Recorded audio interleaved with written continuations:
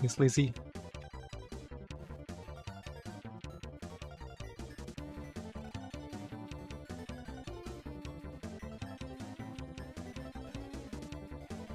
Guess we're not cutting that one short anymore. Just getting too adventurous with this.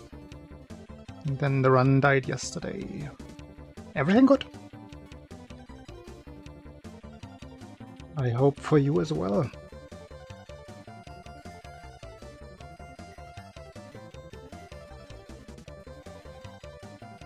Yeah, it's gonna be the timing.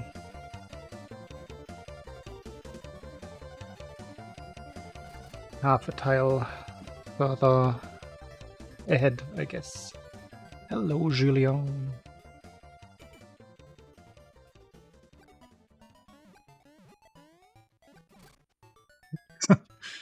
It's the wrong direction. Oh wait, I'm seeing that. YouTube chat is not transferred. Why is that?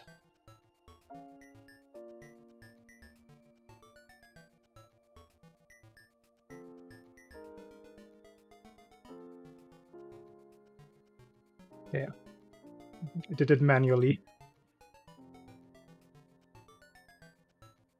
Interesting.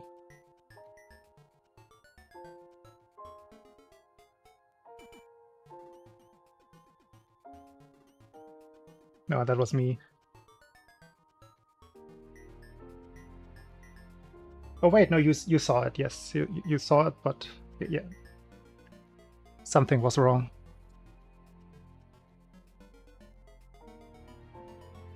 Hello, Jonas.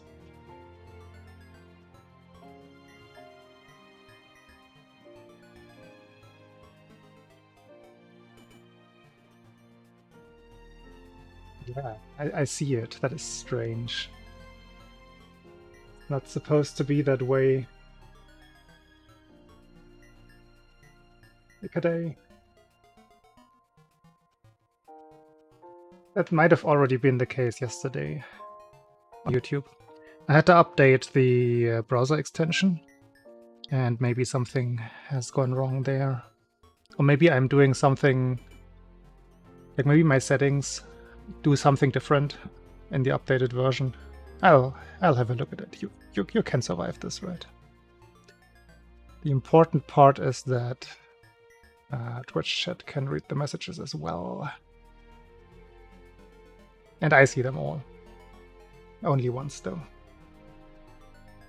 Never. Never, ever. There's also a standalone app version of this thing, which I might give a try. Because setting up the browser extension is a little bit tedious. Because you always have to have like both chat windows open separately.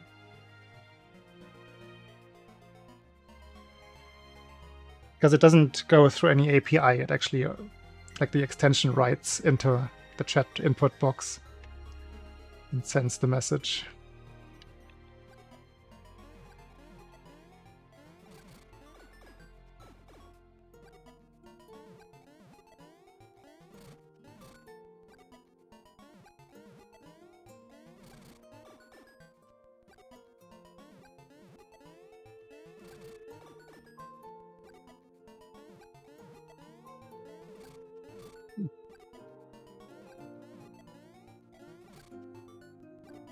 High enough?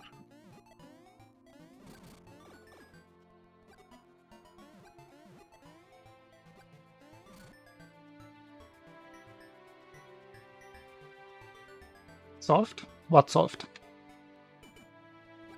The YouTube thing? No, that's just gonna stay broken for today. It works as well as it needs to. It's only that everybody on YouTube is seeing their own message twice. Ah, Edget. Yo, oh, he did it.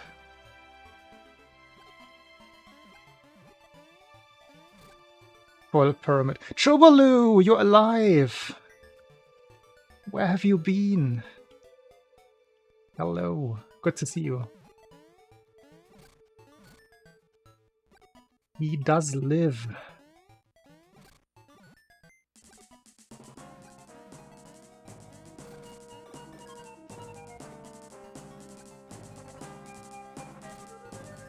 Man.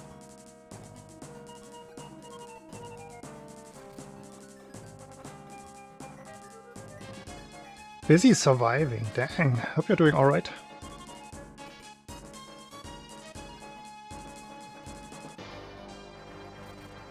I think that's 2. Can I get 3? Nope.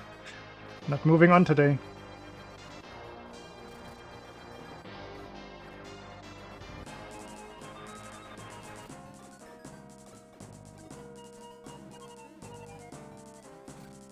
Nope.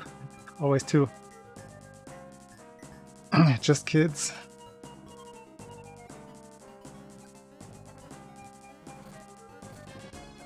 Wait, kids? Plural?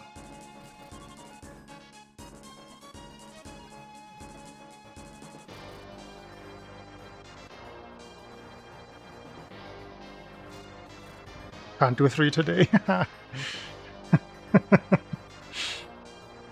I see.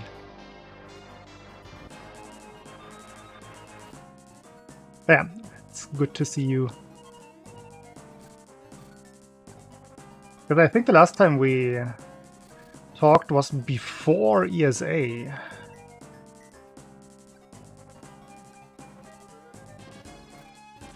I was getting worried.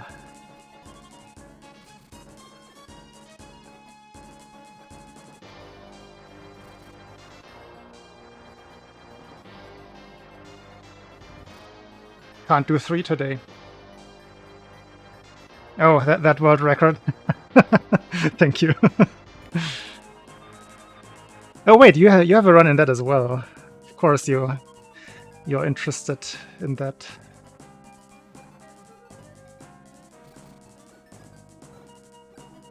One. A blobette.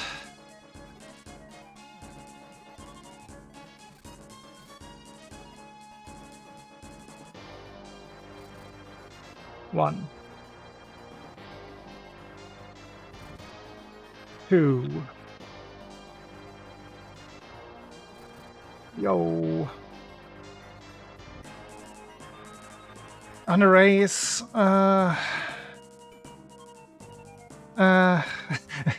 you see my reaction. I'm sorry. I want to decline. I wish to not partake in a race, but we can race in spirit whenever we are starting the runs at the same time.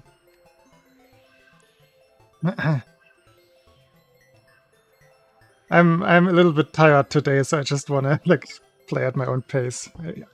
I'm sure you understand. Hello, Cloud. And yes, Jonas, Game Boy Blobette. It's the only Blobette there is. Right, we're moving on. Not gonna do much practice today. Actually, that's already all of the non-Tatanka practice. Just wanted to see if the finger muscle memory is alright.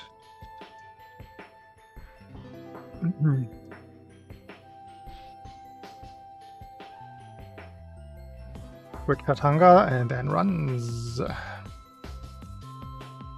Appreciate your understanding, Jet. There, Tatanga, right there. Top of the screen. Top of the morning. I'm also currently just not in the general mood of doing no reset runs. I want to go hard. I want to grind.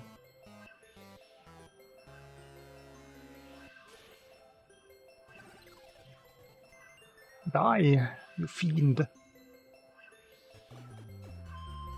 Usually on weekend. I mean, we should definitely revive the Friday races. The weeklies. Man, can I not?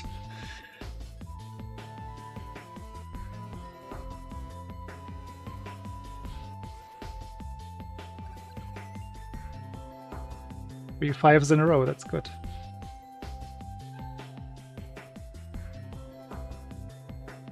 I mean, that doesn't sound too terrible, Chivaloo.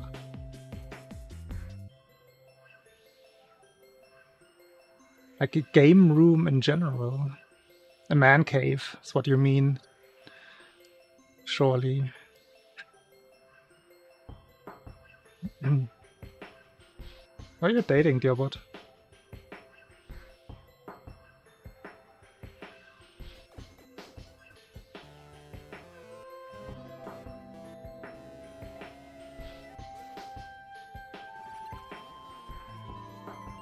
My entire apartment is a man cave. With all the negative inferences that you can make from that. Man, I'm so close. Give me one albatross.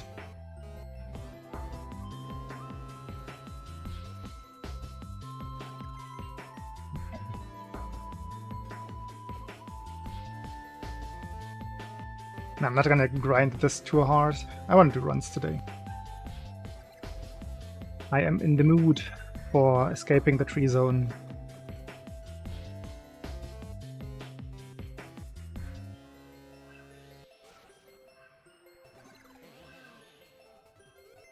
I'm in an eternal process of unman caving my apartment, but then I have relapses and just undo everything or just use the like the good developments negatively. Like for example, there's this nice big table in my apartment, right? Nice dining table, but it's also a freaking pool table at the same time, and it is way too big. And I just don't need it anymore. For playing pool, it's not good enough. It's a 6 foot table. So it's on the smaller side. Balls are smaller than regulation balls, so it's always this like non-comparable game to the actual sport. And it's just way too big. And I've been wanting to get rid of it for the last 5 years.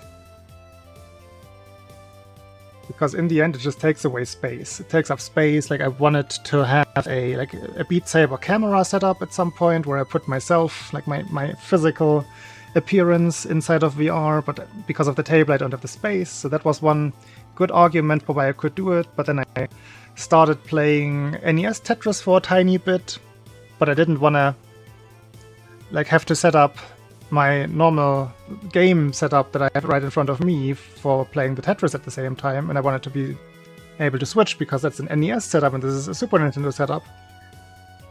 And I have another CRT on that very table now, connected to the AV Famicom that I have.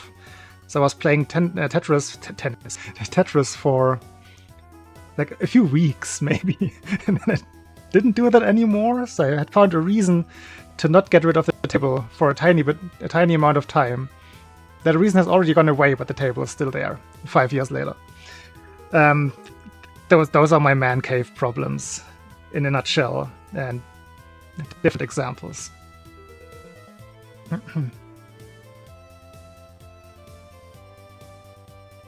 Yeah, Cloud. Like, if I just put it down on paper, what I've been doing, there's definitely progress, but in the end, I'm not getting closer to my vision.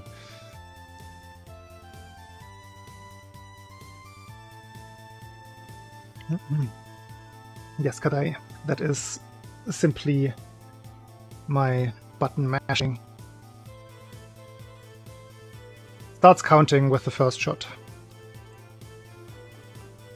So it's a very short sample size there, which is why it can be quite high sometimes.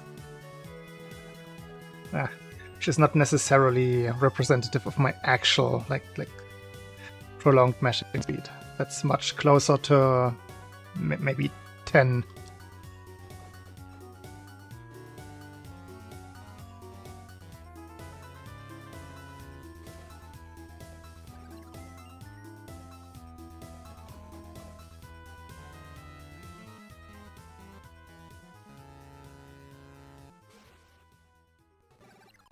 Ah, I was so close to the albatross. Okay. It's working all right, so I'm gonna stop practicing before my fingers get tired.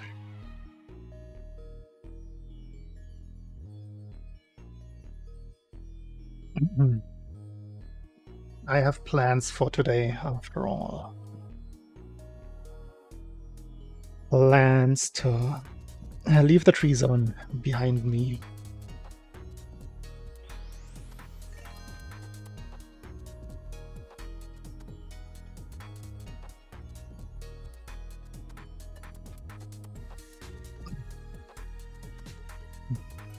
What I wanna do with the table place is just to make it more pragmatic, because most of the time, like I'm just when I'm at home here, which is alone at home, which is 99.9% of the time, I'm just eating on my couch. I'm not using the dining table to dine on it. It's just not a thing, right?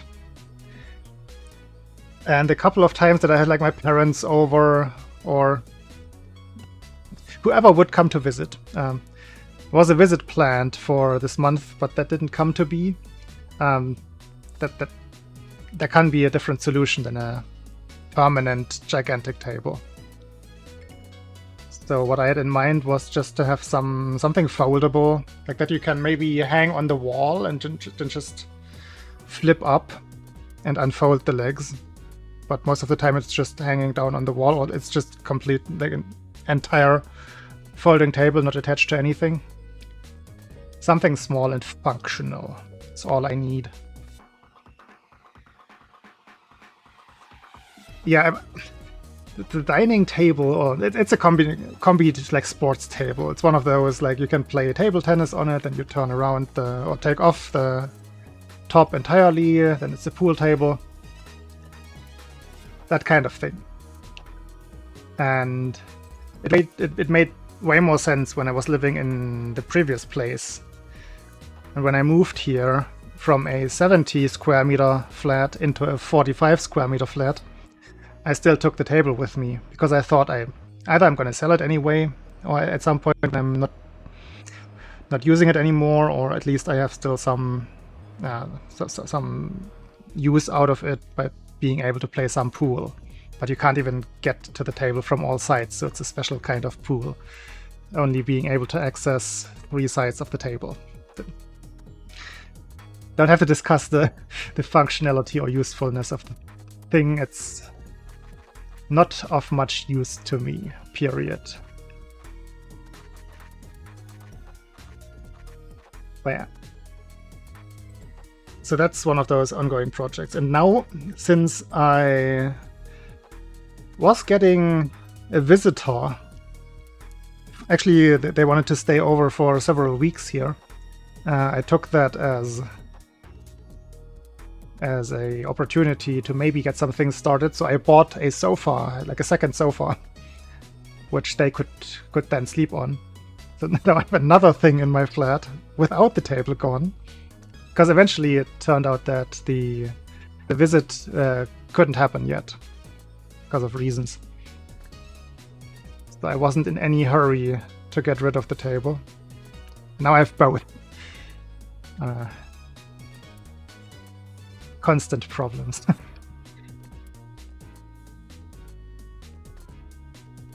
Well, my neighbors would love it. I would just play table tennis after dinner, particularly. Can't wait to ask them if they would like that.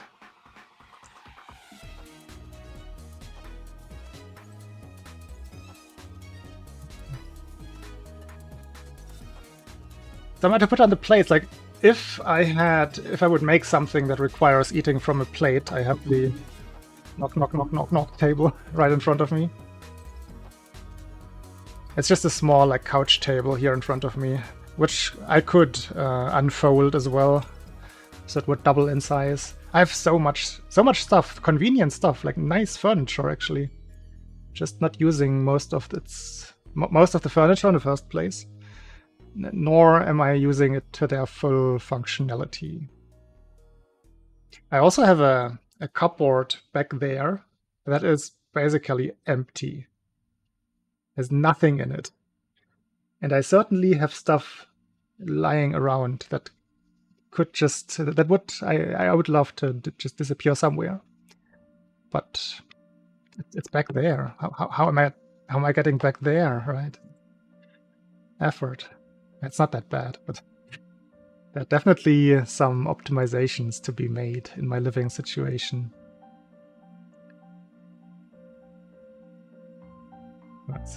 Should I call this the PB table? No. I don't want to attach any achievements to physical things.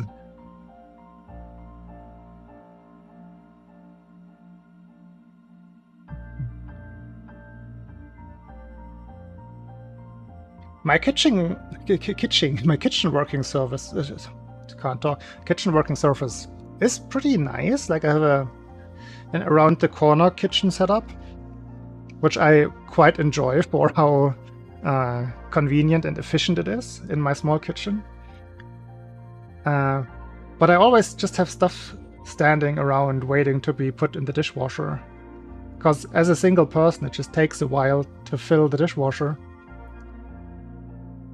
So some things I just leave out until I put them in, like soaking some pots and stuff like that. So it doesn't get crusty. So many unideal things in all of my rooms. I think the only close to perfectly neat and tidy room is my bathroom.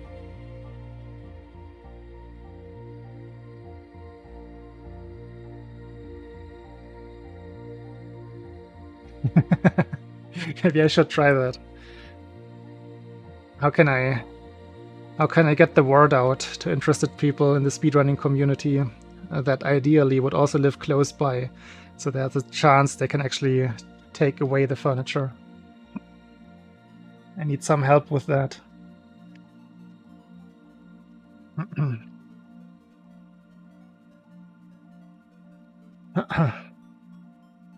Now, the next thing I'm selling is definitely the pool table. And it is gonna happen this year. So the city I live in, or live close by, is a university city, which means around September, October, a lot of students move here for study. And knowing students, having been a student myself for over 15 years now. How long have I studied? 10 years. I know how it is. You're looking for cheap stuff. So if I have not started, like I'm asking you as well now. I'm telling you all of these things to put pressure on myself to actually do it. It's the only thing that works for me. If I haven't told you that I sold my table in about 1.5 months, beginning of October, then you can haunt me. You can make fun of me for being lazy. You can do whatever. You can come here and take the table away from me, if that pleases you. But yeah, that's my time frame. September, I have to get rid of the table.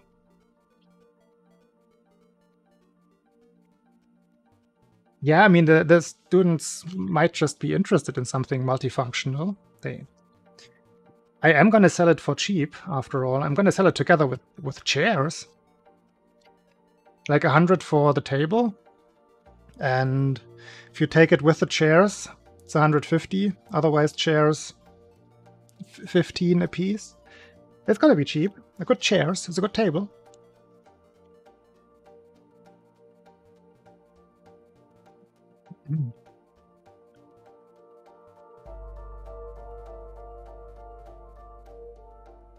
All right, recording is running. 4 chairs. Are you considering, Jonas?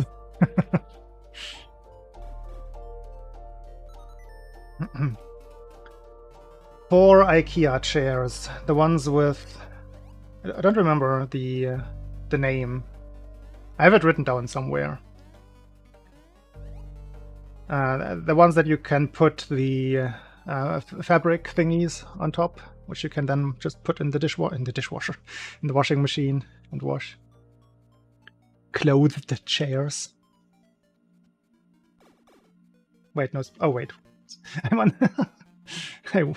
I got way ahead of myself here. Not even the right scene.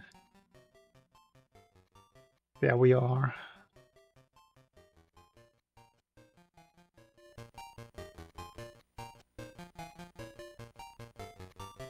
Just a tiny bit.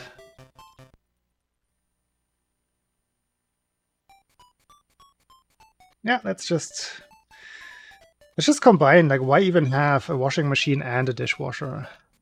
Surely the dishwasher can do the job just fine. No. Don't want to think about the results.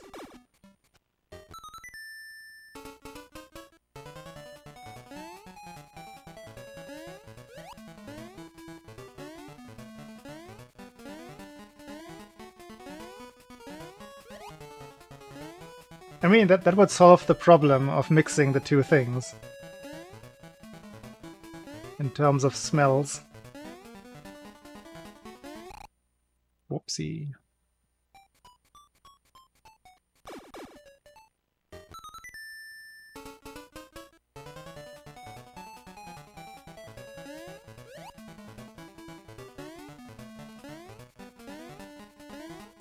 Oh, we're safe. My washing machine only goes up to 1.2K.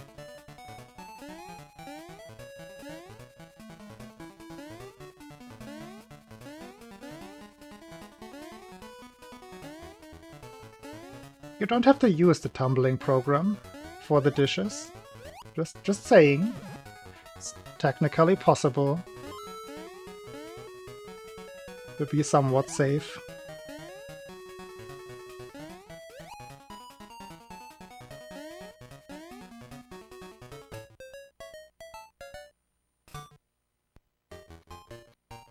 I have a dishwasher, but I also have a weird problem with the water pressure in my kitchen.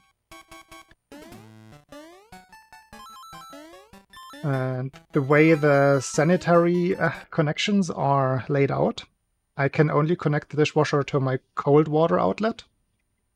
But the cold water outlet in particular is very low pressure in the kitchen. It's fine in the bathroom, but kitchen, just weird, low pressure. It's fine usually, but the dishwasher needs a certain amount of support. It doesn't suck strongly enough. So sometimes I have to like find the right median of water pressure for the dishwasher to actually get enough water in. Which is a hassle sometimes. Not ideal. Mine is optional.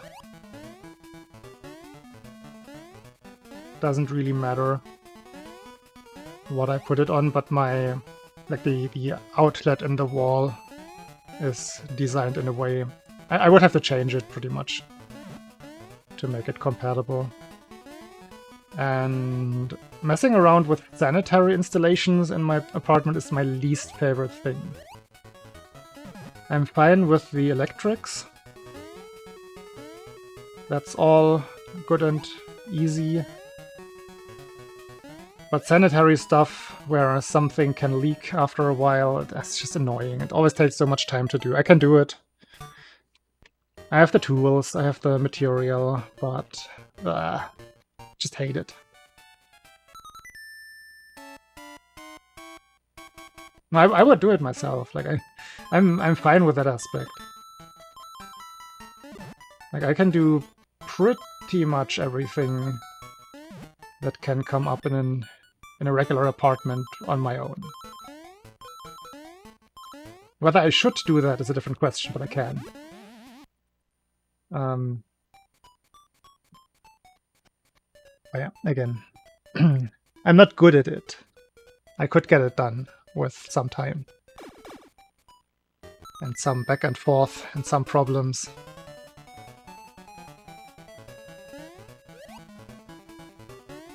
My dad would definitely be somebody whom I could ask. He has way more experience with it than I have, having built an entire house. But that's also where I just learned many things just from observing.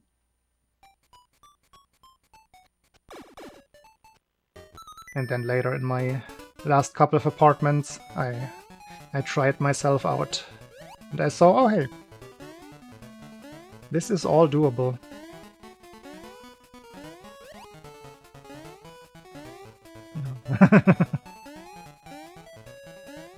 I fear it was.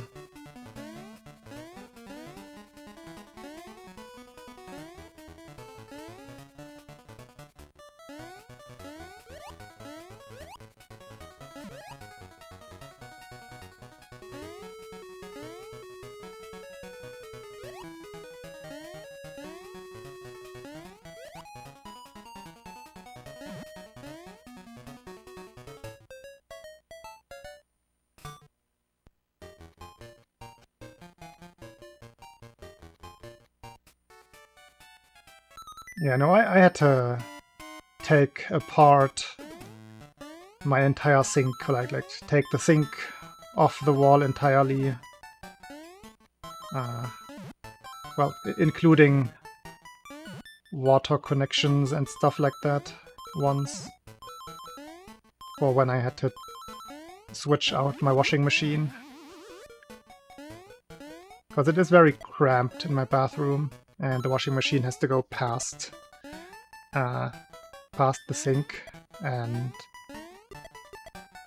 like either past the sink or over the shower.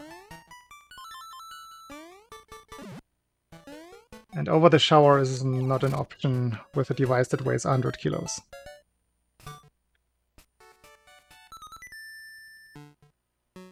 So yeah, removing the sink it was.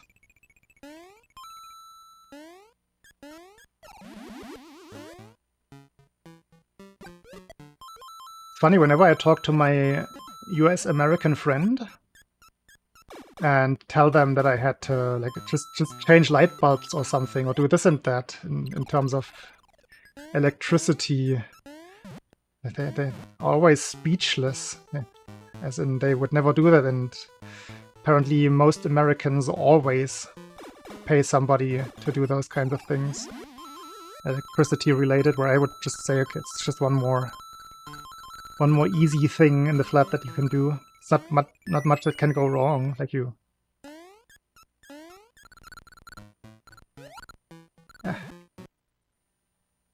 You take out the fuse, you make it safe, disable the electricity in the particular room, and then you just do stuff.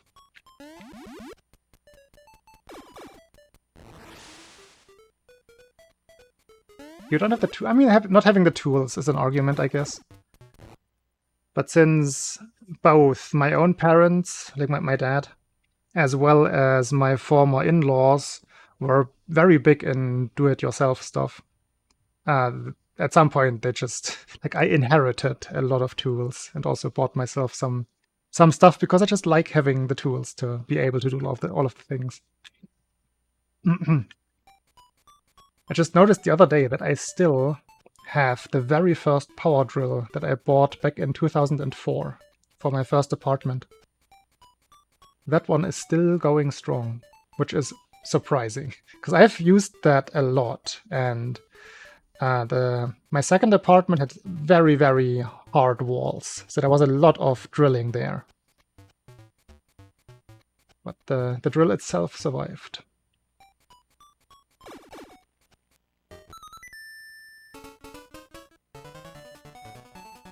There's no such thing. I don't know what you mean by fire insurance. If it's just a regular, like, house insurance, then no, there's nothing like that covered, unless I think the only thing is the oven, because that's a special power connector with a higher voltage. But even that I did myself this time around in this flat, because it's not not any more difficult than any other things. You just plug the stuff in and you're good. And while you're working it, you just turn it off and you're safe. In fact, the only electricity-related problem that I ever had resulted from actually consulting or like paying somebody to do it. A paid electrician actually connected the ground of the oven to the frame of the oven. Oh wait, no, they connected an electricity phase to the frame. So whenever you would touch the kitchen sink, which was connected to the overall thingy, you would get shocked, which was not very fun. So after experiencing that for 2 days, we asked another electrician to have a look at that, and he was speechless about what he said. He would not believe me that I had done that I had not done that myself, but that another professional electrician had done that. And I can understand him. And ever since then, I just do it myself, because it's not difficult. No, it wasn't. It was. They had their own company, electrician company. They were self-employed, as electricians are. So nothing special there. They were living in the house next door, which at the time seemed convenient, but maybe I should have looked around a little bit more. But we just moved there. You don't expect a professional to make that kind of mistake. Like that is the rookie mistake. So you also never even think of like checking it, making sure. Granted that it was my first apartment anyway. I wasn't like super aware of what things to look out for. I was just glad that eventually everything was done. It was dangerous. It was only the like the top cooking field connection though that was affected. So that was the one that operates with regular currency. That's only the 220 volts shock. Not the 350 or whatever the big oven would be. There's a transformator in there somewhere, I believe.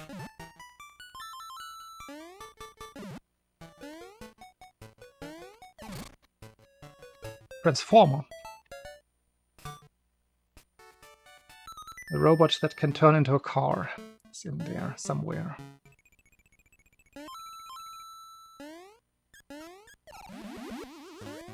Yeah, people dying is never fun.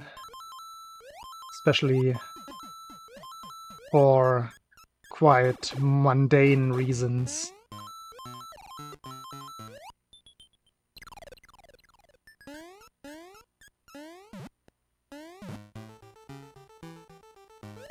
Yeah.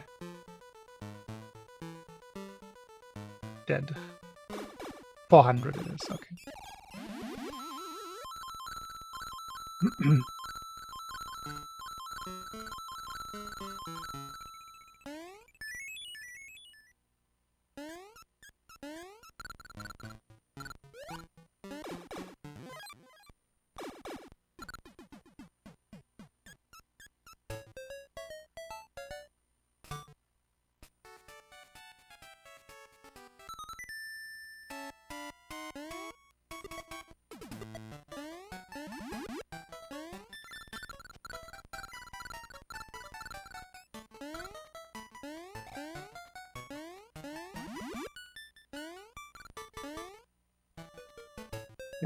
Decent lag.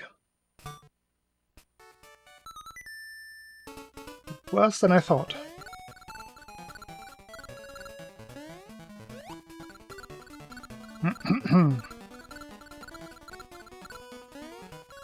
But yeah, it's also not every day that you have to do something with electricity in the apartment. It's rather rare.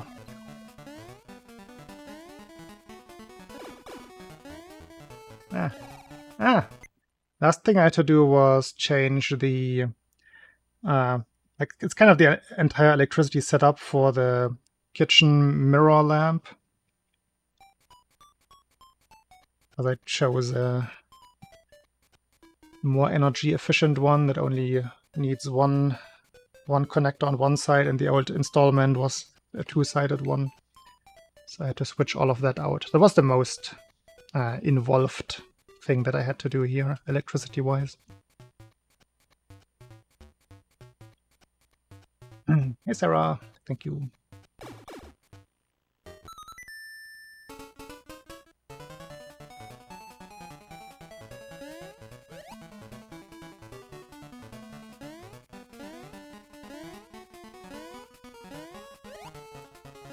Yeah, there are several electric animals like that. It's mostly fish.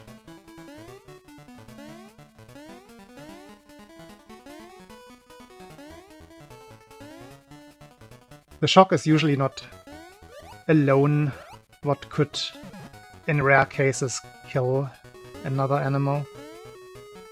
Usually what comes afterwards. They just drown.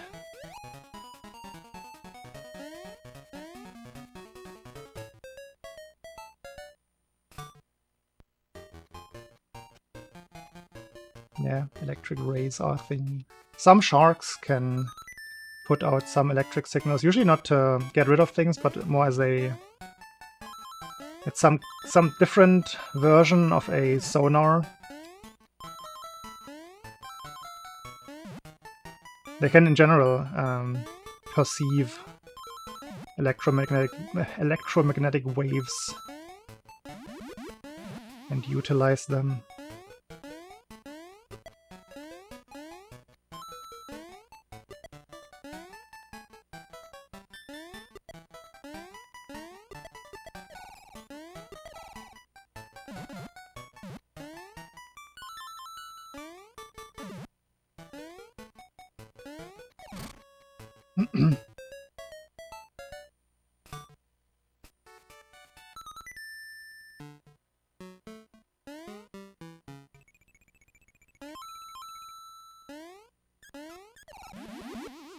Got a really good level here.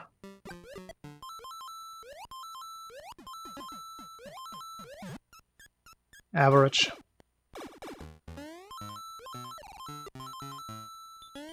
Bad. Yeah, one frame too early again. The classic, and also one frame too early with the jump. Bad level. Plus 0.2. Oh wait, no, plus 0.3.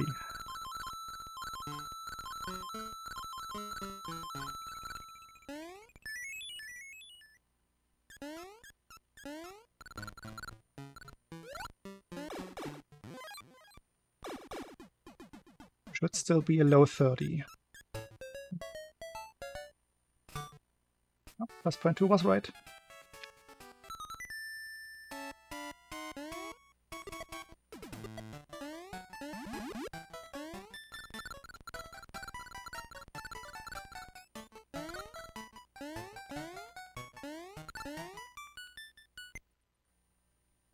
It's today a one frame too early day. That would suck.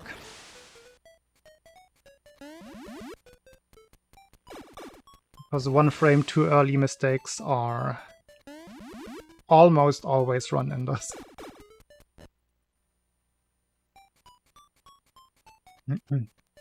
Oh, really?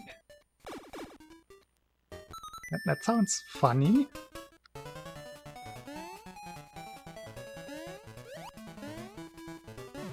Usually it's just a small tickling sensation.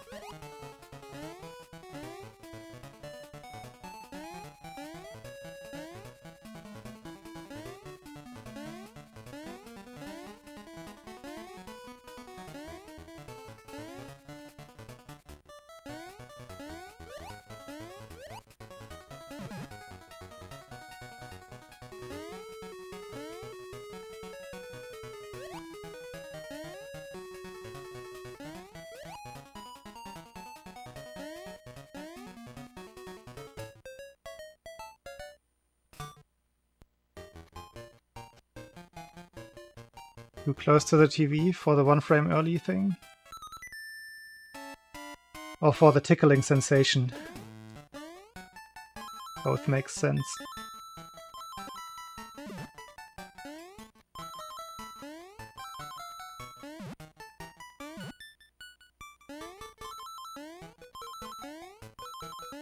Who knows? Yo, that was a good grab. I don't have many corner boosts, so there's no, well, virtually no 45 potential, but that grab was decent. Did I really just do that? That's a very rare one. Yikes. You could argue that I released the jump button 1 frame too early, but no, that's not the same category. I thought I just did the input for the next jump. Got ahead of the run.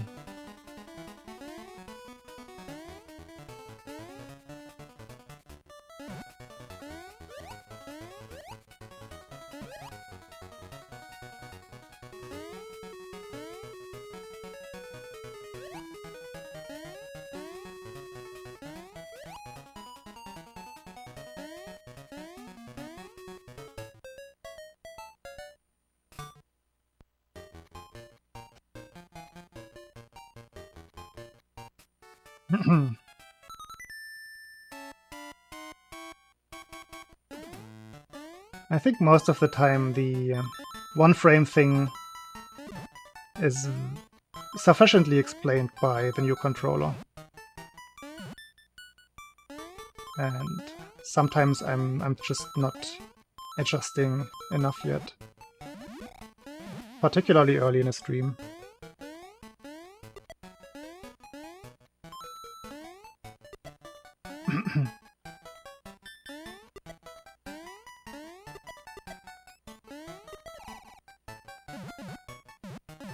But yeah, Triple with that. You weren't around for that big change. I am on a new controller.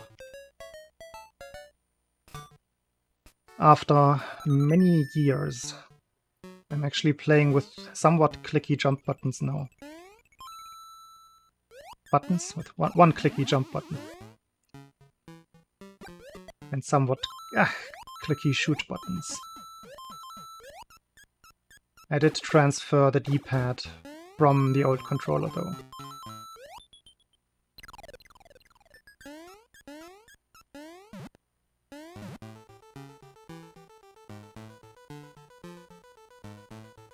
Still Switch. Tatanga is still special. The Y button on this is not fantastic, but it definitely helps with getting faster Piggy, Octopus and Rat fights.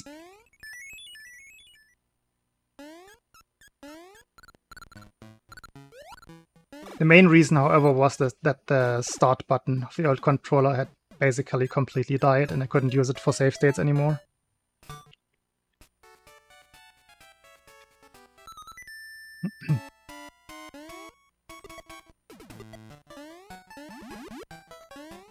I mean, it's funny.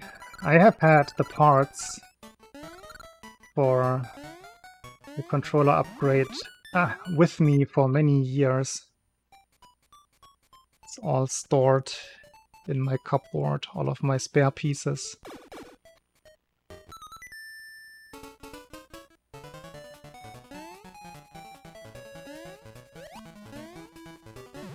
The run got ripped in half.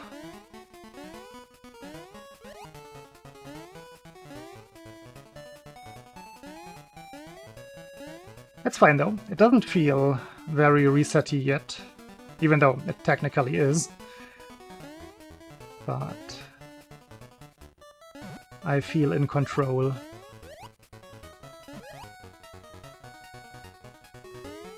And that's all that counts.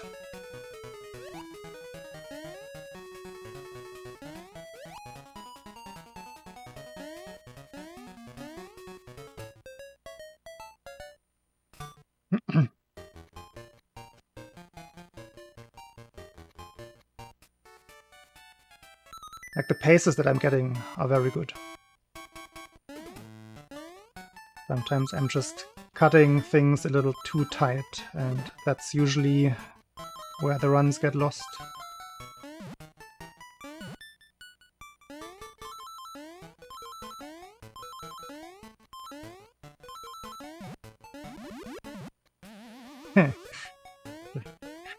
Kind of like that failure, because it looks so goofy that the mushroom just drops on Mario's head. And that's only plus 0.1.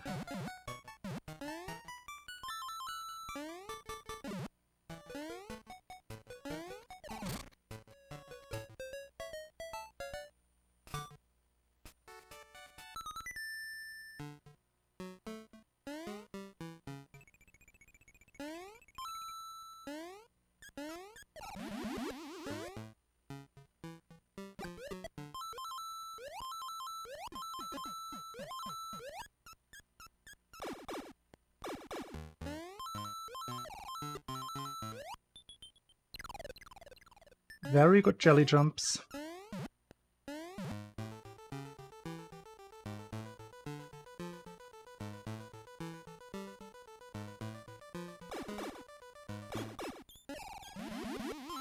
This is minus 0.3 pace if I play the pipe part perfectly.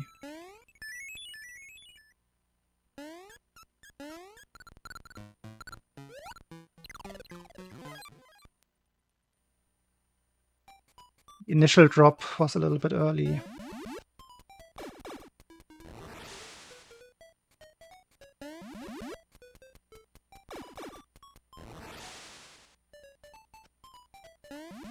That felt good though. It was a very good pace.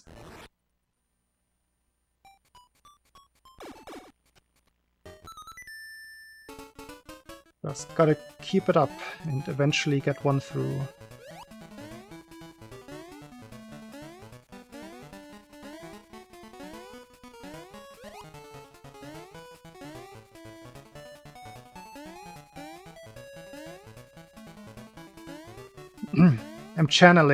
I'm trying to channel the feeling of my last PB, which was also the first run that made it out. Usually it is that you're just more, well, that I am just more focused early in my streams. And the longer it goes, the more everything just blends together. Hey, ATC.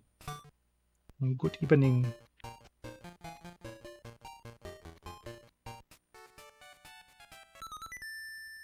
Just in time for a very fast run.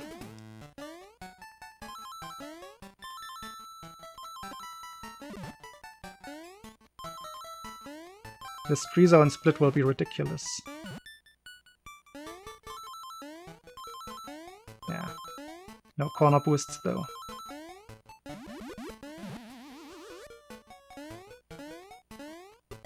Average grab, which is good.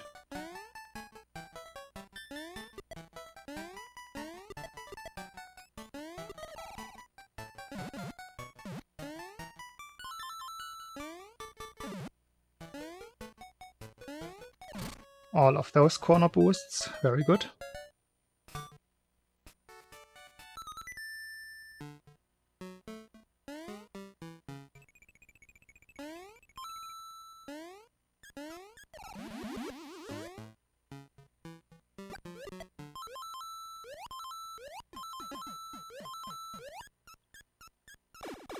Above average jelly jumps. First one, yes. Second one was second frame.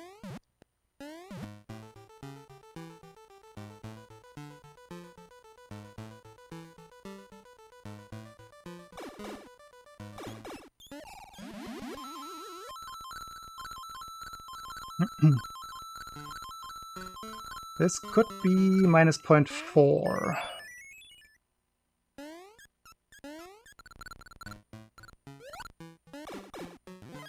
Should be.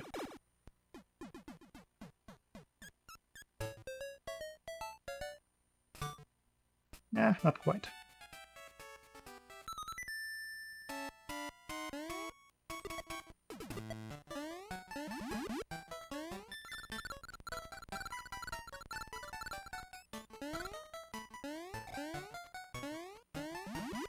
No. Ah! Failed several times now.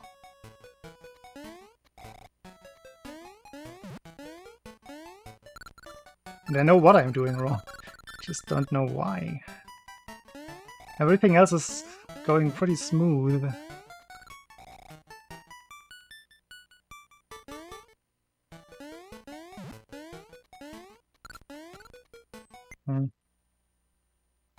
Man, that was fantastic pace. More of that, please.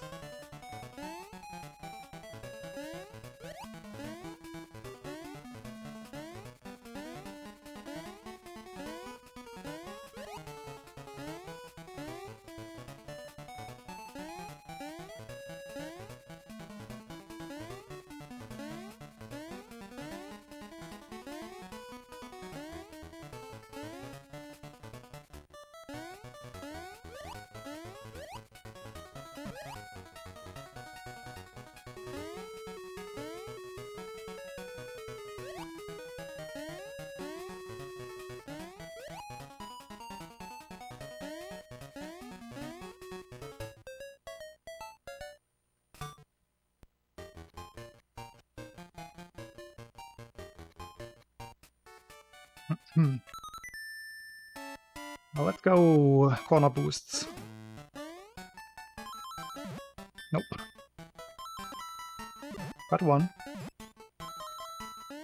2. 3. 4. 5. 6. Ah. Slow turnaround. 6 is decent. 6 gives me a chance at 45. The turnaround was too wide.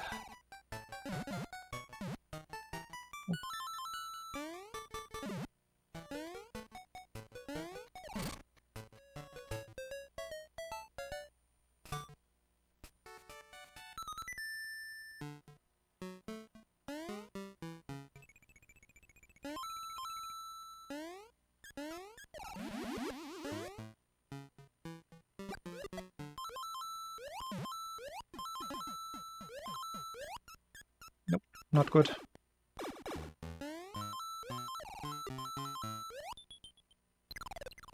Frame too early again on that one where I got completely stuck.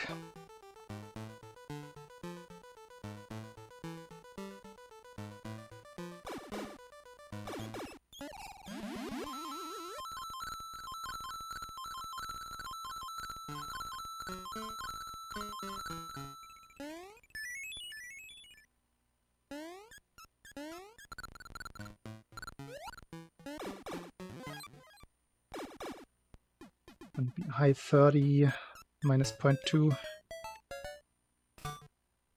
No.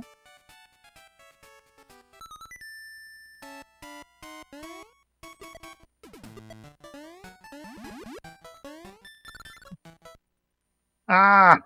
Frame too early.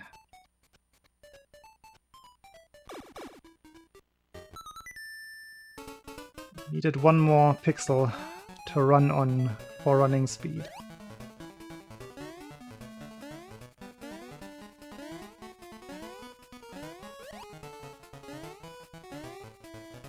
Silly tree zone.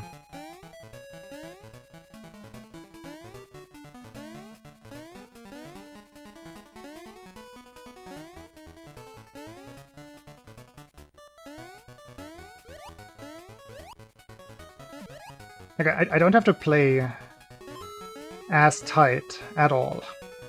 I just feel like currently I can, so I should go for really good splits.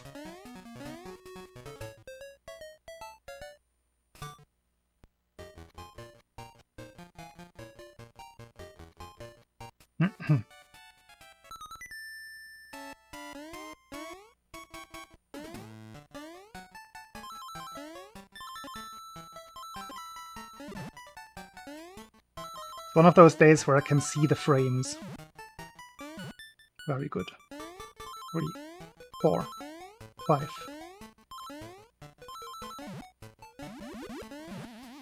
Better.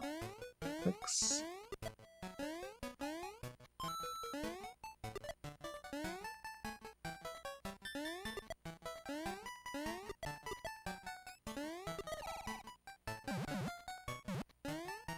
Hmm. 7. 8. 8 corner boosts. It's average.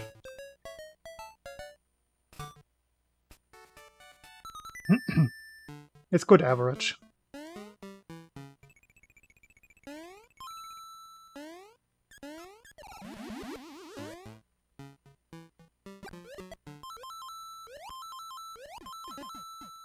No, again, is that the same jump?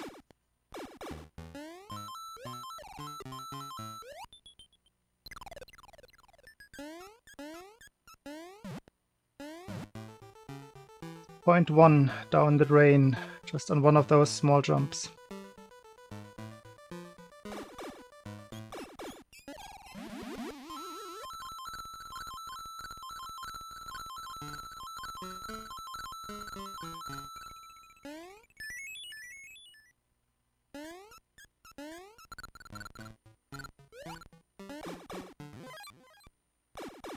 Timing is there. Really good timing.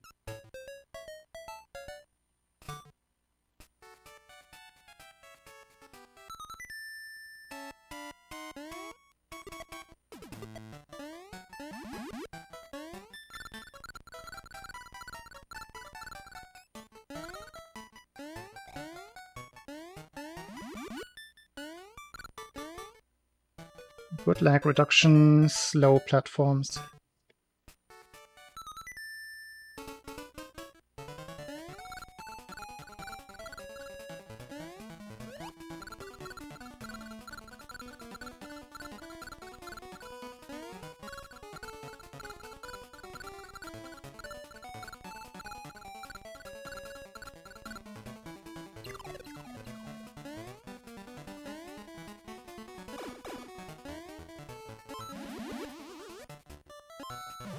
Really? Ah!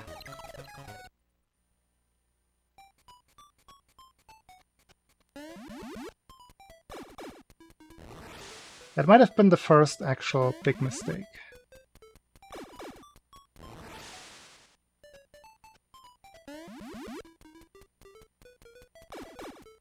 I'm also gonna switch my approach for 3 left. I'm gonna go full speed. There's this like equilibrium. No, what's the word? Like either you go super fast or you go a little slower for the optimal lag reduction, but it evens out at some point.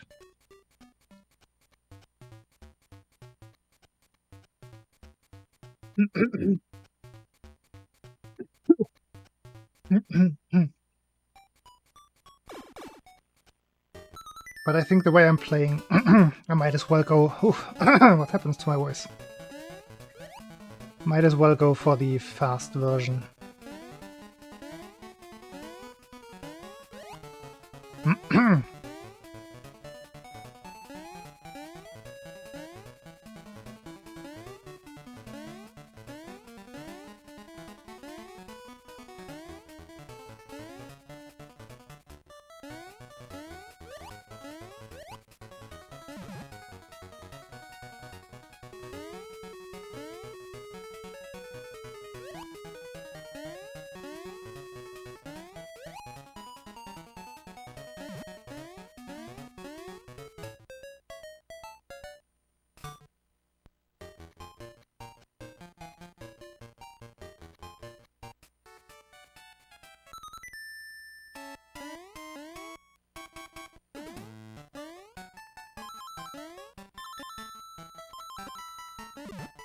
Two already, 3, 4, 5,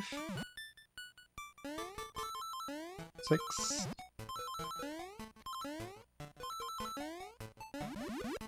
Ah, too wide. And then too late.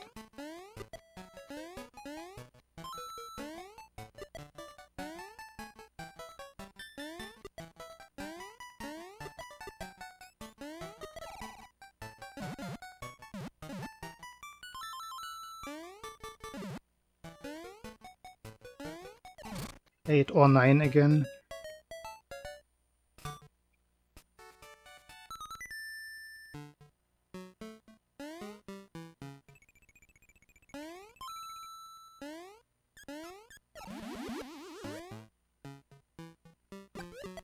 Ah! Ah! Double stuck.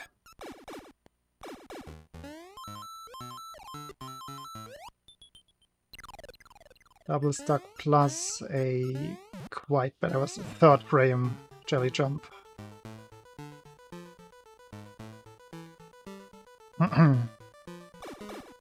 Might only break even here.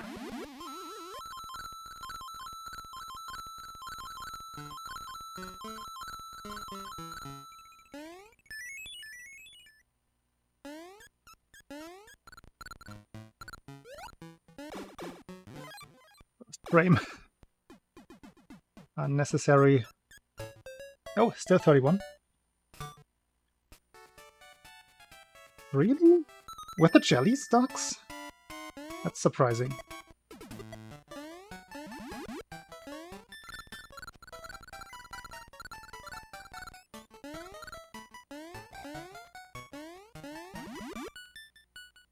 What happened there? Why was there no lag? I was expecting way more lag because I did the fast platforms. The heck?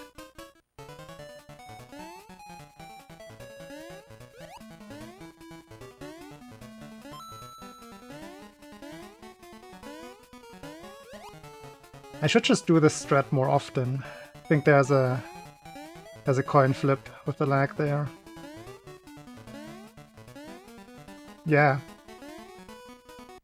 I'm just expecting it. If I don't do the pause after, like either on the platform or after going over, I'm just expecting the lag. Hey, Eb.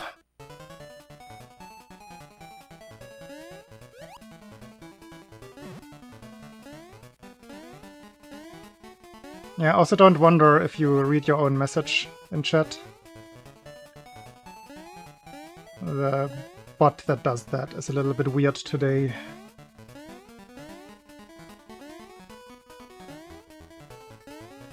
Yeah. I'm aware. I cannot change it.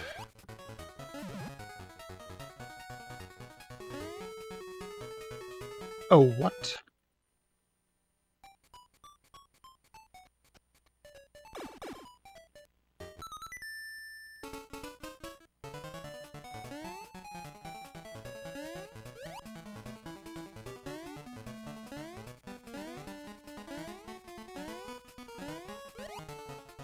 Yeah. You'll be alright.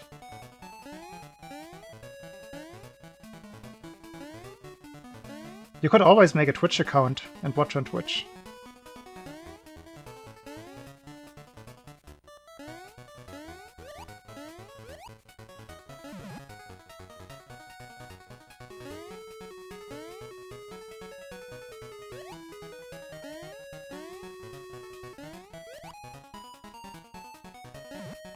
Bonk. Really? What's the difference between Twitch and YouTube in that regard? That sounds confusing to me. I mean, if your parents say that, then that's how it's gonna be. Still a little strange.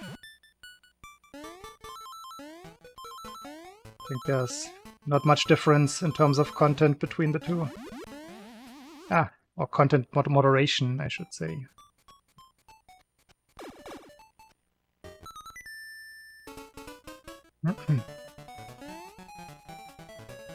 YouTube is more socially accepted. I see how it is.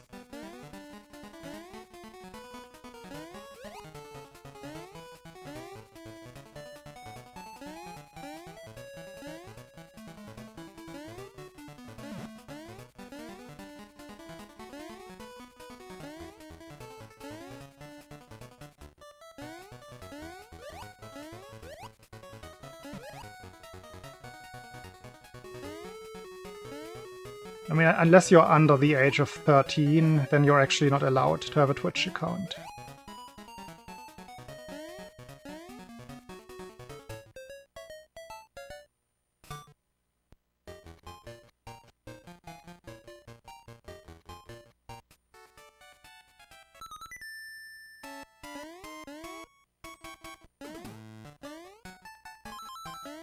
Dang. We have a young one here. Yeah, then. It's perfectly justified that you do not have a Twitch account.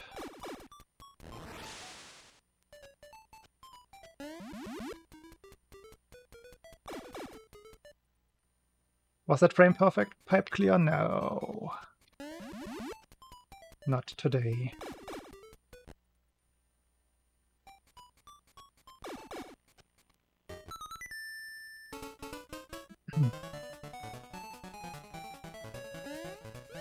Yeah, be very careful with what you share.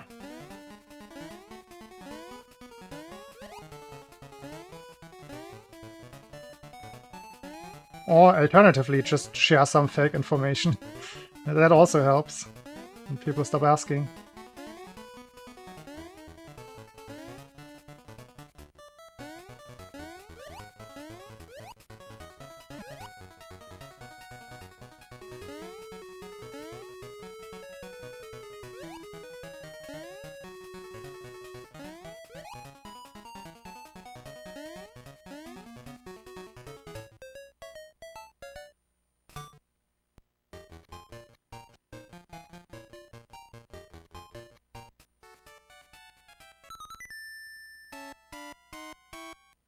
I mean, if they openly admit that they are under 13, they're gonna get banned.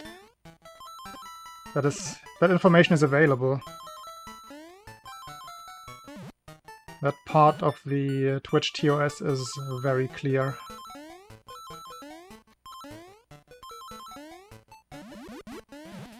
And there are additional regional restrictions that may apply. Some countries have their own guidelines.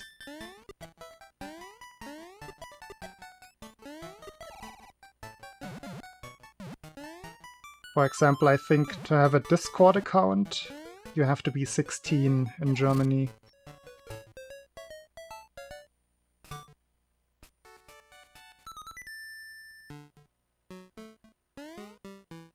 Chess player. I wonder if they have a special exception involving his parents.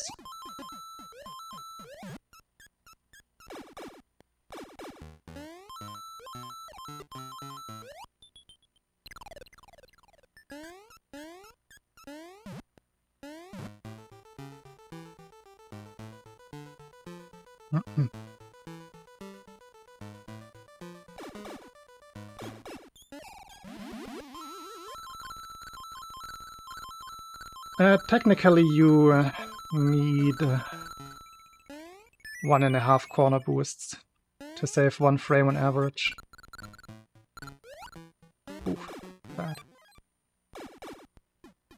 Yeah, because of how speed oscillation works, sometimes it doesn't matter, because you might just enter the goal tape 1 frame early. I'm explaining this poorly. Give me 1 second. Ah! There was the lag. So Mario runs at either 1 or 2 frames, pixels per frame, alternatingly. So when you reach the goal, that's a defined pixel, right? So sometimes you lose that 1 pixel by already arriving on a 1, where there would be a 2 on the same frame. Do I make enough sense, or do I have to keep explaining? Because that's as best as I can quickly explain it. You're gonna move 2 frames, 2 pixels. Why do I say frames? 2 pixels on the 1 frame anyway. So whether you move for 1 or 2 for the very last pixel doesn't matter. So in that case, the corner boost gets cancelled out. Just keep explaining it for the rest of the stream. Just paraphrase until I don't even know what I'm talking about anymore.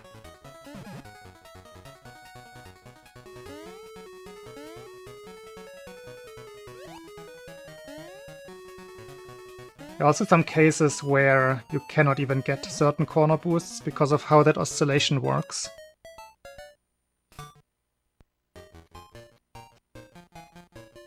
So if you give a maximum corner boost number, it might not be available in practice. But that's overly complicating it. It's easier to just say, yeah, every corner boost saves a pixel.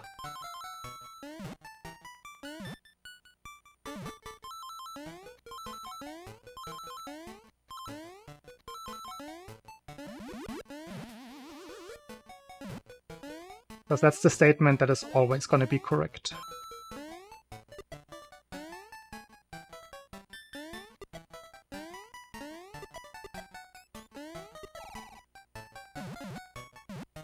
Unless it's underwater, yeah, then it can be too. Because you can have a 0 while swimming. Like 0 pixels per frame movement speed. I think it applies only to those ones. Or does it also change 1s to 3s? That I am not sure of. It might.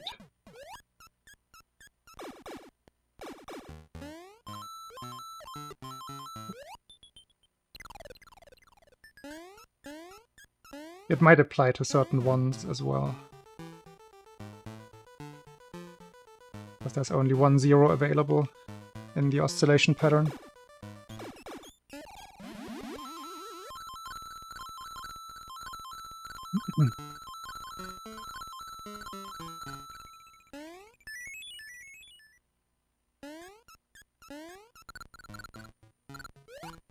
I keep doing it.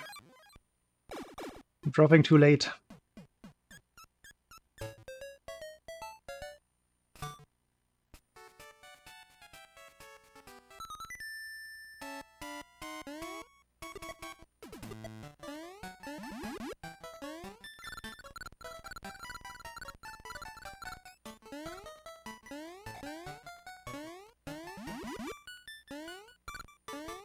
That was the speedy but slightly laggy setup, which breaks even with the slightly slower but less laggy setup.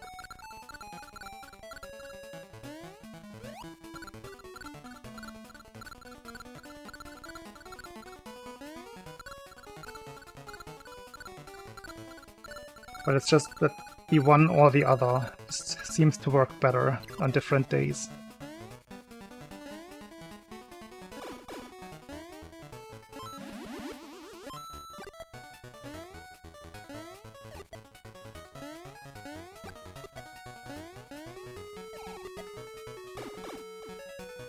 Tribulo, I figured out my split problem here on this level.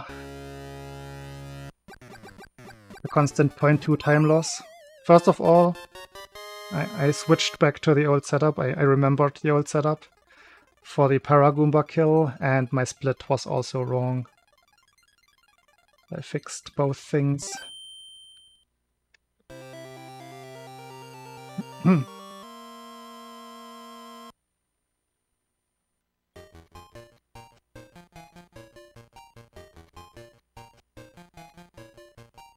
Speaking of that, however, now I introduced a wrong space 1 split that I still haven't fixed. I only ever notice when I'm talking about my splits. Or when I'm approaching space 1, I suppose.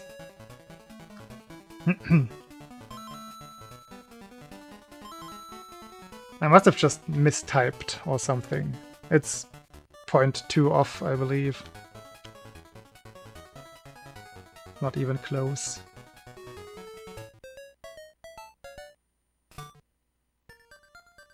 Oh. That. Alright, I think that split is also wrong, actually.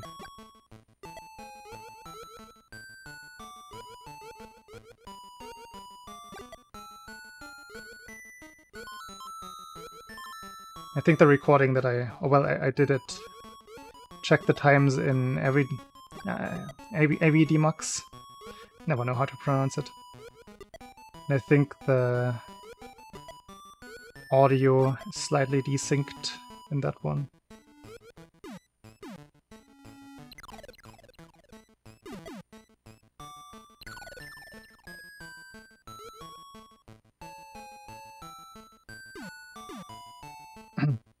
Yeah, watch me lose 0.3 again here.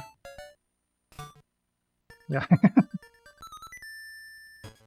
Some time loss is normal because I didn't get the full strat and I messed up in the beginning. Shooting the guy.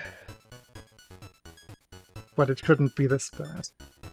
That is artificial.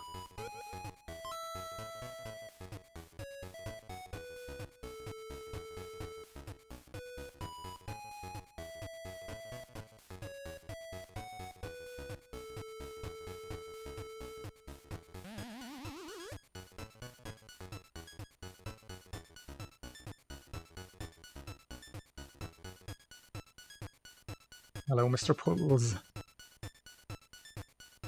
Pulls out the original Star Song. The only true one. Let's be honest here.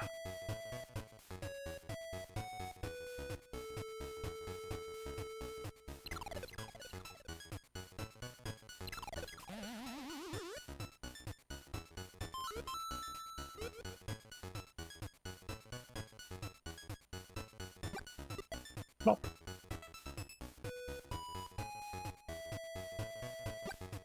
Plop.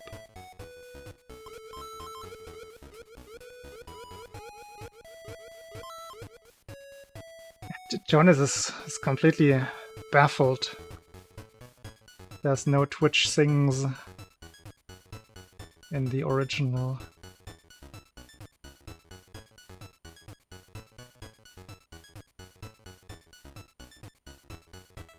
No purple star.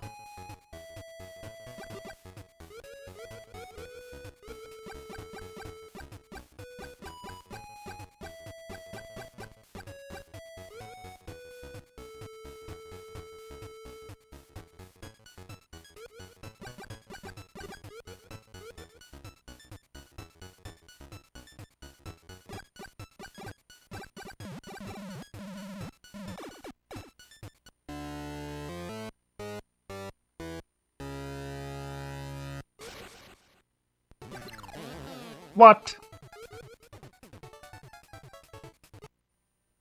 Ah! How did I mess that up? Also, just notice that I wasn't even able to see my own input display. That's not an excuse.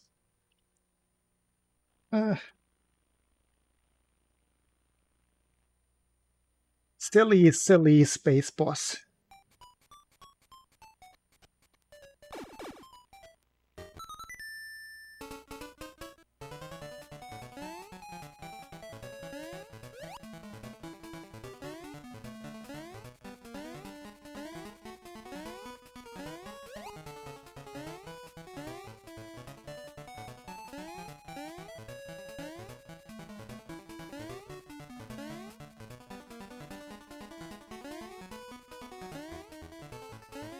No, one boost is not 1.5. You need 1.5 corner boosts on average in practice to save one frame. I might have phrased that confusingly. Again, that's roundabout what it comes down to.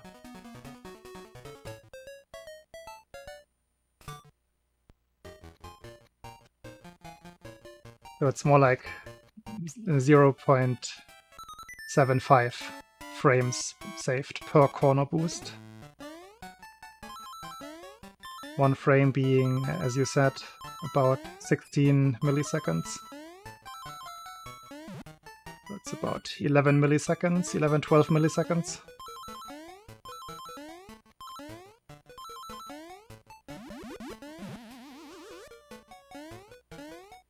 It's easy, or easier and more helpful to calculate with 1 frame per corner boost for all intents and purposes.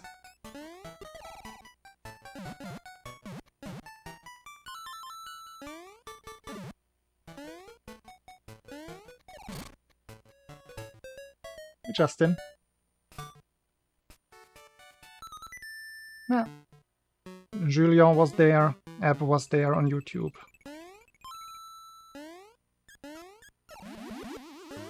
Most people are watching on Twitch. Ah.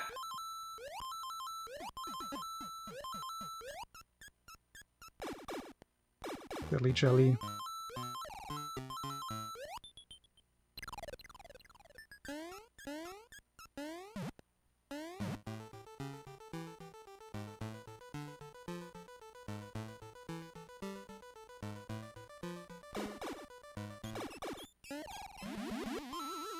Yeah, like that's the important number that counts over the entire course of the run. The one that Chibolu mentioned. 1 second possible time save. Ah, if you get all of the corner boosts in the run. Yikes, I'm getting worse. This is the rough patch of the stream.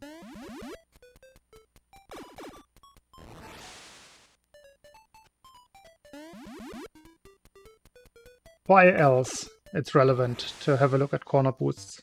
At otherwise trivial levels, like the first one for example, corner boosts do actually matter there. Like if you don't get 8 corner boosts out of 8, then you cannot beat...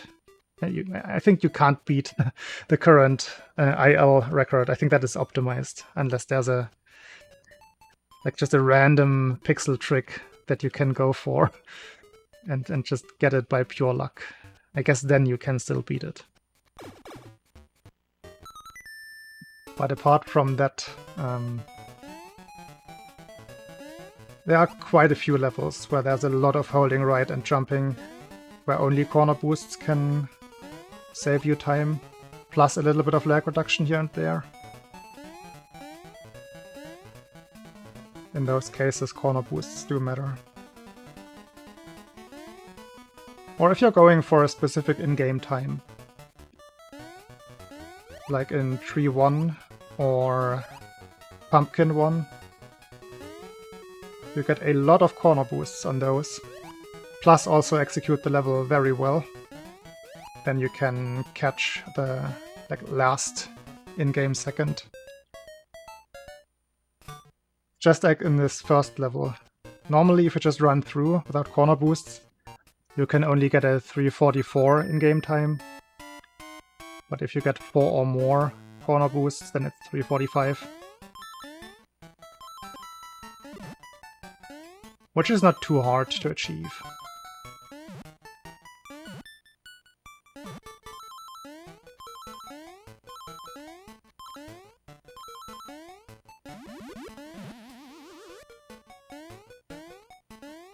But yeah, bottom line, out of all of the speed strats, corner boosts are the ones that count the least towards a better time. They're just free to do, so why not?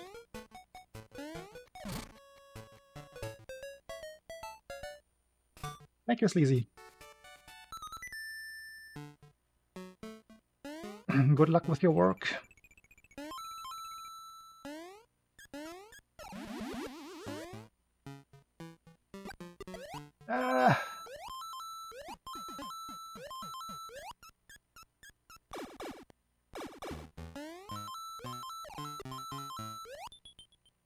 I think you should always be able, like, unless you're on mobile, you can just like go to the videos tabs of the stream and click on the very stream that is going on right now, and then you can rewind.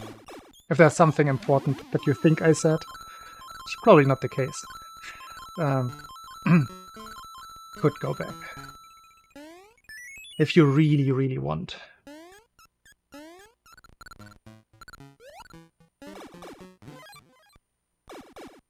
Blood. I wonder if that is real.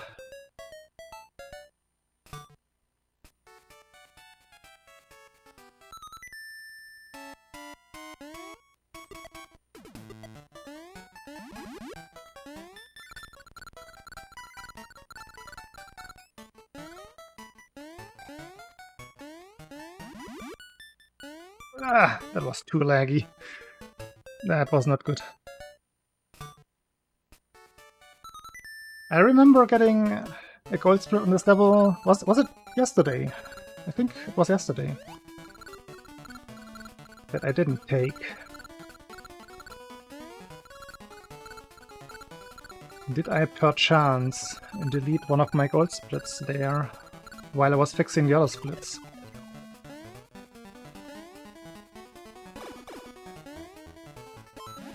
Because I don't think I should be getting gold splits on that level with that kind of execution.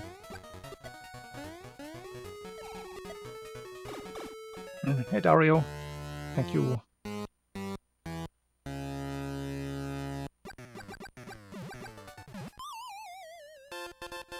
Can you exit levels at all frames? I do not understand the question.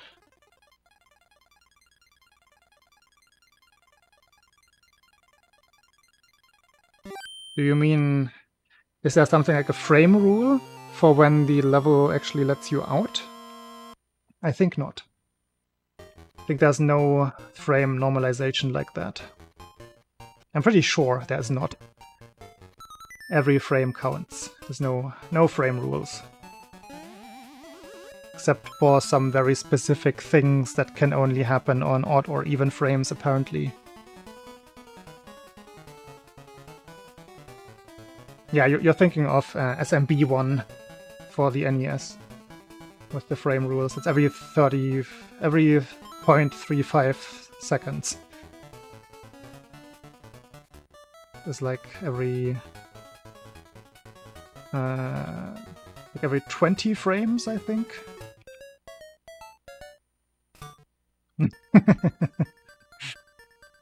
It's impossible, ATC. It cannot be done.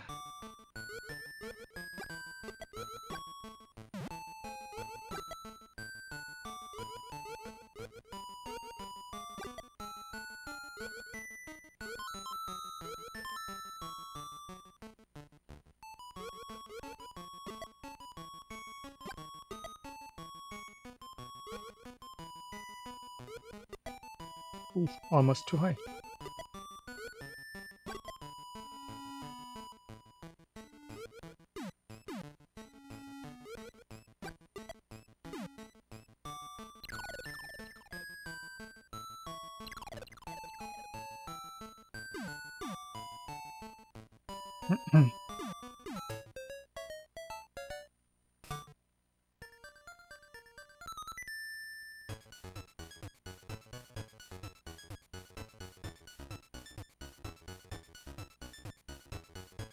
I think it's nice to not have frame rules, especially not that big kind of frame rule like SMB. It's cool when every frame actually does count. Imagine a bus.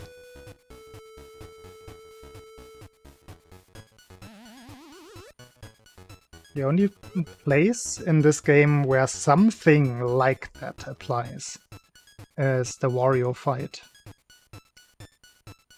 So in the castle itself, you are kind of on a frame rule. Because Wario 2, like the second phase of Wario, is on a not global, but it's on a timer. And only every so and so many frames it lines up with the earliest he can drop down, where you can access and kill him. And that coincides with certain numbers on the in-game timer.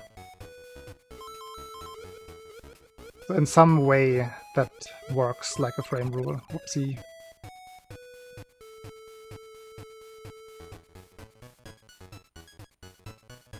Wait, but how can an American have made that comparison then?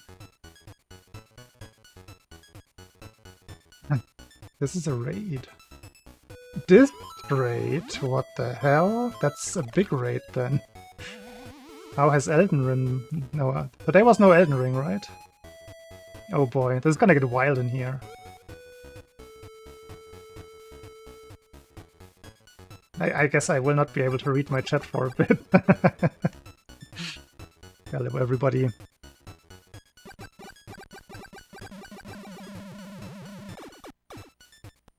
I remember meeting your boy Dist briefly at an ESA before.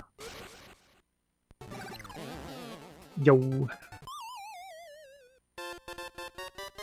You just witnessed a fast boss kill, which will still lose me time.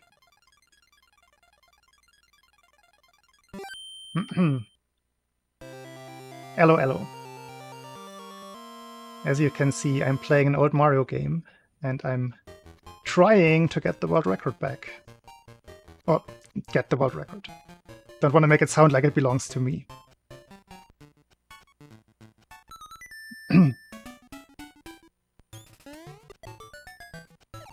Well, you don't know yet what kind of place this is that this dropped you to today.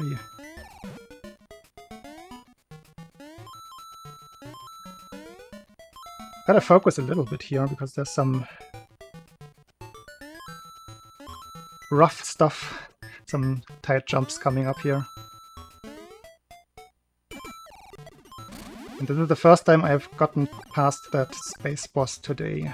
So I'm a tiny bit attached to this run. Normally I wouldn't care too much losing it here.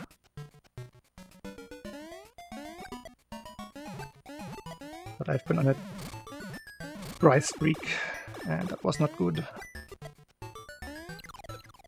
But I might be behind on my splits right now, but that doesn't really matter that much, because I have 3 seconds of time save in the next zone. There are 6 zones in this game. This is macro zone, the 3rd out of 6. So number 4 is the one with the big time save.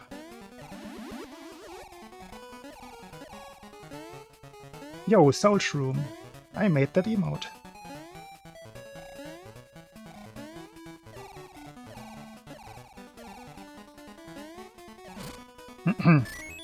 Also, there's a RNG, but basically free time save in that 4th zone as well, in the world record, where I can just gain 1.5 seconds on the record. So the behind right now doesn't mean much. It's actually quite decent to be only a little bit more than 2 behind here. No glitches, by the way. I am German, can't deny it.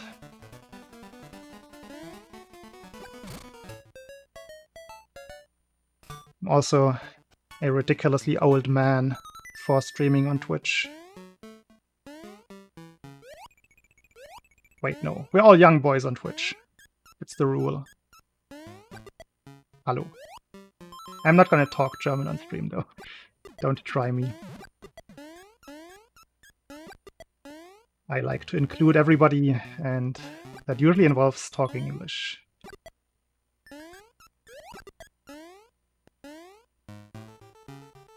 If you have a linguistic question, however, that involves the German language by chance, I'm open to discuss some linguistics. Well, that run ends here. That's a big fail. But since the raid hasn't seen the early game anyway, it's not even that bad. Who needs a finished run? We're speedrunners.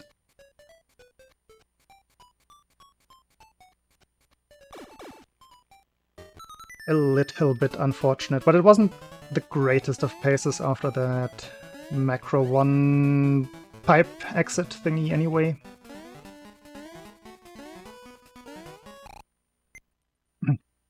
Final Fantasy Legend. That one I never played. I played Final Fantasy Adventure, which is the first, second, and Setsu game, which was also on the Game Boy, called Mystic Quest in, I think, only Europe. My favorite place in Germany? That's a good question. What kind of place are we talking about? Are we talking about a town? or a park, or general like environment, like a nice landscape, a nice mountainside. I'm not sure if I have a favorite place. I visited the city of Ansbach in Bavaria before, which I thought was a quite picturesque place. Very clean, very like nestled into the mountains, or the hills rather. Hard for me to say what my favorite place would be. I'm a nature boy. I enjoy hiking and roaming the forests. So there's always that.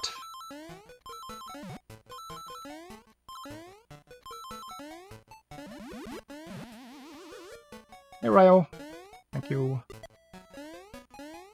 Also congrats. Only Jet told me that the two of you improved the KDL2 record quite a bit, and you came out on top. Congratulations on that.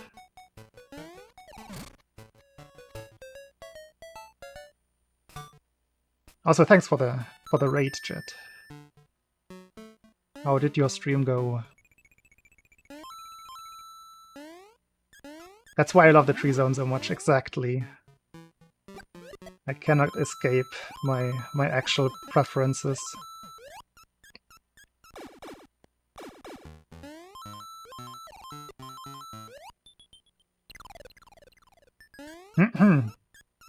But yeah, to everybody who's raiding and here for the first time, this is what I usually do.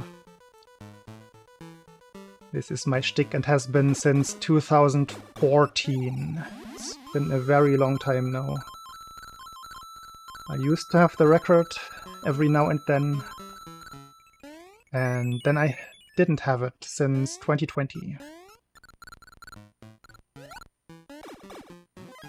And the guy who just raided, Jet, right there, I think he has potential to also tackle and compete for this record.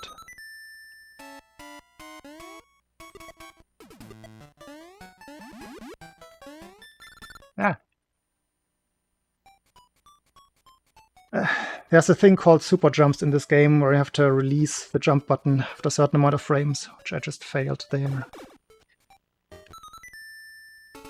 But I need that for a skip in that level.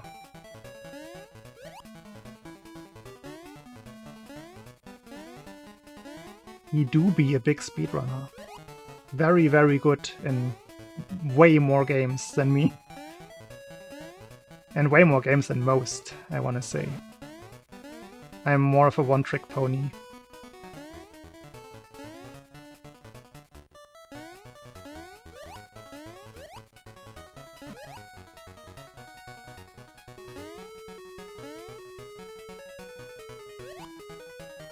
Two-trick pony? Nah. That game is 2 minutes long, not even. That doesn't count.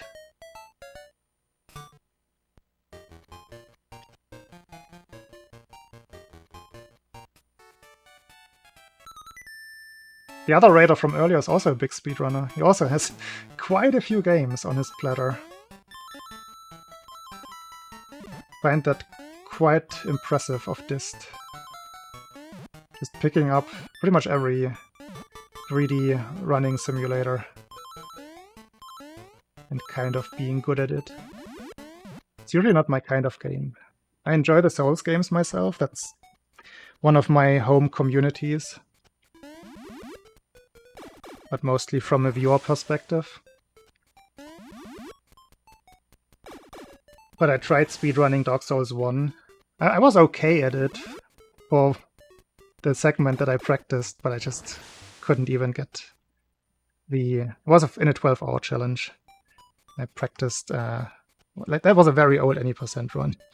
I think I got up to the gargoyles, and then the 12 hours were over, because I was way too strict on how and what strats I wanted to learn right away.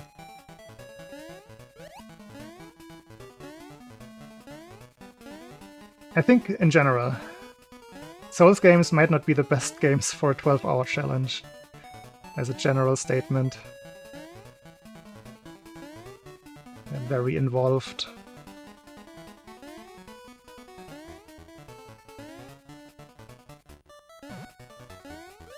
Now, I'm not changing the color. I could. I'm playing on a Super Game Boy 2 on a Super Nintendo. So technically I have free choice out of 4 color palettes. I used to do that for a time, but these days I just want to grind.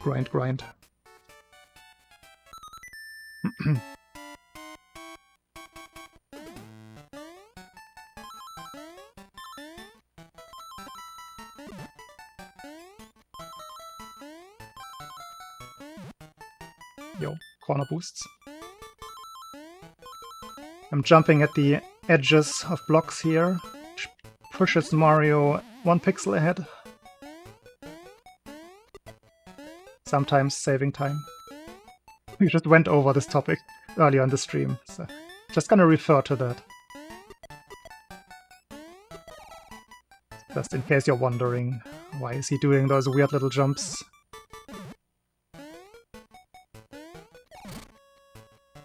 And since you are speedrun watchers, you know, whenever you ask a why question, that's a fake gold. The answer is because it's faster.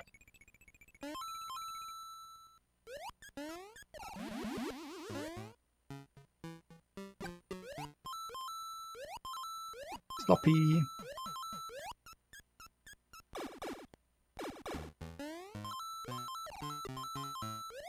Yeah, fake golds for the new viewers. They don't know any better. Haha. We're not taking that split. It's just gonna mess up my sum of bests.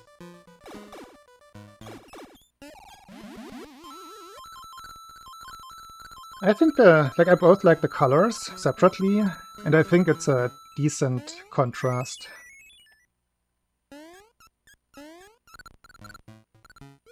And that's all I need from a color palette. Yeah, the soundtrack is timeless.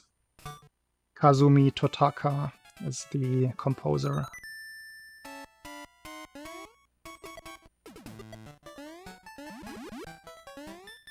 Who also did the soundtrack for Link's Awakening, for example, the Game Boy Zelda game. Ah! Yikes. It's also a very timeless soundtrack. But yeah, this is usually how the run looks. It's reset heavy early on, but once I get out of the first zone, I should get a run going. Sometimes it takes a while. The one you just joined into when the raid happened was the first one of the night. Let's just take that as a good omen.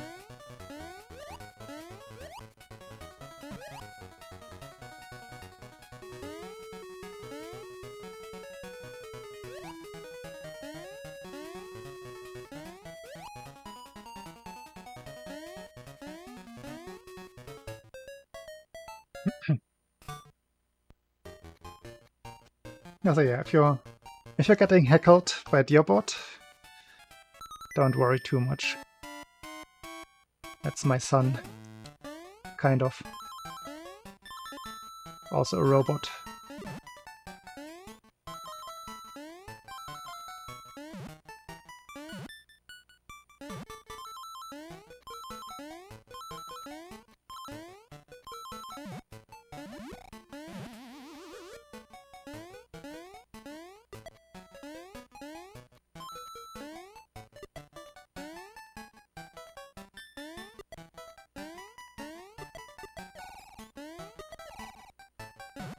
Twirl, twirl.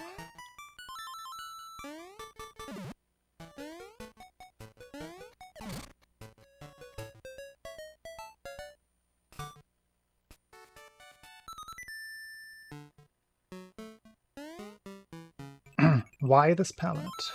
I think I went over that. It's because I like the colors separately. Nice purple, nice yellowish orange. And the contrast between them is nice. It's one that I randomly came up with in, I want to say 2016, 17. And I liked it and I just stuck with it. Because why change it if it works and looks nice?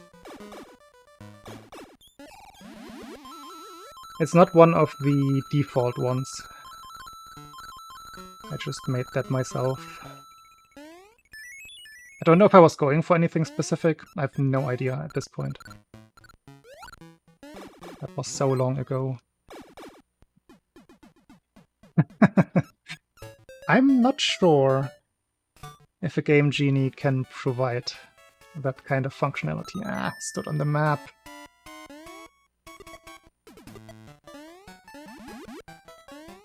Also, no, I should not. Bad idea. Oh, wait. Why did he stop on the platform? That was too quick. Must have been some accidental input in there.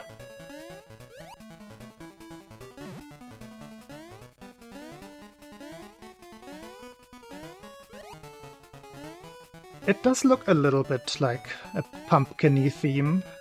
You're right. It's not quite time yet. We have 2 more months. Over here in Germany, Halloween has become kind of a thing, but it's mostly for retail. I guess in the end it's also for retail in the US.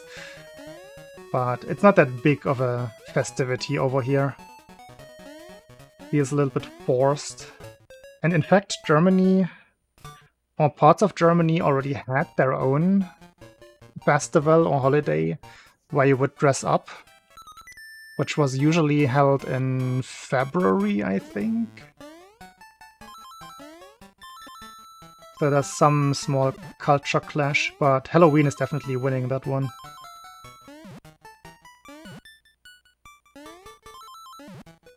Like all of the candy producers have their special Halloween-themed stuff here as well. And kids definitely dress up and go out and trick-or-treat. But when I was a kid, that wasn't a thing yet. At all. At least not outside of February.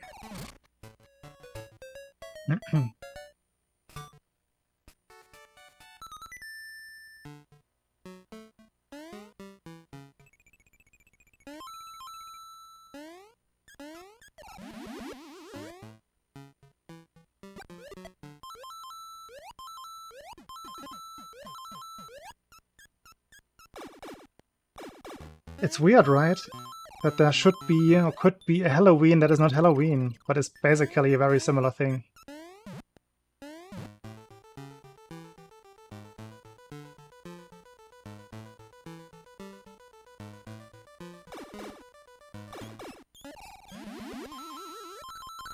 Back in my childhood days, we wouldn't really go door to door. We would just dress up in like kindergarten or school, elementary school. That's the last time I remember actually celebrating that. It's more something, or it used to be something for the smaller children.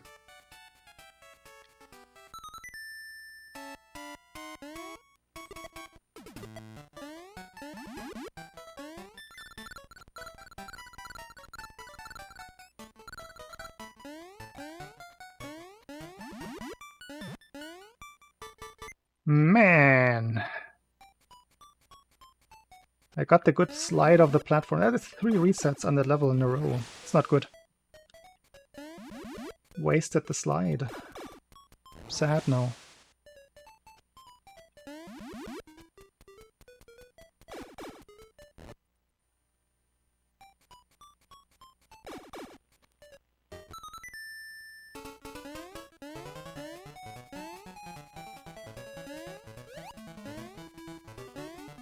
But yeah, not if everyone, if anyone there's any questions about the run, the game, whatever, feel free to ask. As I said, I've been playing this game for the last 10 years. There might not be a better one to ask about the speedrun.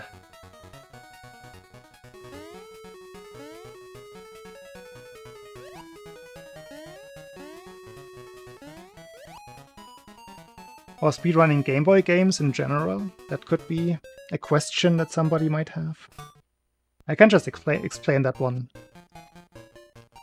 easily.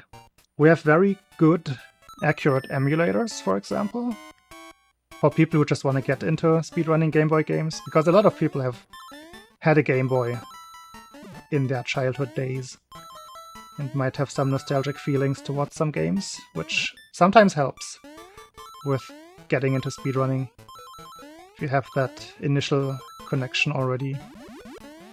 Man. So that's a good starting point. If you want to run on console, there's actually recently, if you have a Nintendo Online subscription, this game is on the Switch Online Virtual Console now. And conveniently enough, it runs perfectly accurate. So runs done on Switch are viable for the leaderboards. You want to go for original, like the handheld is obviously a little bit difficult, particularly to capture. So most people use either the Game Boy Player for the GameCube, or the Super Game Boy, or more recently and more aptly the Super Game Boy 2 for the Super Nintendo.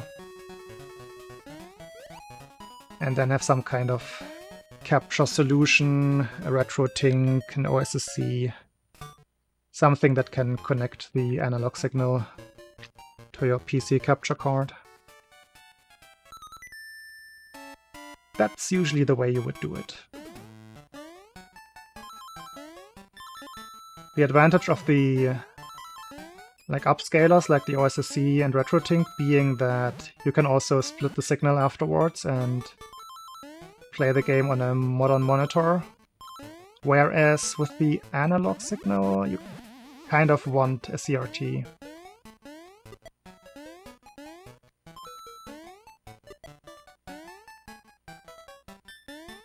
Which might not be what most people want to put in their living room, because CRTs can get quite big.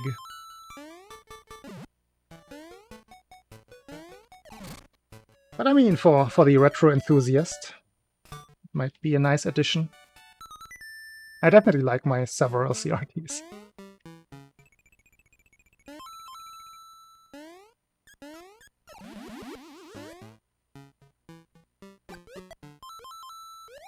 Like my RetroTink only goes to the PC. I am actually looking at my CRT. You type !new TV, one word, you will see my rough setup. It's not quite like that anymore, but it's mostly still that.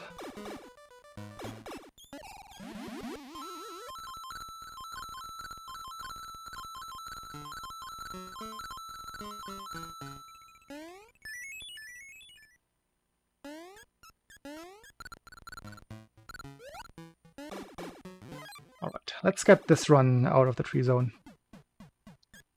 That was a good level.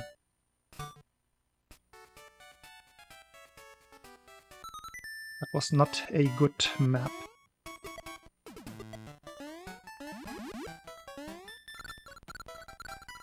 Hey, tracks. Good evening. Oof, late. And hey, Raccoon.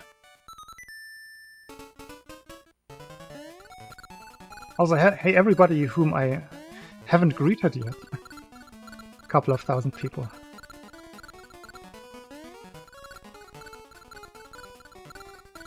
Hello! It's me. I'm doing the speedrun. For how much longer though? Oh, we have a run.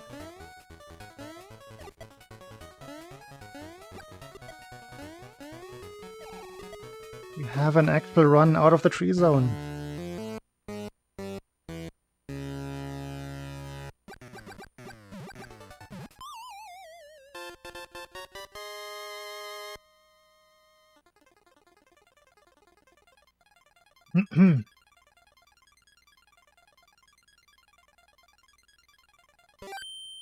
Bing.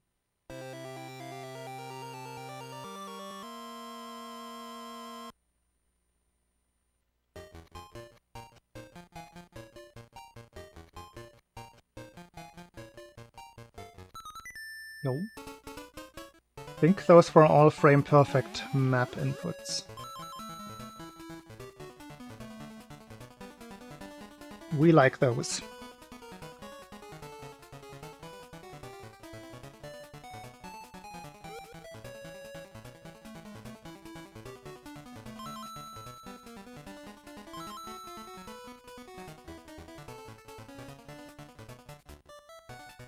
Do-do-do. Do-do-do-do-do-do.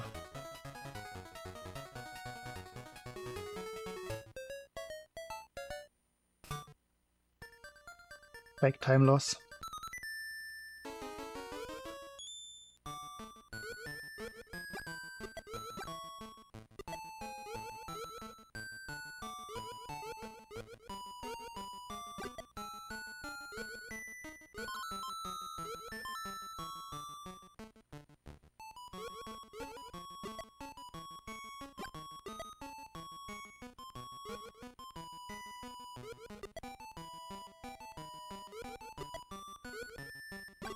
Was that too late? No. Nice.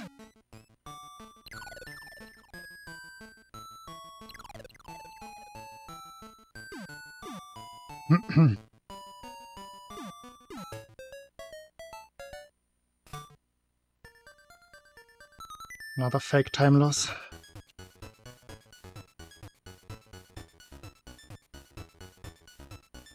I have a special controller for this level, particularly for the boss fight. That's why I'm switching my controller right here. This has different buttons, which work better for the boss fight, but worse for regular levels. That's why I'm switching.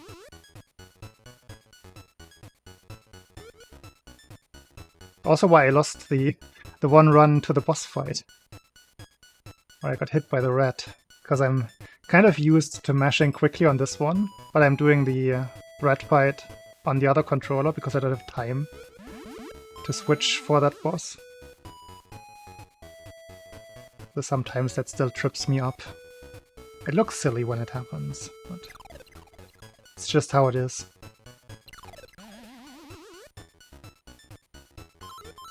The level of optimization that has gone into this speedrun. We're actually switching controllers and using weird grips nowadays.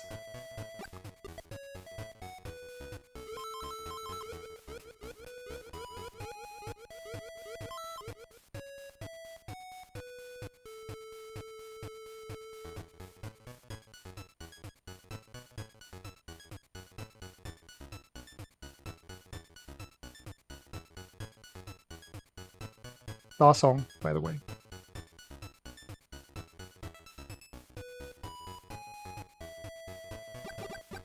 Another person switching the controller.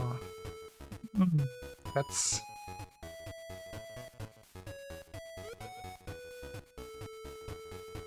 Apart from it being not necessarily different from doing it yourself, I mean, I don't think it matters in the end, but I would prefer if there's one person involved in a specific speedrun and not several.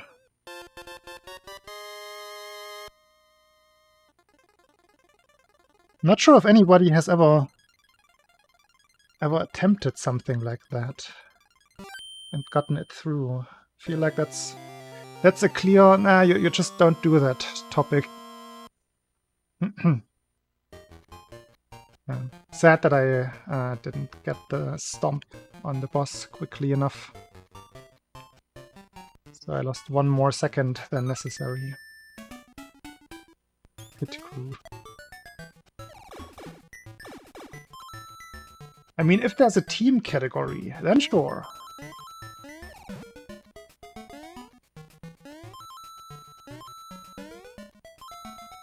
I'm not aware of such a thing, though. In any speedrunning context. Outside of just multiple people, multiple or one controller runs. Co-op category. We have a 2 players, 1 controller category in this game.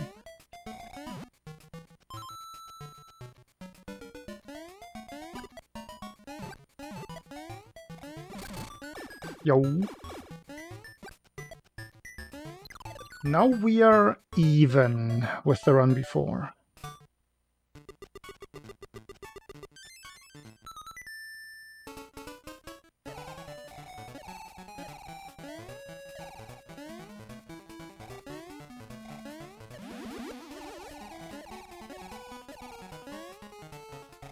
So this is definitely still world record pace.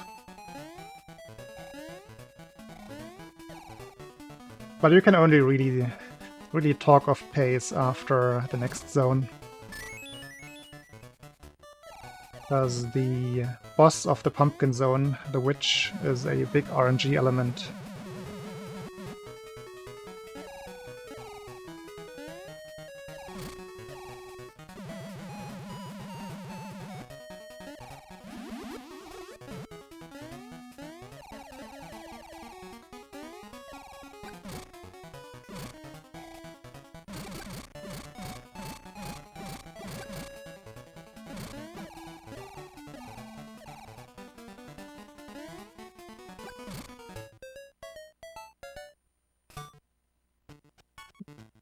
Hope that I can get the frame perfect jump again, because I haven't practiced the backup today.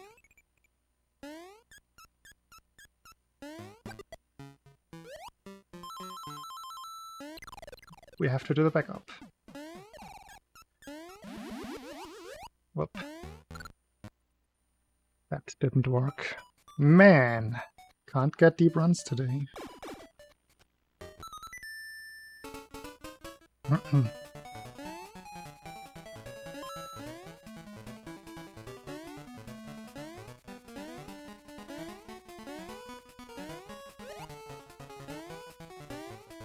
That's fine though. I still have time. Gonna be streaming for at least 1 more hour.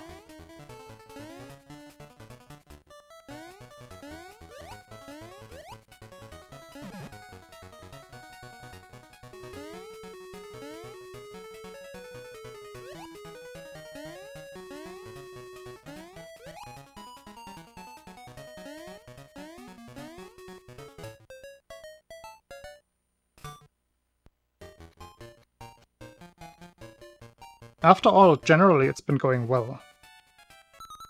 I cannot complain about how the runs have been going. The ones that failed in ways that are fine. It's just my fault. It's usually my fault. It's a simple jump and run game. With some not simple caveats.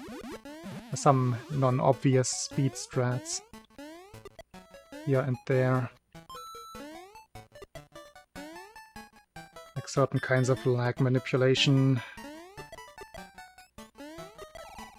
Or just the way that the one boss kill works. It's not necessarily intuitive.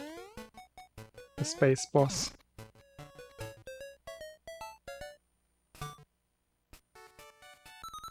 A simple explanation of the space boss would be you have a very tight window. For when, like a specific window. Also a variable window at the same time, depending on how your approach is while floating up to the boss. But yeah, once we arrive in range, then it's a very tight window where you have to do some very fast mashing, followed by a stomp. Or such fast mashing that you don't even need the stomp.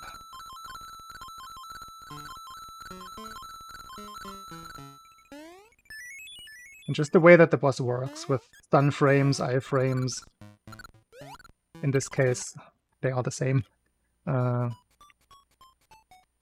is the unintuitive part, because it's tied to a different timer that is running in the boss fight. And you just have to know how that works.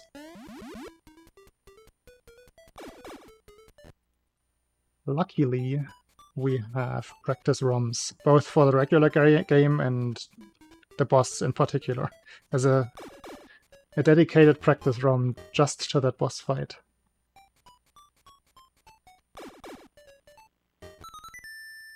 Hey Bob, thank you.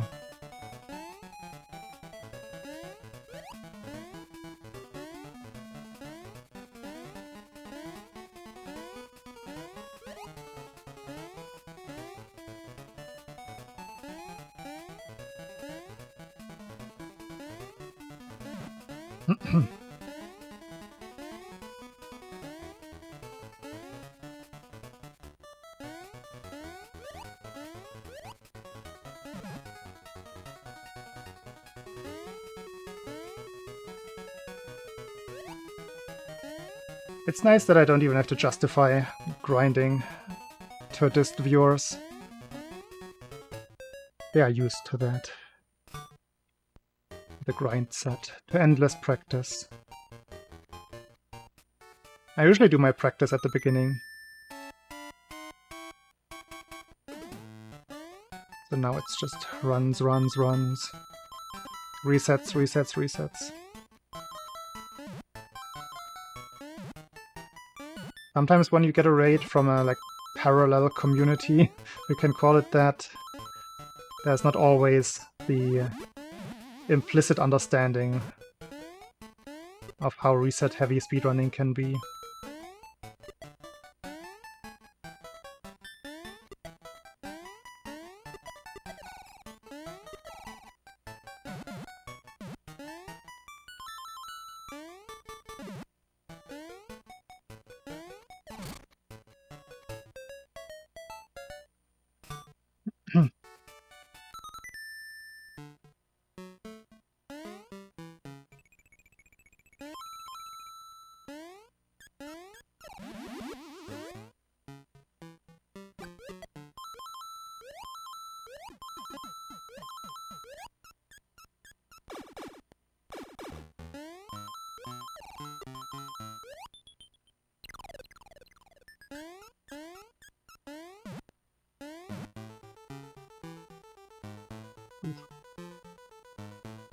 Almost hit that cowfish.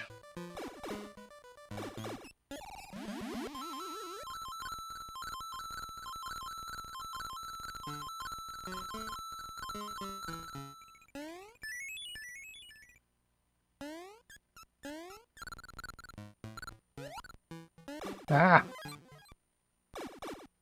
Belly to the face.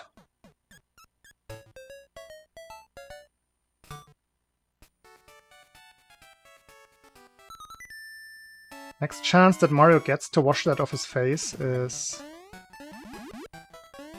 in Pumpkin Zone. Ah, slow.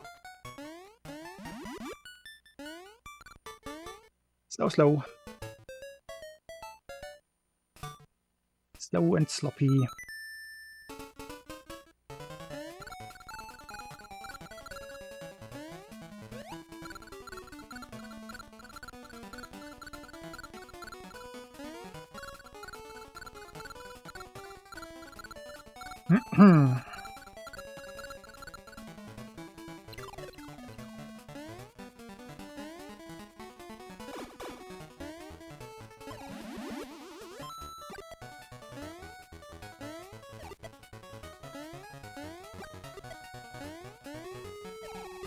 Okay, clean enough.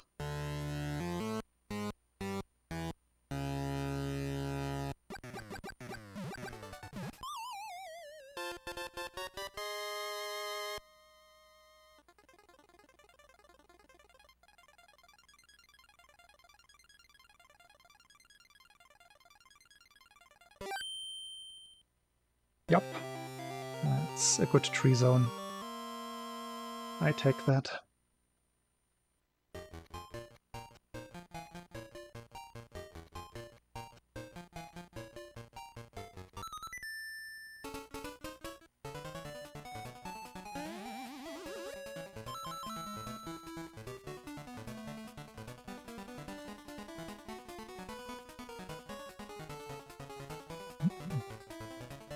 Oh no, I'm running out of water. Gotta hydrate sparingly. Hey Olivia! Yay, let's go. Thank you. Did you travel home today or yesterday? I was under the assumption that you may have left today during the day. Because you also had quite the trip ahead of you. So I guess that's not something you want to start in the middle of the night.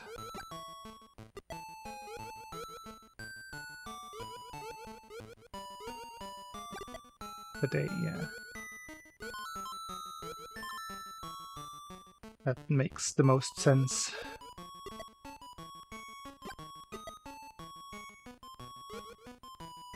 Was probably a better travel than I had. Ooh, was that too early? No, it was not. It looked a bit weird. Whatever. That's a time loss that I'm willing to take. An hour ago. Oh. How long was that car ride then?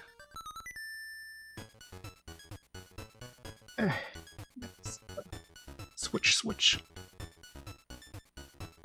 And how was the graveyard visit? I'm curious about that one.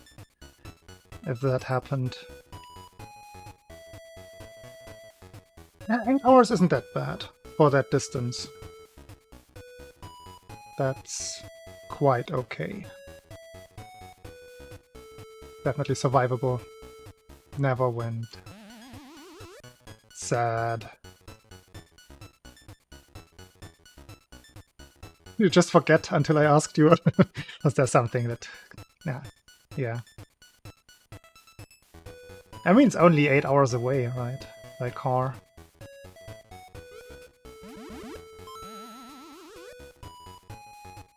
Or like 20 with the German railway. Are you really?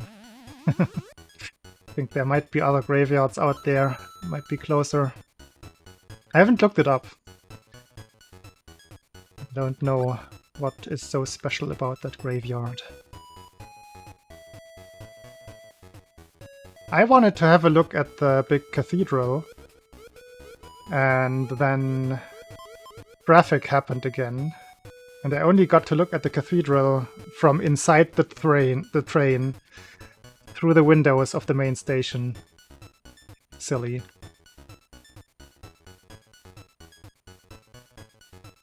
There's a very big graveyard. I don't know how it compares in size. I just think it's just generally big in Leipzig, where I used to live.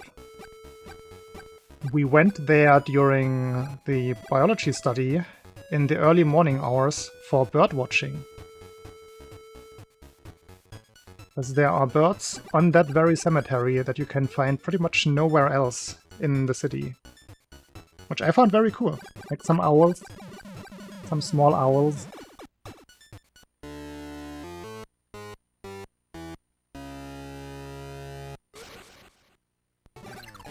No! It's the wrong timing. It's another reset. Wildcats. No. That's macabre. It's dark.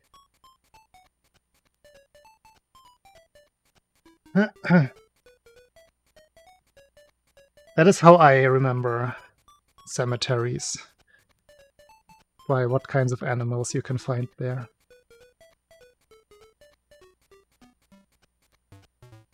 Oh no, that's a life split crashed.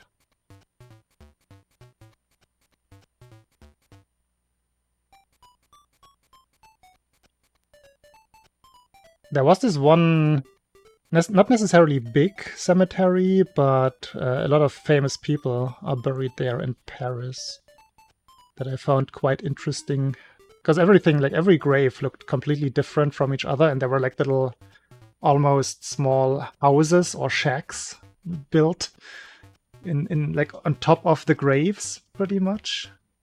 That was interesting. That was unique. Life split, come back.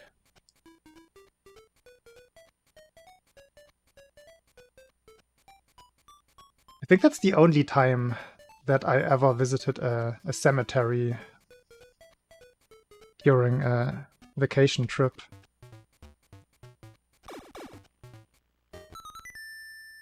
So I can kind of see how that can be interesting.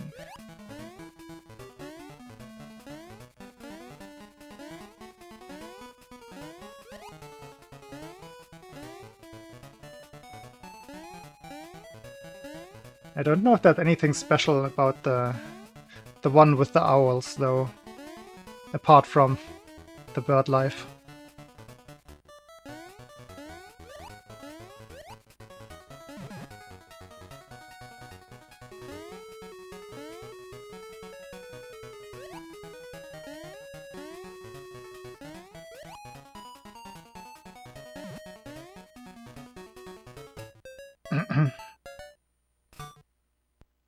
But yeah, how was the Sunday, the last day of Gamescom? Paul already briefly told me that Saturday wasn't even that much different in terms of like people, packed, effort, stress.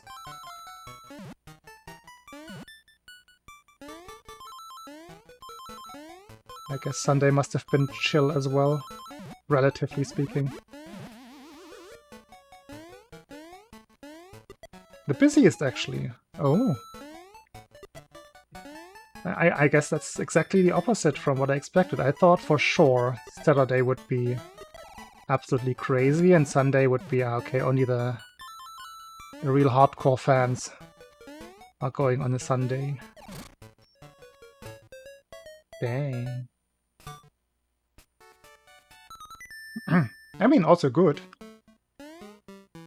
I guess in the end, that is what you want. Maybe not on the last day, when you're completely spent already.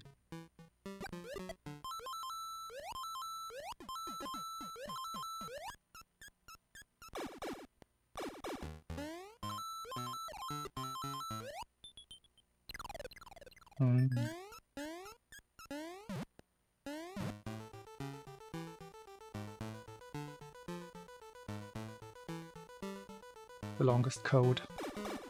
No.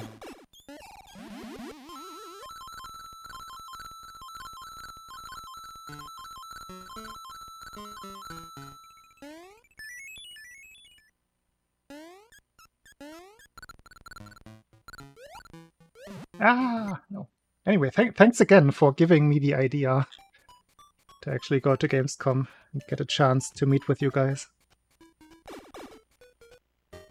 It was very enjoyable and well worth the travel stress. Because now I have something else, something silly that I can talk about, right? It's like always.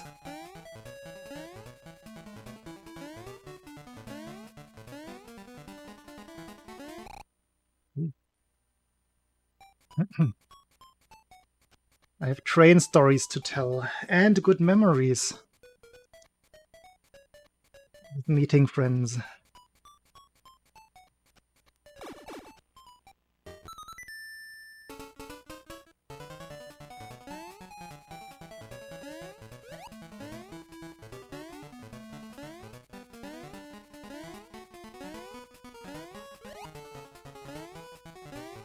Right, how many people are still around from the raid? We have an audience.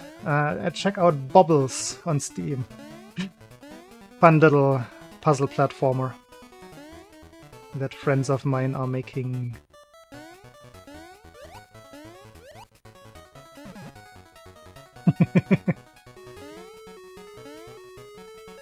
Speedrunnable. Definitely speedrunnable. I had a look of the speedrun at the speedrun of the old version, the orange-black one. Very simple, quick run. I think that one most people could wrap their head around quite quickly. Also looked like there was still some potential to squeak out a couple of tenths. There was one strat that I wanted to try, which might be faster than what is being done, but I might just be wrong.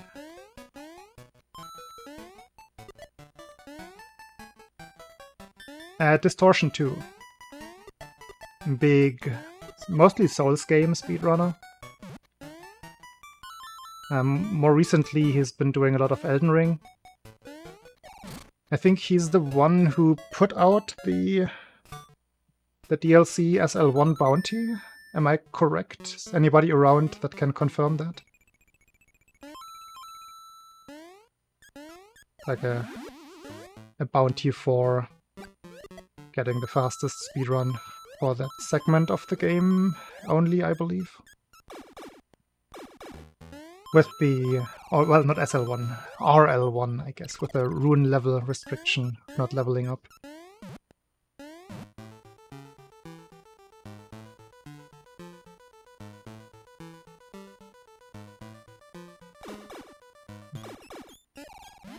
Was that Greek?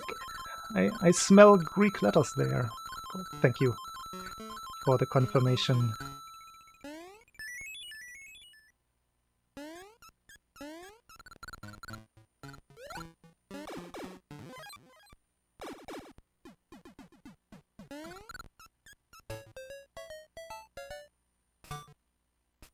Yo, pace.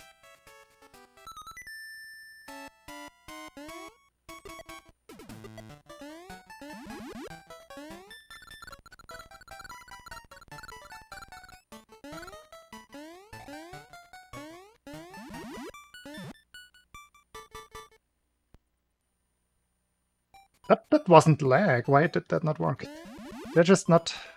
Did I turn around? I must have turned around too early. Dummy!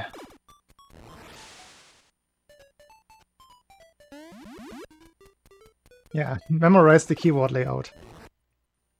It might come in handy at some point. Hellenic.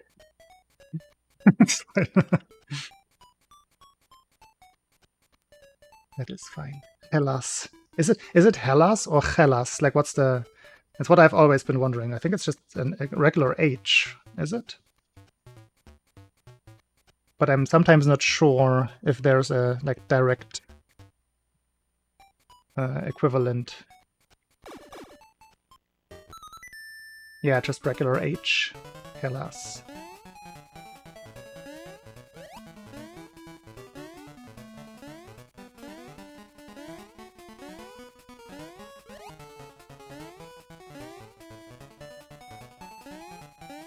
I have been to Greek only once in my life. On the island of Corfu.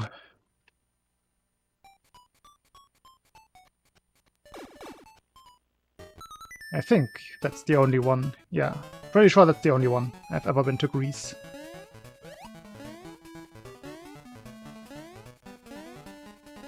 It was nice there. I saw some praying mantises. And I went on a bike trip up the Pantokrator, which is one of the bigger mountains on the island, I believe. Hellas. Yeah, it's a tourist place, for sure. There's nothing but tourist places, at least on the... I think it was the northeast side of the island. Ah!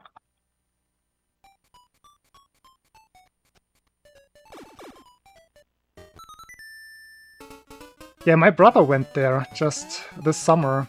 Also same place, also northeast.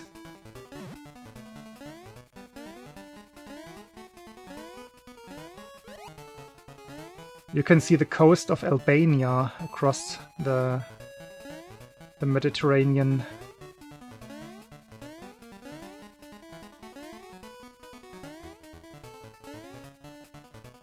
At least from where I was.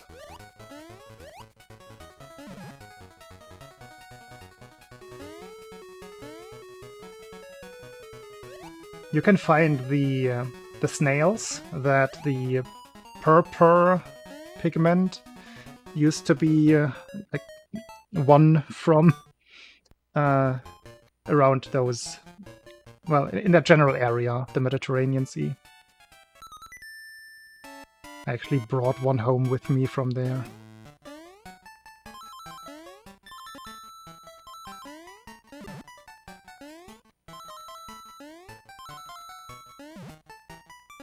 I was not supposed to. I smuggled that one home.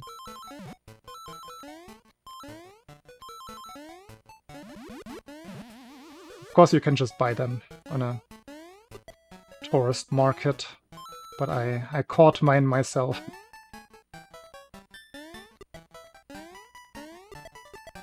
Don't ask about the details. The further details of the logistics of getting the snail home. Not gonna answer.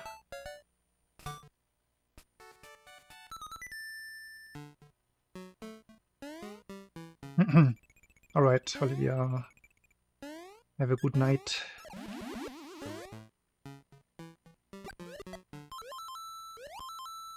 Not a night owl today.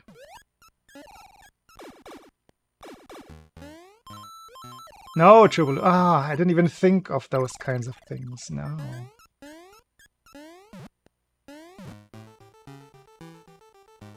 I'm gonna have a quick look when I'm getting something to drink, which I will have to do after this run. Gonna have a quick look if I can find the snail shell. And then you can decide whether that is transportable in any human orifice or not. Maybe Knuckle.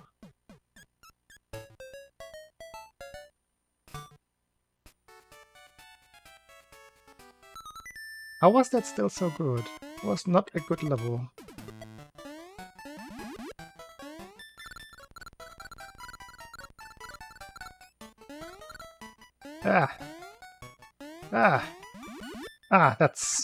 That's why. I was wondering. Let me see if I can find the snail.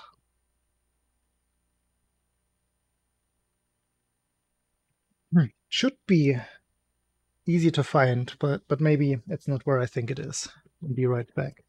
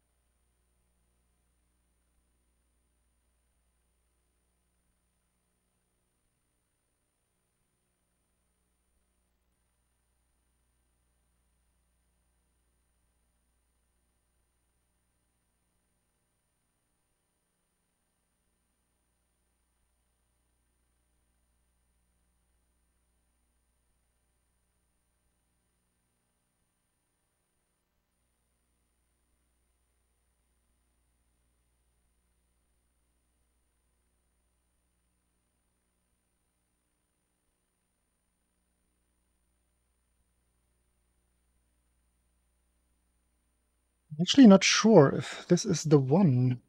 I remember it being a little bit more spiny and not as washed out, because it was still alive when I caught it. I think this one is the one that I might have collected already empty. But yeah, this is how they look. They're somewhat spiny.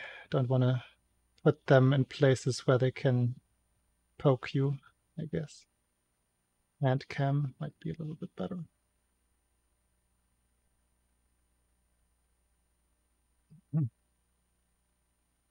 Purpur snail.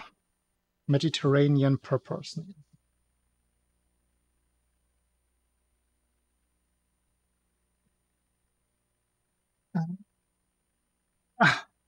Didn't bring my water.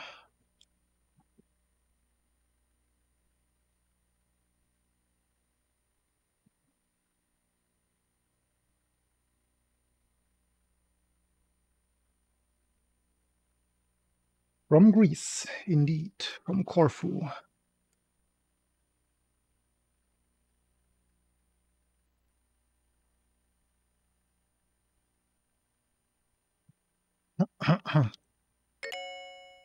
Fitting.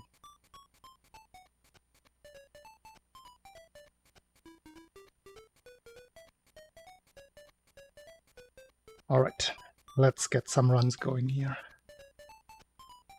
Or let's crash live split, because that happens.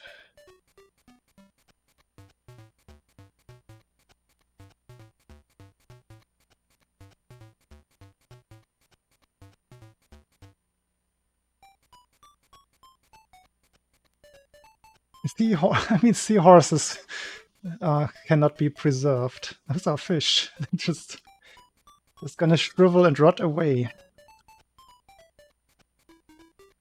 In Athens. That's a place with a lot of history. I have never been to mainland Greece. Corfu was really the only place I went to. I think the plane went directly to Corfu as well.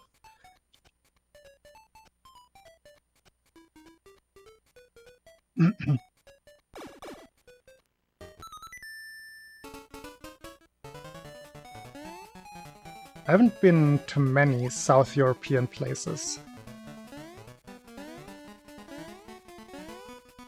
I guess Fuerteventura is the most south I've ever traveled.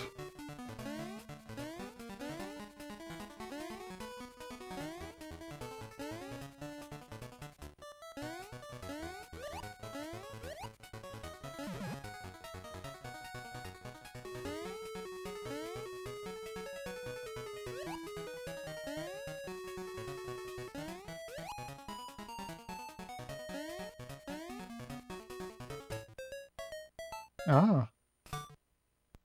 Interesting.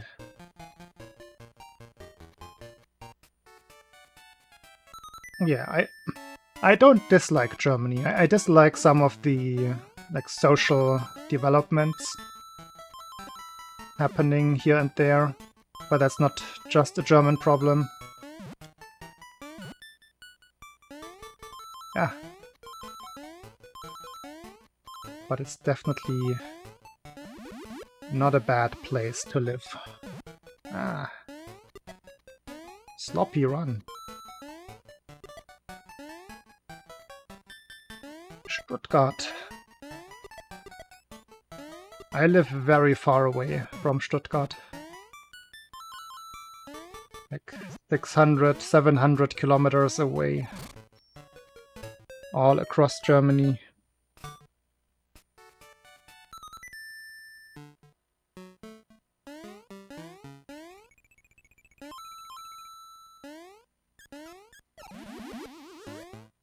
Stuttgart itself doesn't really have a lot of like how do I phrase this? Like super special places. It's like for the size of the city, it's rather average and unexciting. Not a lot of tourist attractions, if any. I can't think of anything that Stuttgart is known for, like architectural or cultural. The new main station, I guess, but kind of for the wrong reasons. Hey, Alan. Hello.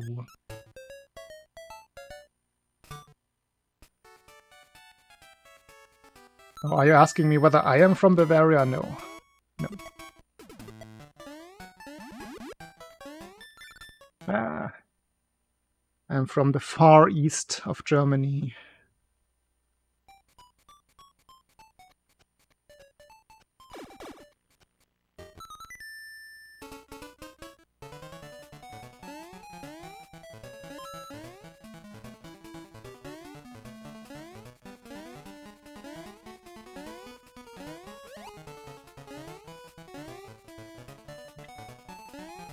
Is Porsche a cultural good? If that is what you come up with after thinking about it for 2 minutes, what Stuttgart is known for, then I think my point stands.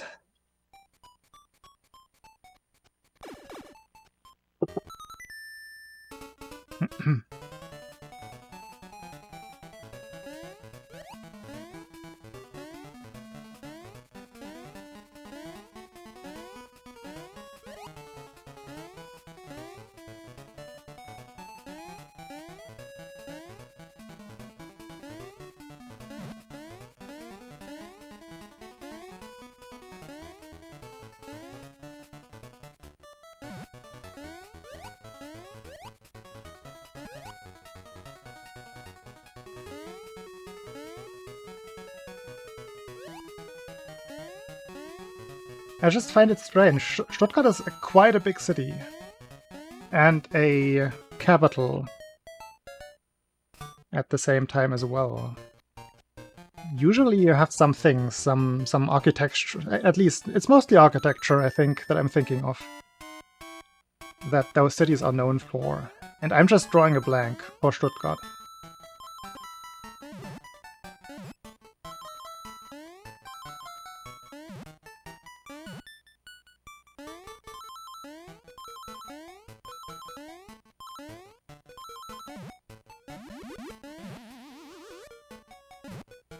Bonk.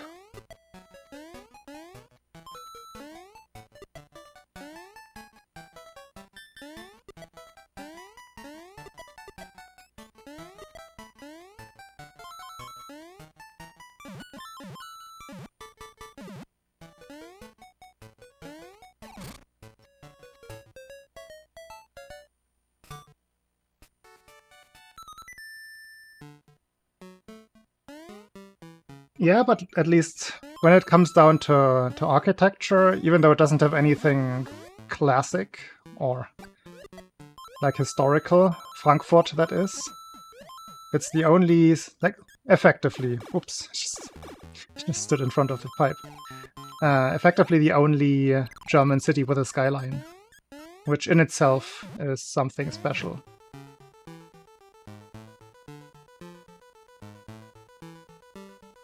Like, you find the occasional skyscraper in some German cities, but the density that they have in Frankfurt is unique for Germany.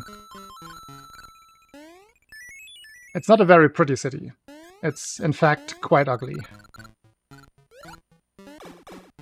if you ask me. And the worst döner I have ever eaten, I have eaten in Frankfurt.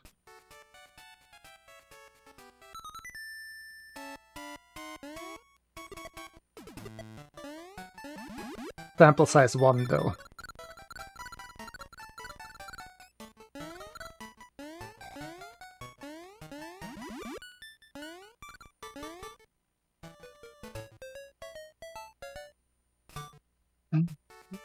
That actually didn't feel that good. I'm surprised I saved 0.2, supposedly. That is interesting.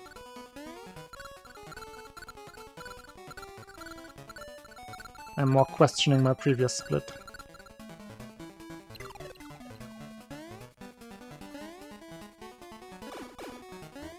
Ah, slow. We're out though. That's all that counts now.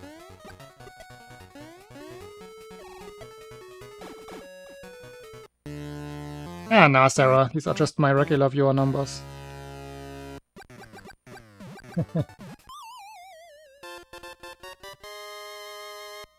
Distortion 2 rated. A dist.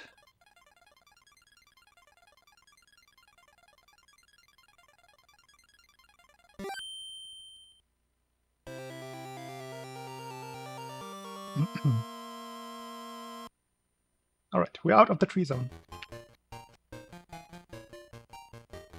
Let's do something with this run.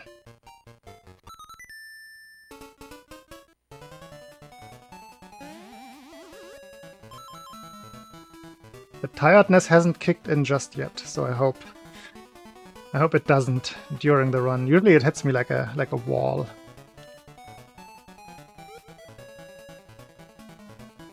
We are slowly approaching 2 AM after all. Degen hours.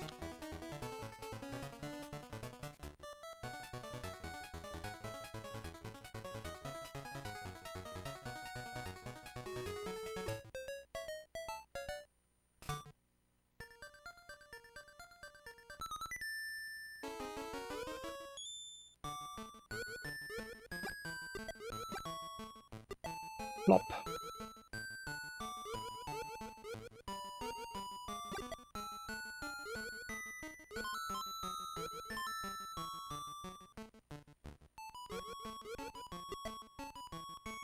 I'm a little sloppy with my platforming.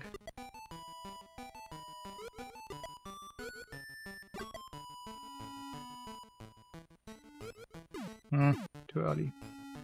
Not too early, what the hell?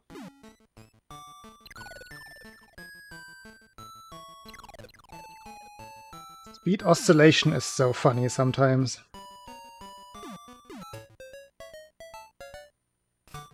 That looked 100% early there, and yet it wasn't.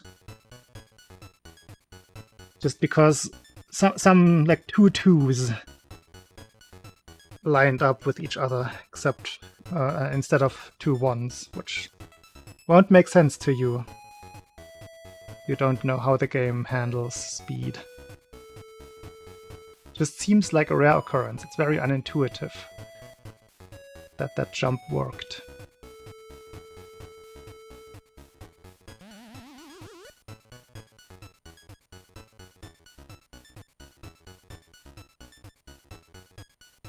I definitely had a frame to give. I could have jumped a frame later on the first spike.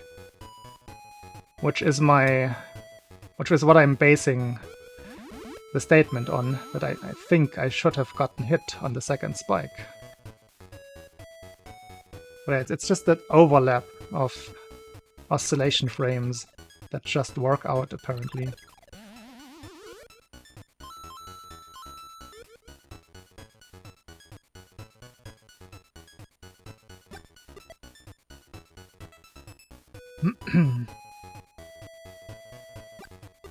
Plop.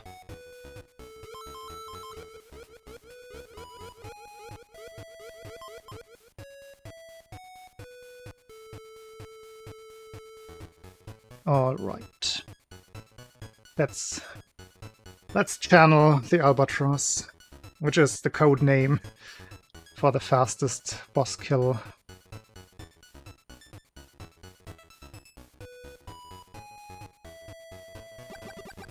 When Darbian ran this game back in 2020, we somehow happened to adopt golf terms for outcomes of this boss fight. There's an eagle. There's a birdie. You don't want to see the birdie anymore. Birdie used to be okay, but eagle is basically minimum acceptable outcome nowadays. And Albatross has become possible, at least. Ah, and that was super close to an Albatross. That was 5 out of 6 shots.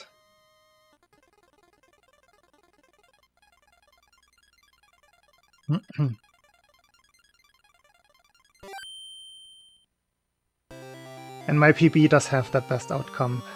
That's why I'm losing time here.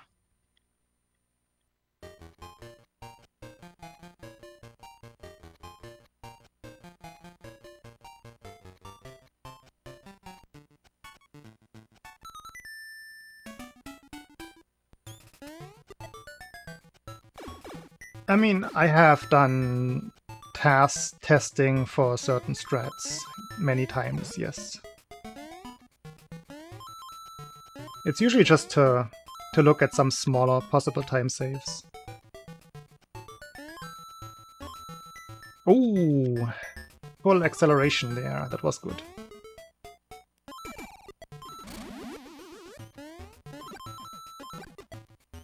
For a full task, I don't think there's a need to do one. Like another one.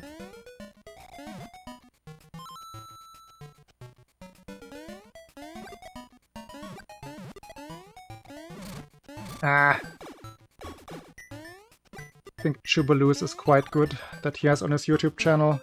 We have found some small improvements to it already over time, but still. It's nothing big, I believe. And for a serious, like, task, you gotta get a little bit arbitrary, as in disallowing the carryover glitches, which /Infinity has done. That one is on task videos, which is basically the Beat Wario category.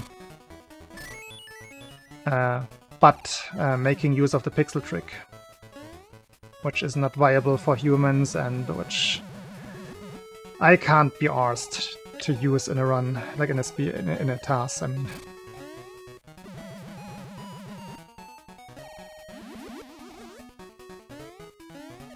But yeah, level strats are...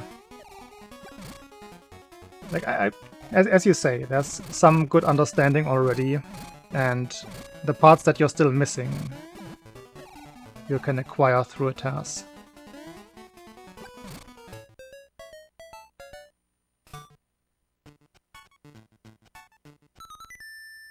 I should probably put all of my tasks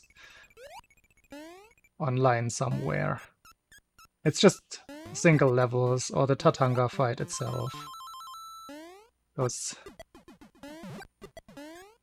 segmented kinds of tasks. Sometimes I just start in the middle of a level just to see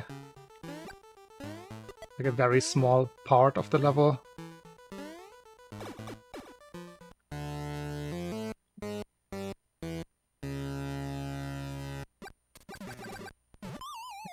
Didn't want to get too close again, so I lost a couple of frames.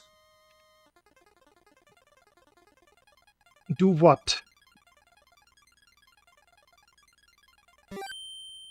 What am I gonna do with the task? Oh, you mean release the stuff? Yes. Yes, for sure. Many of those things are very outdated by now, though. So don't expect anything crazy. But there's like the... Some things I have put on YouTube, like the castle... Or like parcel versus tassel thingy.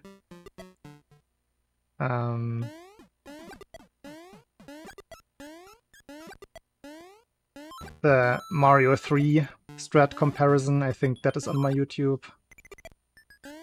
It's usually stuff exactly like that.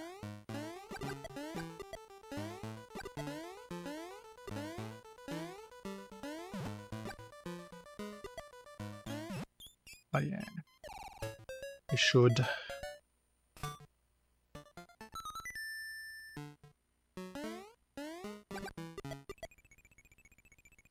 Quite a bit time loss. A bit. Not sure where that time loss comes from. I must have messed up on the map without noticing.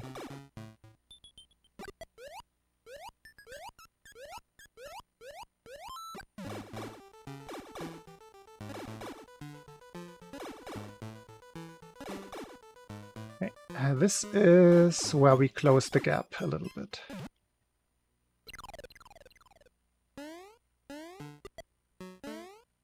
Because my PB has a terrible mistake on this level.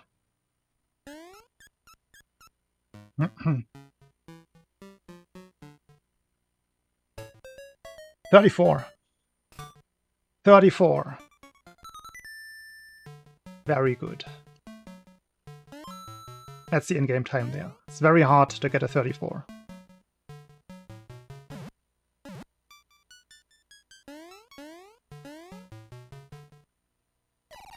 Eh. The drops were good, the turnarounds were slow.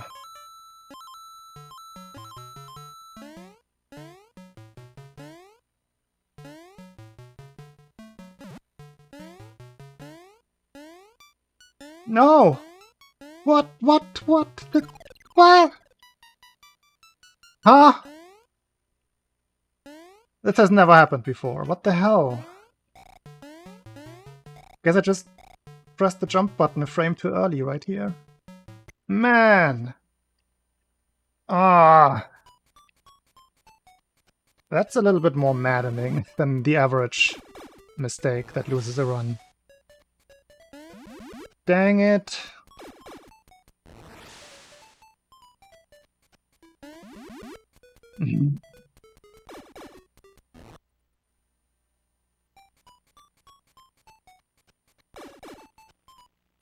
I don't know what to say about that.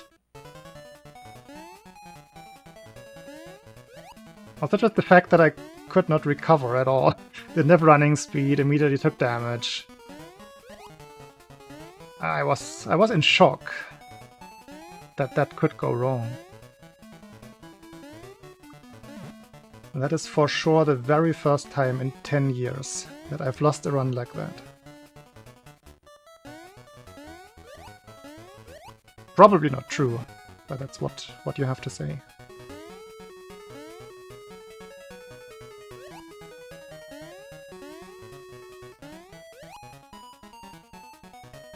Man!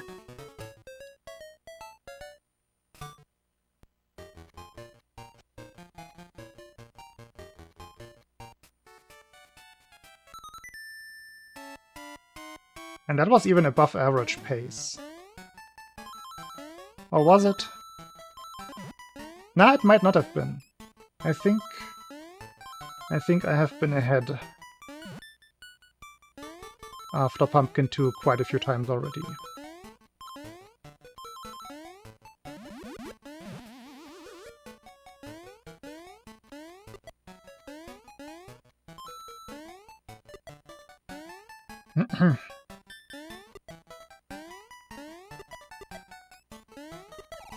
Get another run right away.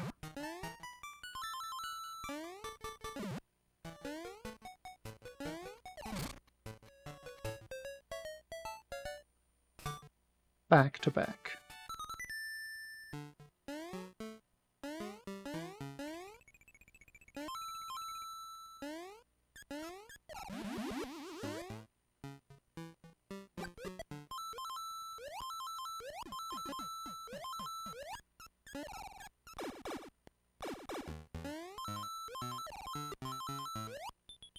To take advantage of the adrenaline from the good run.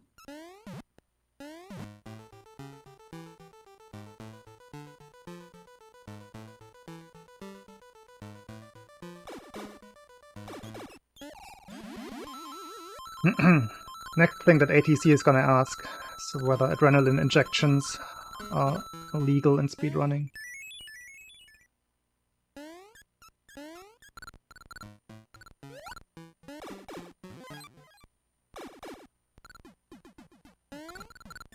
Doping in esports.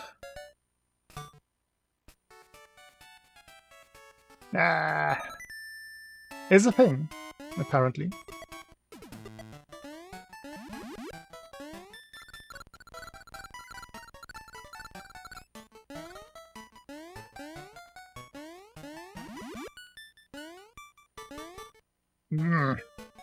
Too much lag messed me up there.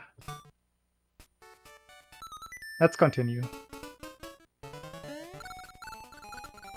Caffeine. Should be. I'm on board with that.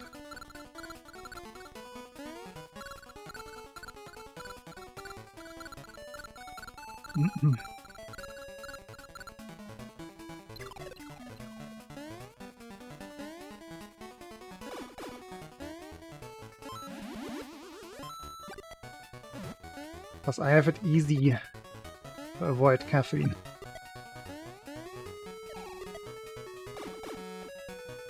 Yeah, I can imagine. Although I think caffeine wouldn't be your drug of choice most of the time in chess. Or would it? Depends on the length of the matches, I guess. Because it can also make you more prone to like rash decisions.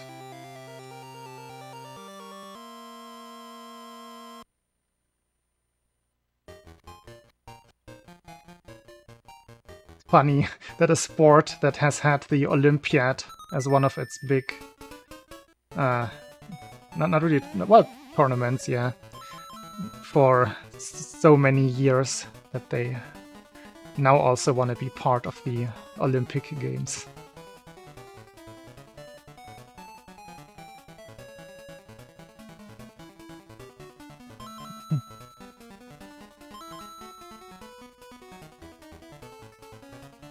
I think chess has a good chance to get into the Olympics.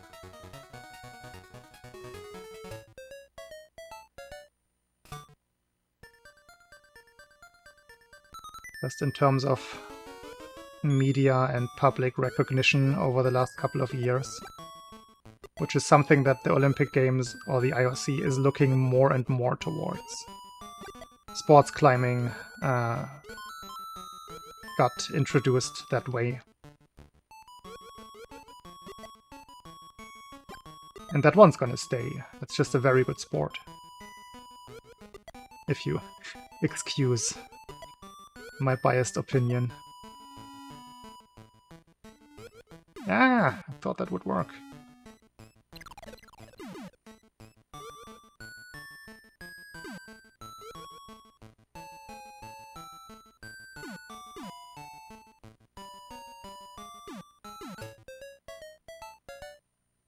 Oh, the funny part that I mentioned was that the Olympiad has been a thing in chess for many, many, many decades already, right? The big tournament. But it hasn't been an Olympic sport.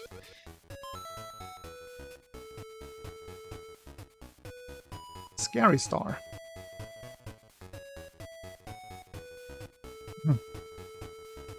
I think the Olympiad is the youth or like younger, non-professional chess players tournament, right? Yeah, but that has been a thing for many, many, many years. I remember hearing about the Olympiad in chess back when I was a kid.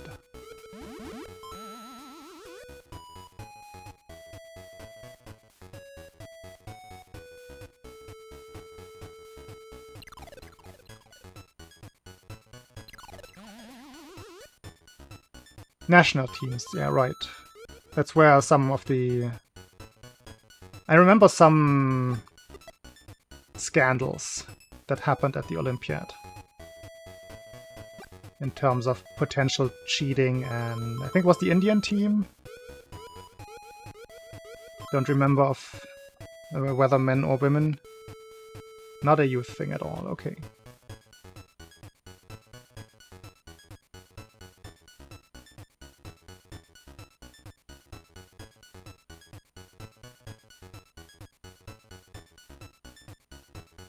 I don't remember the actual thing that happened, but I remember it being referenced every now and then in the C Squared podcast.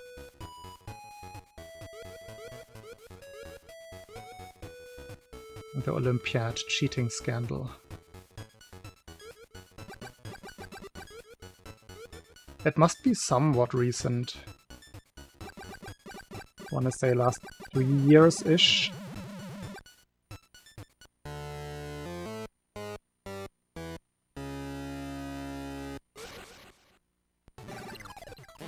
Ah, the mashing is there today, for sure.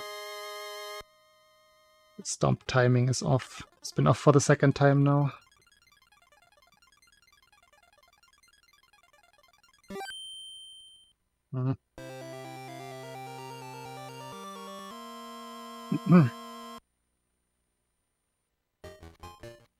Now I definitely need a breaking and entering here. A flawless one.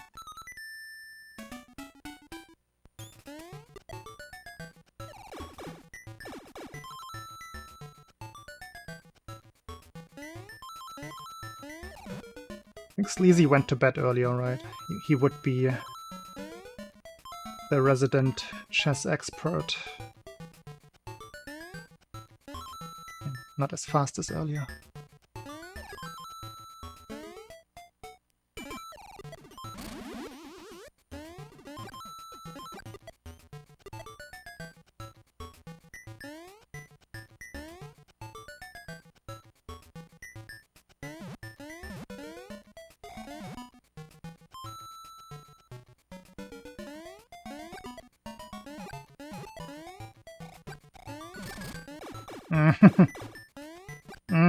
Damage control, I guess.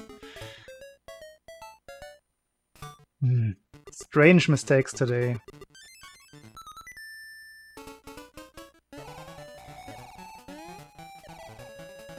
Not too thrilled by this run.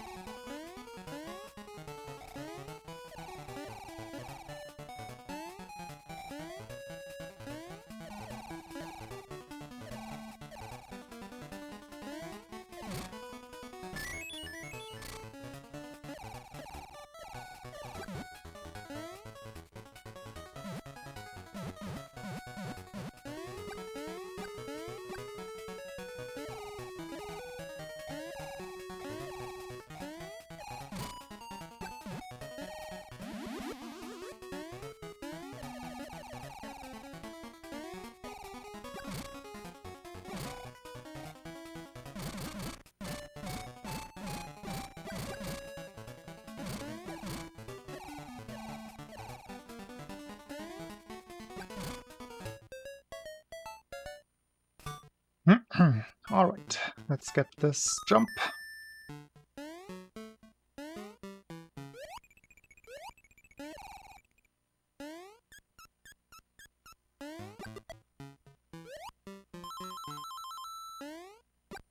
Just like that. It's 3-4-4 today. Actually very good.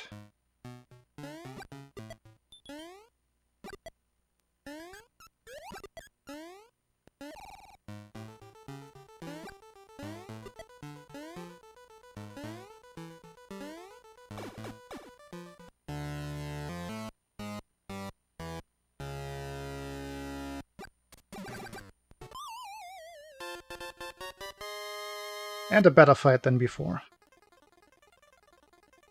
Slightly redeemed, but it's still slow. That's fake. Ignore that. Hey Typo. How is the situation?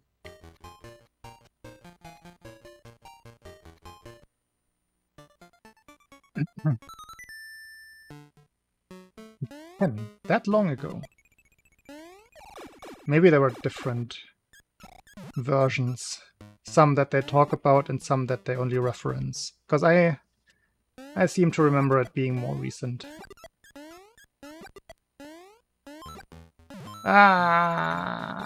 Everything is awful. This run is about to die. Oh yeah. Oh yeah. Oh yeah. Oh yeah. Oh yeah. Falling apart.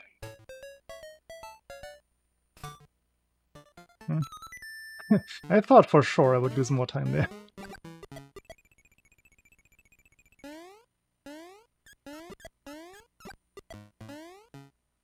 That was so all over the place.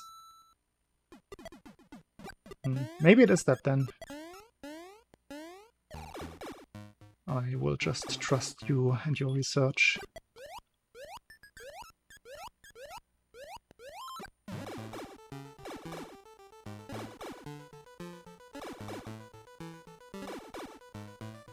Decent pipes. Yeah. Definitely gained 0.2-ish in the split that isn't invisible. Let's kill these. Only 2 of them. I don't think if it's even possible to only kill 1 there.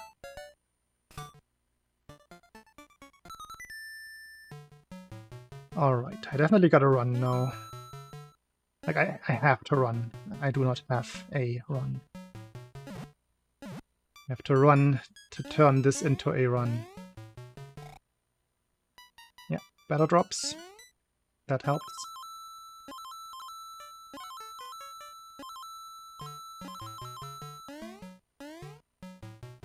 And we're entirely reliant on the witch. That pattern is reset.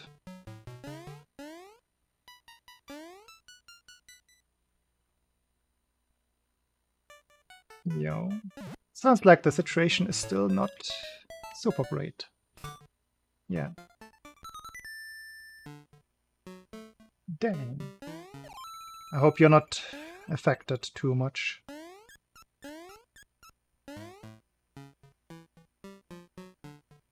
This guy lives.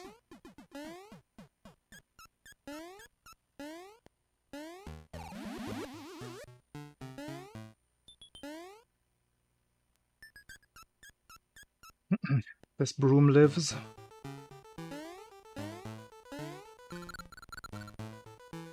I still wish the broom strat would actually save time on average, but it doesn't.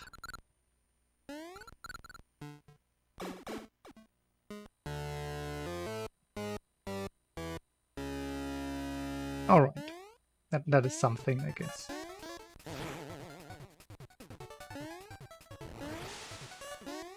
And there goes the run.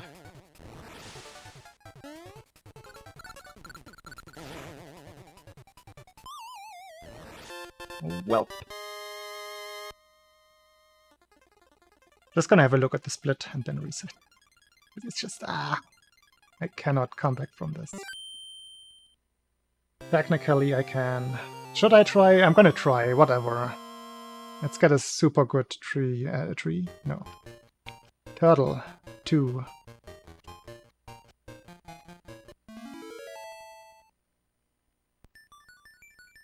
Surely this is gonna work out. Yes, pretty much in a way. If you type !witch RNG, you can get a very, very technical, in-depth explanation. If you're interested.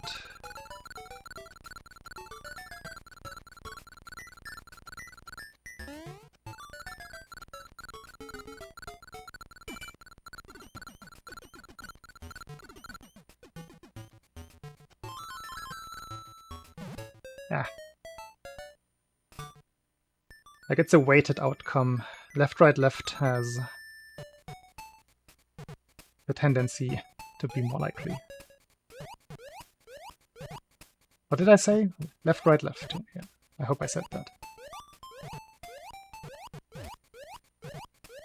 So there's an argument to be made for just predicting that, which is what I'm doing.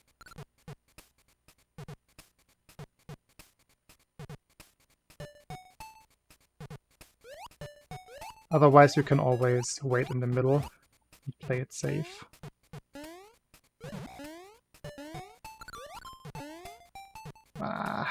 This is not the kind of level that I would need.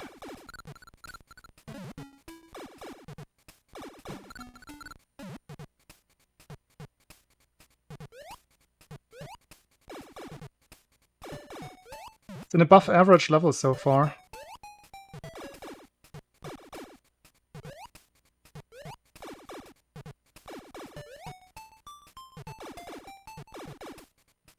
Still not good enough.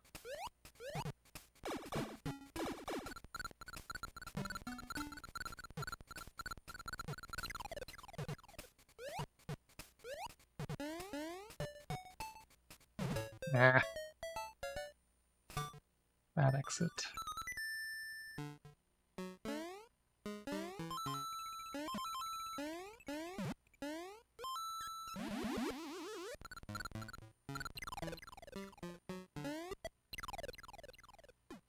What is it with me and Turtle 3 recently? Ah, since when does that go wrong again? Ah, yikes.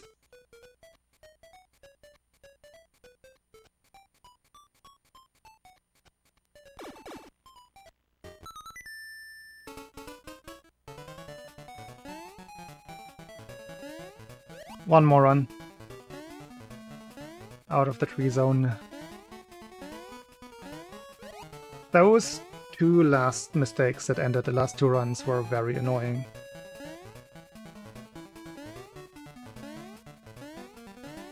Although, I don't think the one that I just lost had true potential to be a PB.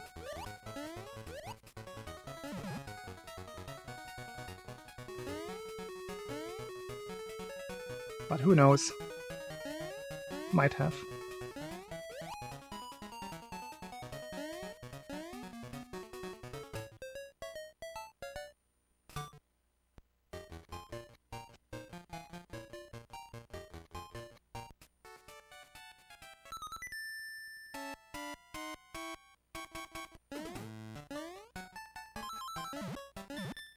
Bonk bonk.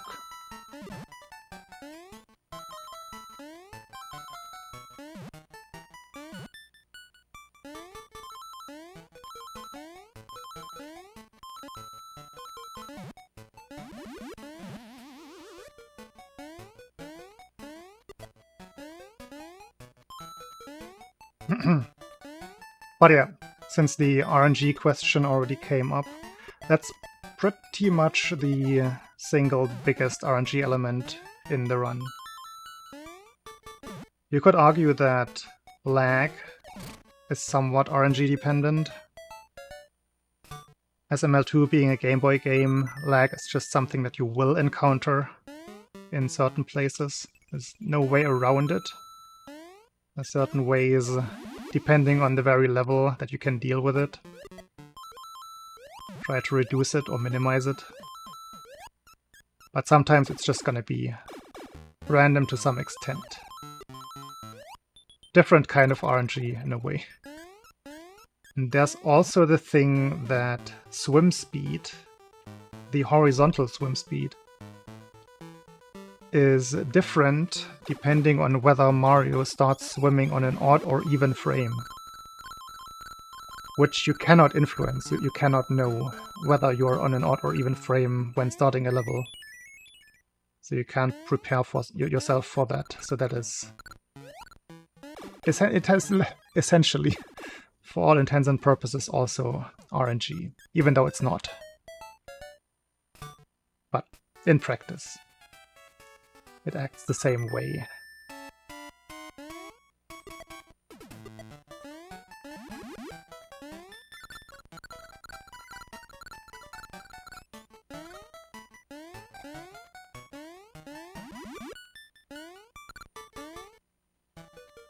There is a way, however, that we know of that normalizes the frame thing. So you can set yourself up for an odd or even frame if you walk off a ledge underwater. That only happens on either one. Either odd or even. I don't know which one. It's consistent though. And it will always give you the immediate fast swimming version. But yeah, it does that because it sets you up. It normalizes the frame you are on in that moment, which you could carry on for at least a short amount of time. Not realistically very far though.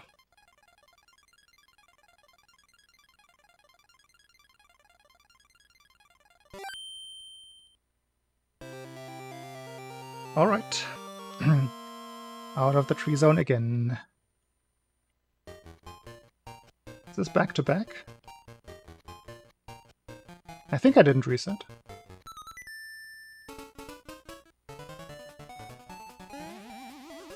Maybe it's not even the last run then. I might have enough juice in me. Wait, let's put some more juice into me to even do another one.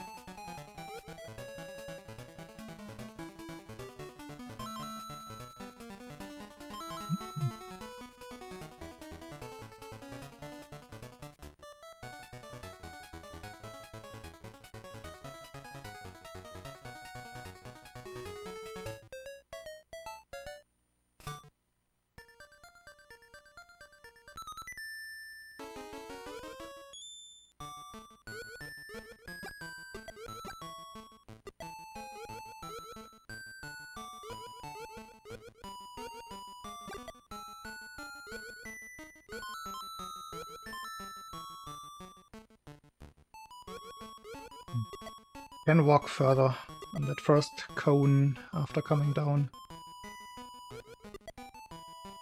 I've noticed that I have not been optimizing the walking on this level very well recently. I think I need a special practice session for Space 1 again.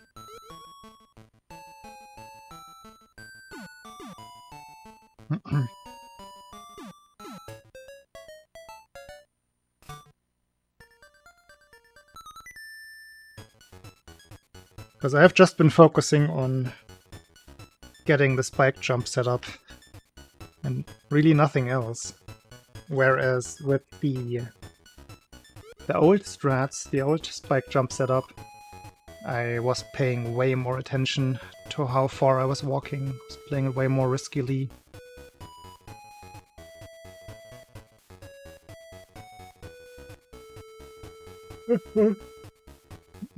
So I think I'm giving away pretty much 0.2 seconds for free by not optimizing, not min-maxing.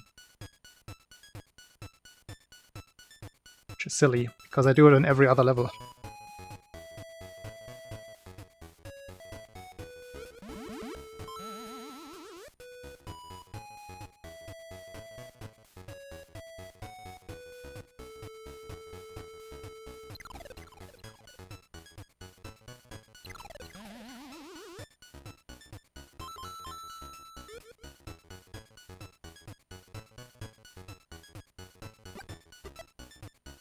Plop. Plop. They dead.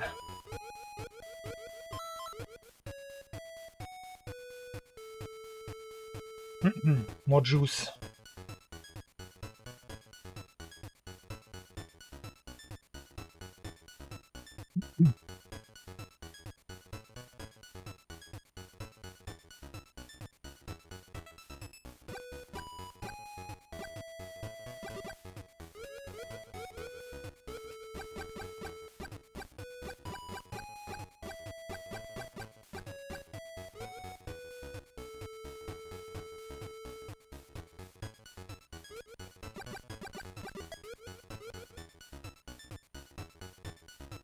Let's see.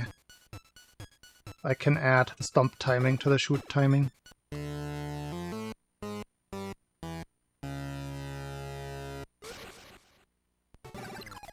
Nope. No chance today. At least the mashing is good. It saves me. Saves me every single time. There are just those days where the stomp doesn't work.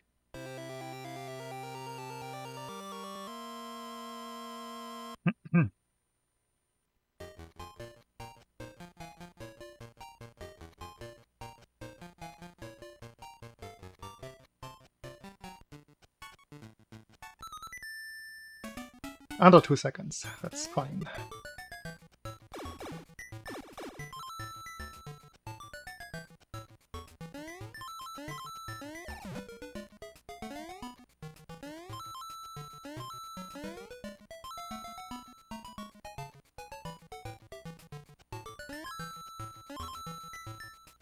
Average.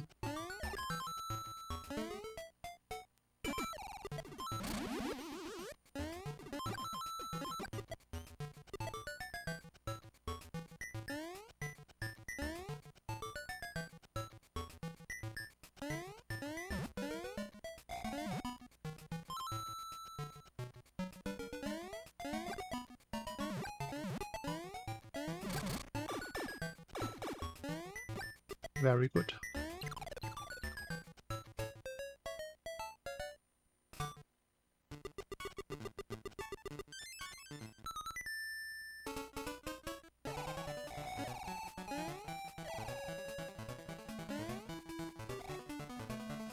Top 10. That's what you want. Is that the first sub 10 today? I didn't pay exact attention earlier. Might have barely been sub 10 earlier. Because I think I was plus 2.6 on one of the runs.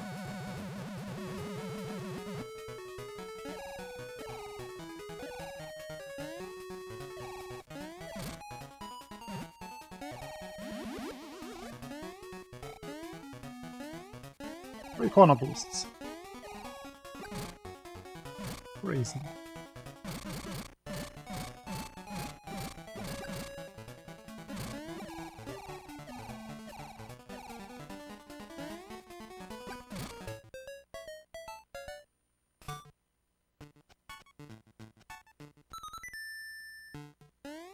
Time loss is from entering the level late.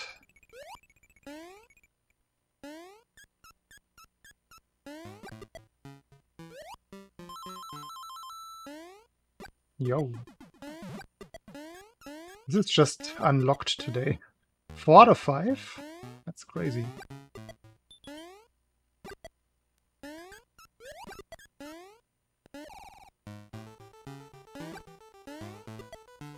Getting here 5 times in a stream is already crazy.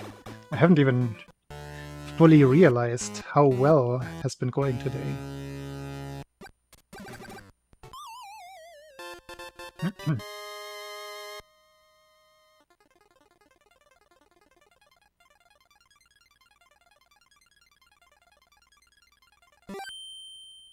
Yo. Yeah, I agree. That wasn't even an early split, what the hell? Was the previous one particularly late?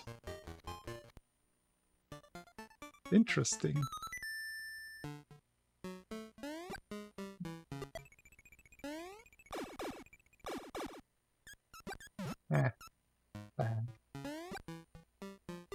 Let's not mess up here again.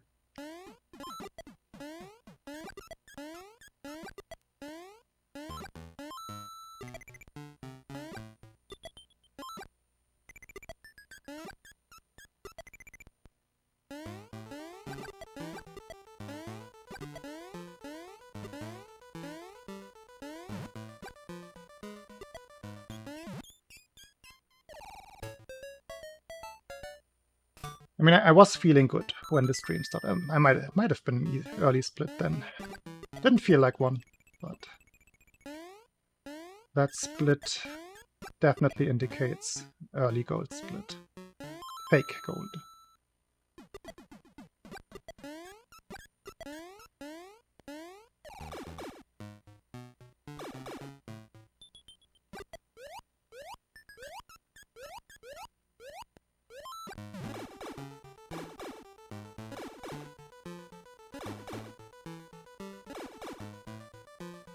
Good.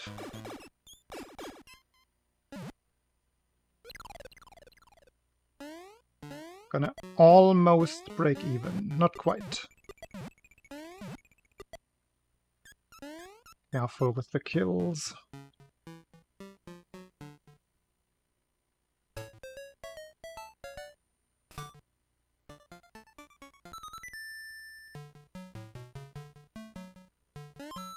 Bing! Jubilee's coin.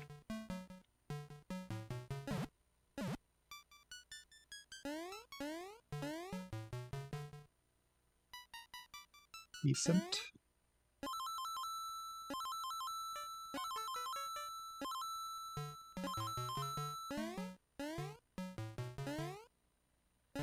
Never fail this part again, please. That was kind of embarrassing. Whoa! Okay. That was a close one. Ledge grab. Oh boy. It's a time loss though.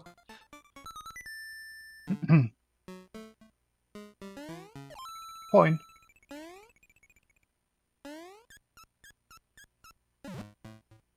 Have you never seen... Oh, wait, no, that's regarding the translation.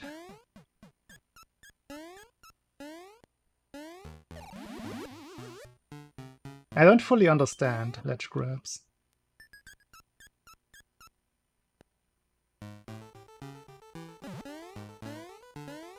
They're never good. Well, I guess they can be good if they give you a super jump that you otherwise wouldn't have gotten.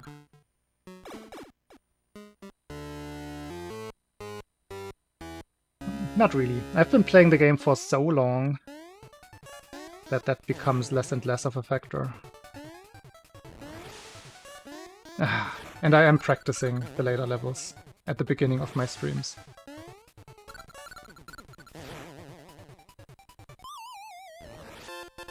Most of the time. I usually decide, like, depending on how I feel on a day, what levels need practice and which don't. But yeah, it's been so long. Sad. That was another bad witch pattern. No, that was not left, right, left. Typo, please.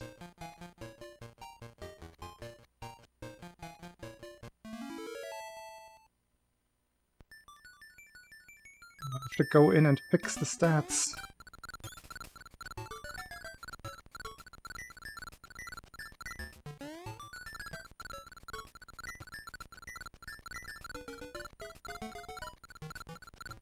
All good, though.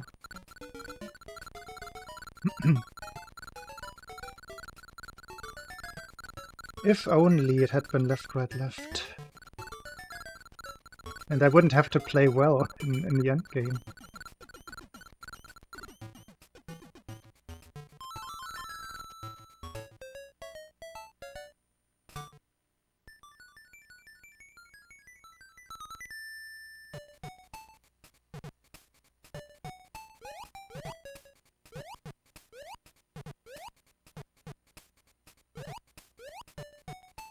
I couldn't tell my swim speed. I think I'm slow all the way.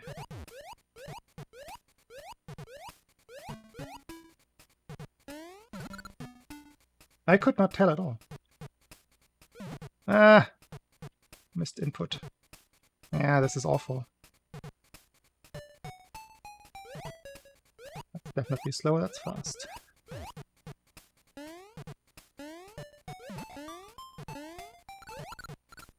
No, don't flutter. Oh boy, yeah, that was all slow. The run is over. I can't come back from that. No, I was slow swimming. I'm 3 in-game seconds behind. This is unsalvageable. Ah, and I got sucked into the block. This is already a reset. I'm pretty sure. Yeah, this is awful. This is a good example of how swim speed RNG can mess with you. 499. I guess I can technically get a PB. But that was a disaster.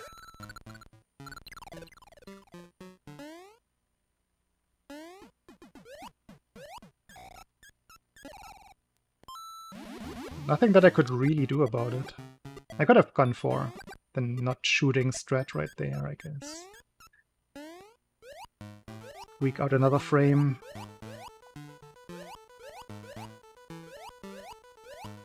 mean, good level here, but doesn't help.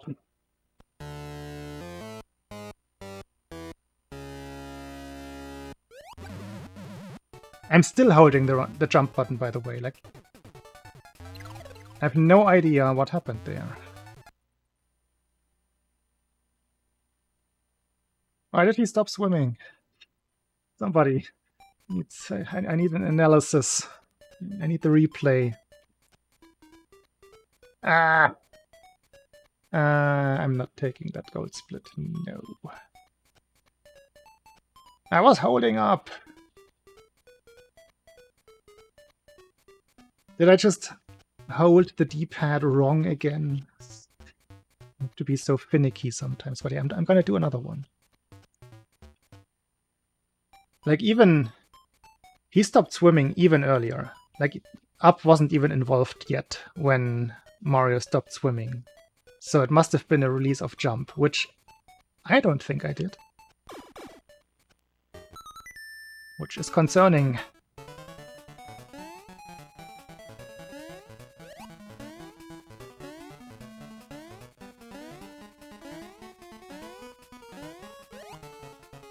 Because I think that still had gold split potential. A little level. I went into the pipe at a mid 55, which is ideal. And I don't think I have a very fast octopus kill in my splits yet.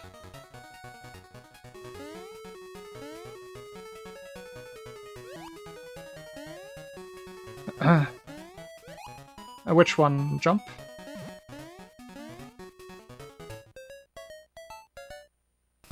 That is so weird. I mean, it must have been Jump. Up! Up! It didn't feel like a missing up. Maybe I'm just misremembering because of the shock.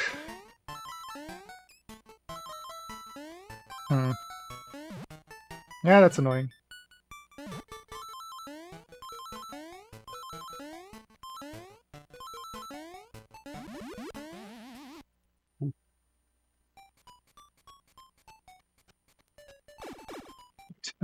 Doesn't work that way. Can't skip a level. If only. Okay, the next one is gonna be the last one, though. This one is for the night owls.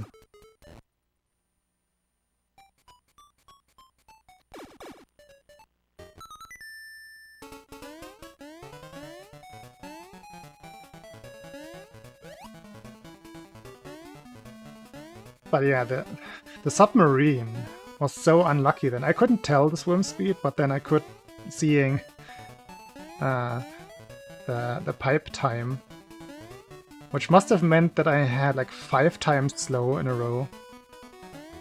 But I kept trying to fix it, and I was still on the very same speed. I just couldn't exactly tell what it was. Oh, yeah. I had one of those the other day. I think just before I left for Gamescom. I had a quadruple or quintuple slow to start the level. It's just ridiculous.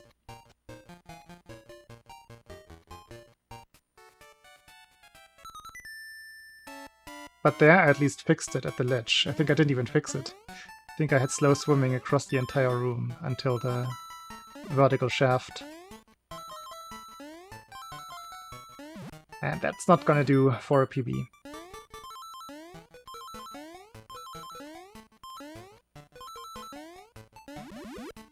Oh! That had the potential for a 45. I had to go for it. There were 6 corner boosts.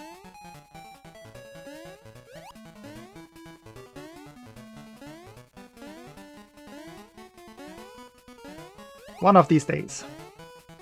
And then I'm very curious how it compares to Aleki's run.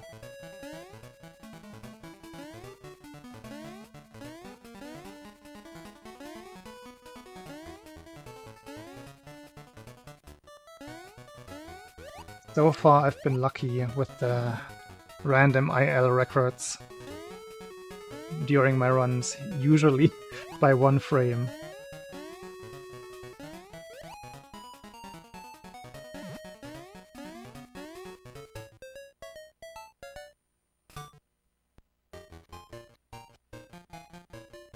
Yeah, that's an interesting pause. That was a witch manipulation.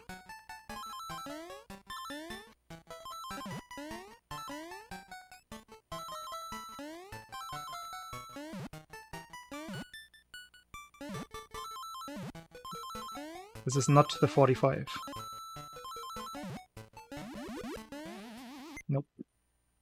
There's nothing at all.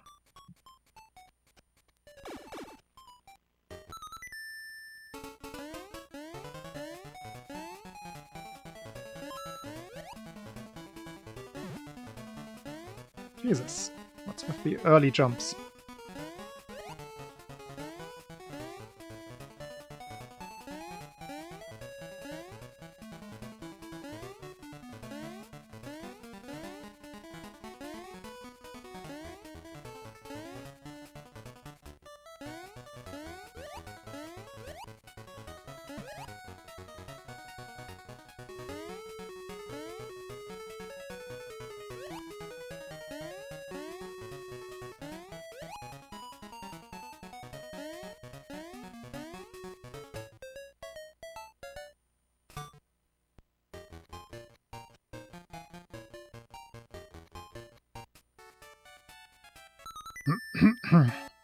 Let's just hope this one doesn't take too long.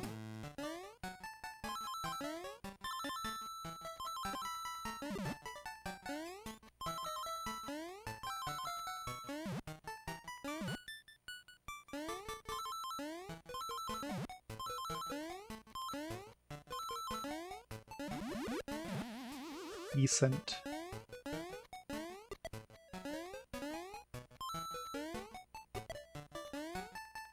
Not enough corner boosts altogether, though.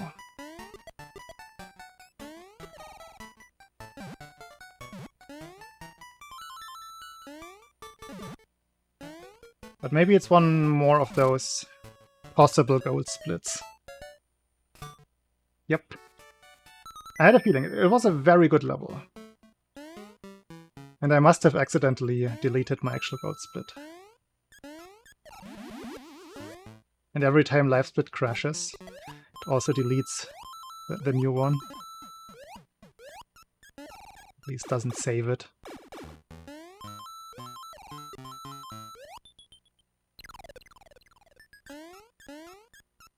Which is all the time, because life split just crashes for me.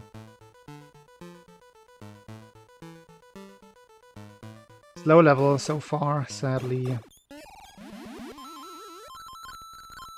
I might maintain the minus 0.2 if I'm lucky.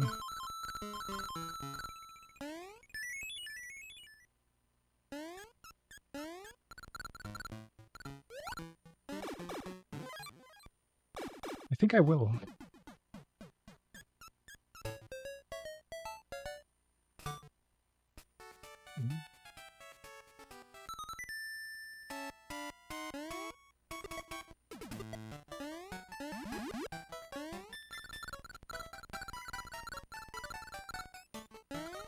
Again! Why is he doing that today? The super quick deceleration on the platform, that is not a thing. Why is it happening?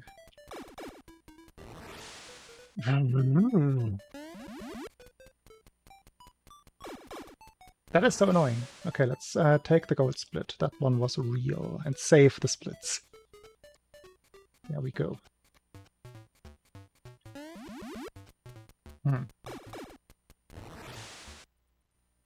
The deceleration is a mystery to me sometimes.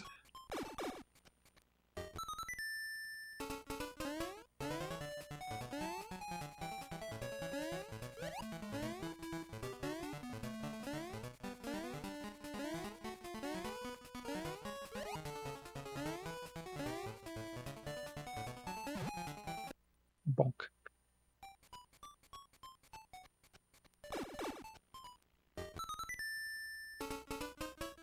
Wait, didn't you say hello earlier, Take?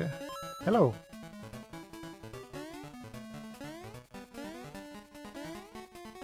Or am I thinking of yesterday?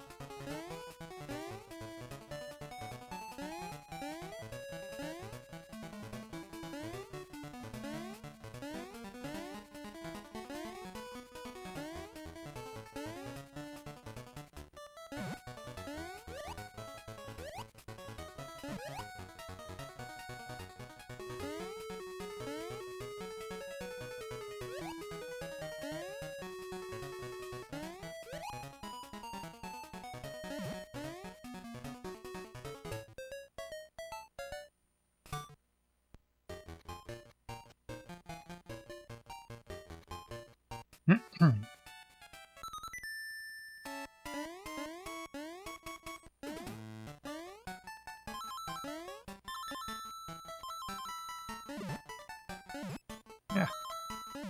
No, stop bonking. I want corner boosts, not bonks.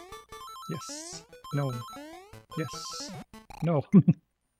That's a costly bonk.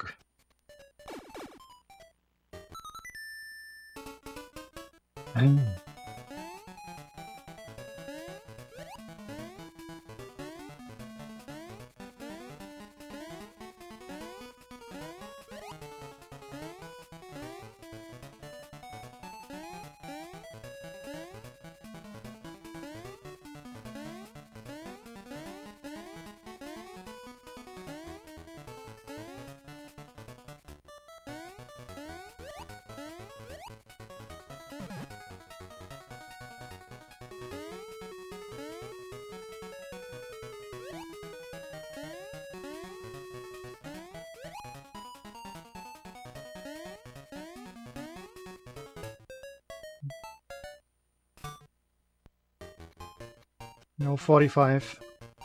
Was that the first not 45 today?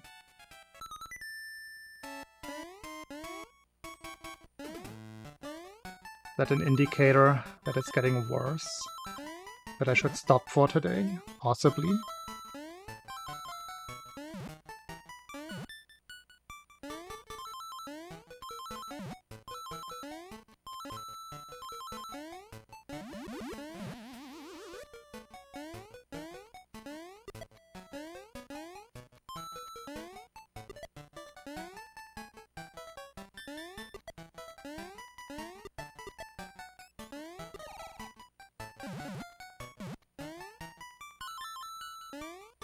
Meh.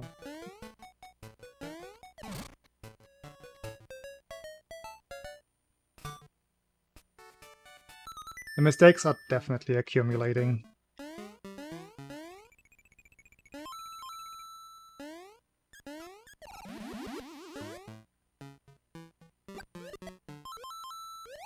Oh yeah, it's a bad jump.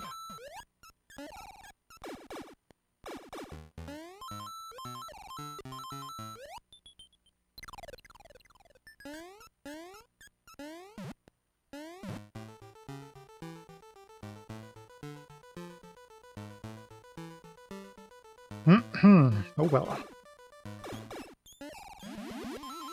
Let's work with this.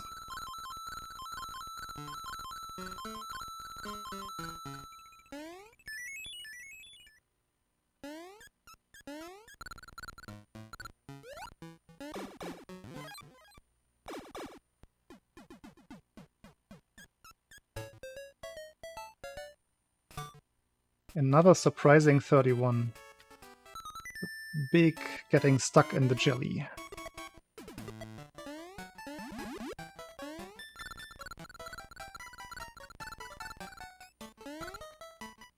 I did wrong again. This time I just didn't hold down long enough. It's getting into my head. Silly level. Shortest level in the run. And it has my number.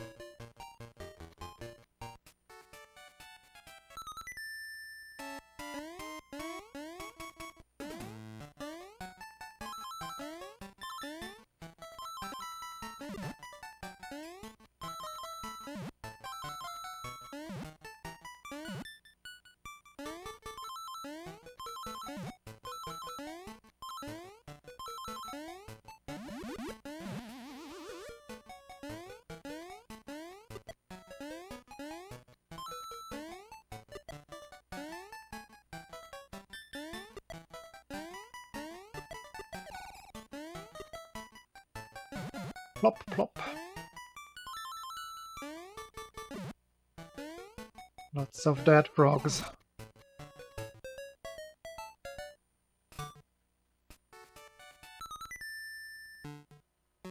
I mean, surely those frogs are fine. They just fall off the screen and then recover.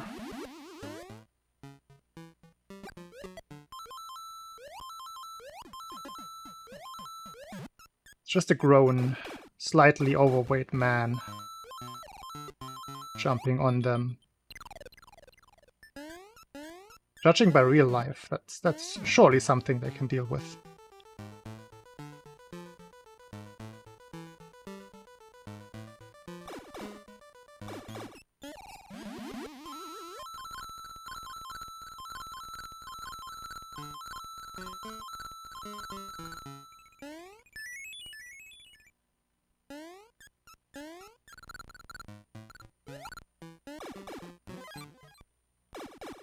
So far, so good.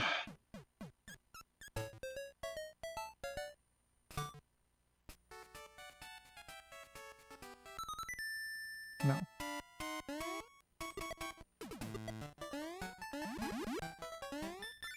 Give me back my number level.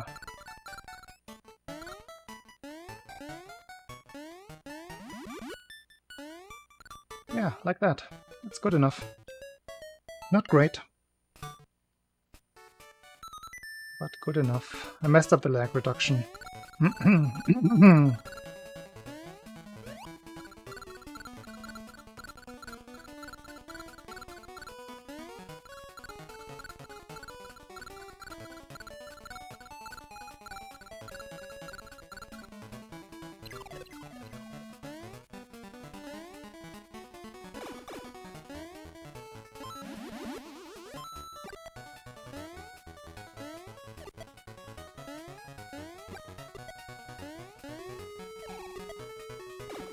Okay, last run is being had right now.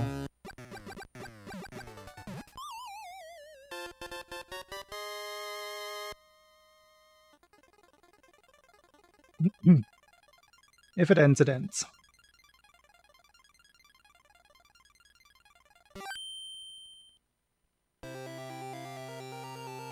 Lots of 413s today. Very good. No! Not like that.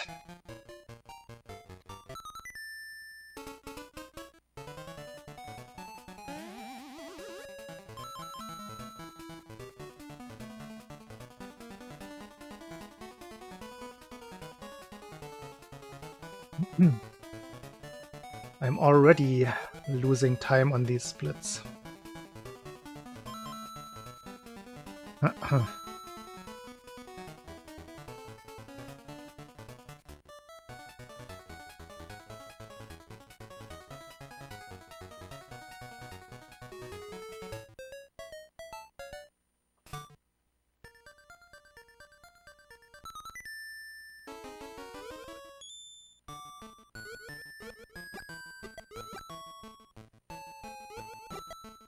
Too early.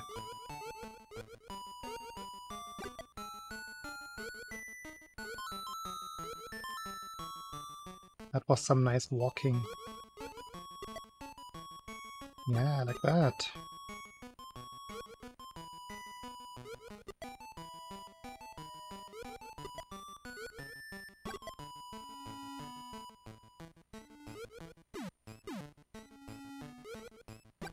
That's the stuff! Let's go!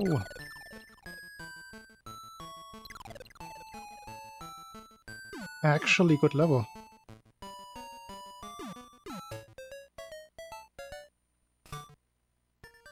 Fake time loss. Ignore it. It's not real.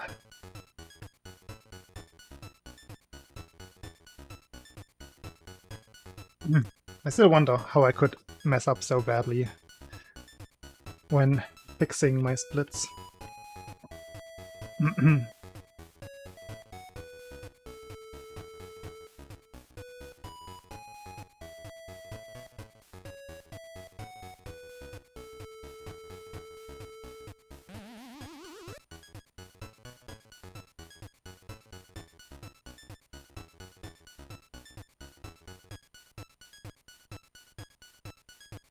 Ugh.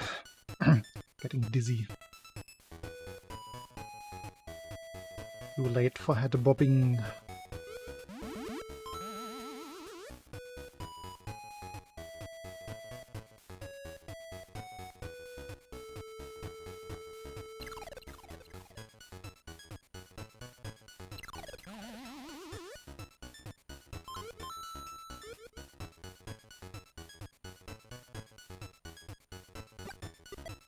Flop.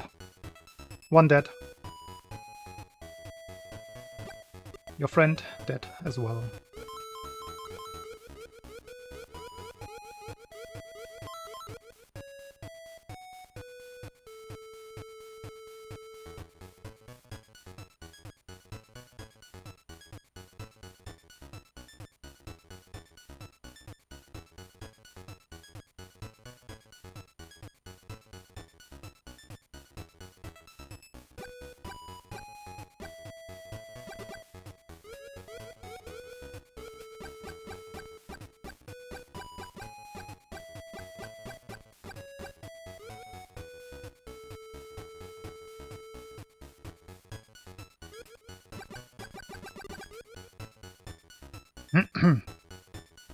I've gotten one decent Tatanka fight today, I think.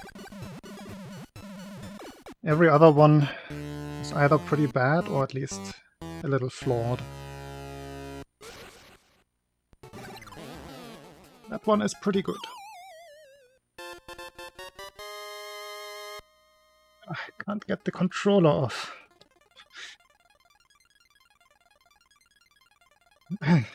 Experiencing technical difficulties.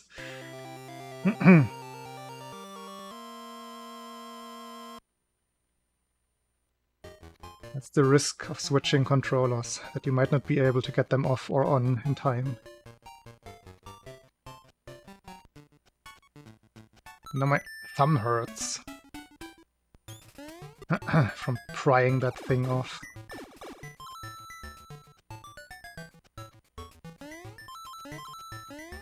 Yeah, that really hurt my thumb. The hell?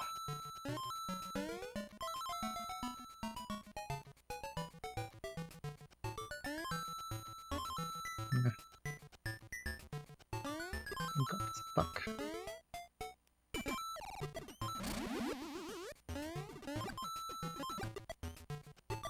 Gotta let my thumb recover on the next level.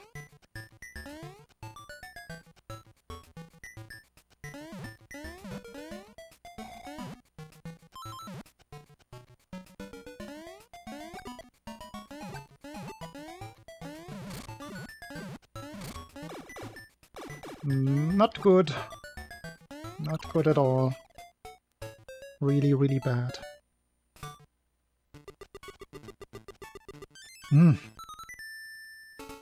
So, if I play everything up to the pumpkin zone perfectly, I will still break even.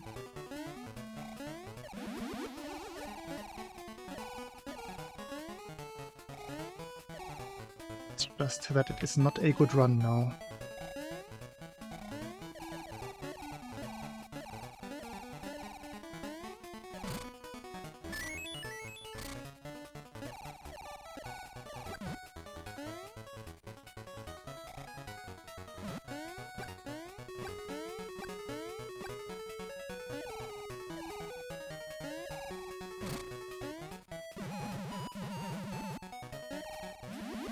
It stopped hurting.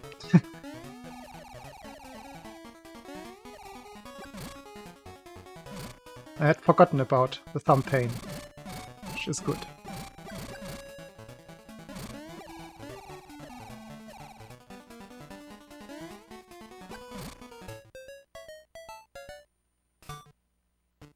Every cloud has a wherefore. What does that mean? It's still hurting a little bit, depending on how I press the button. Can we go 6-4-7? Sure can. This is ridiculous. No! Speaking of ridiculous, what is that? It's another first. 10 years of running this game, and we had 2 firsts today. Fantastic.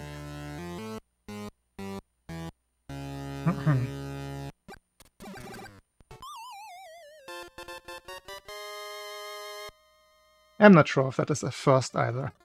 I might be lying. My memory might just be bad.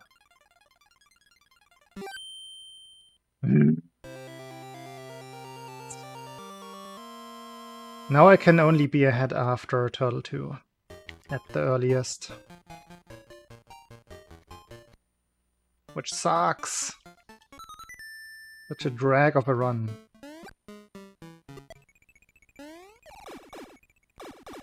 Possible though.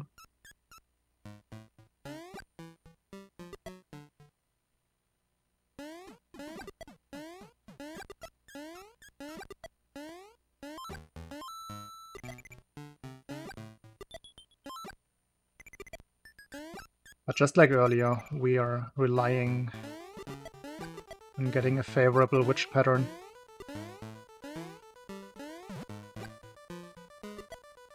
Which has a likelihood of 42%. Which is good enough. Surely, nothing can go wrong.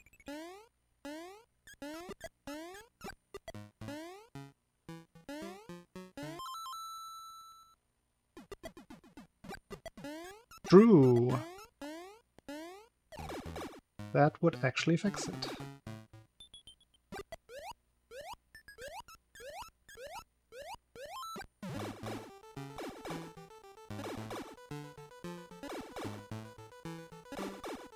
Yeah, this could be another 34.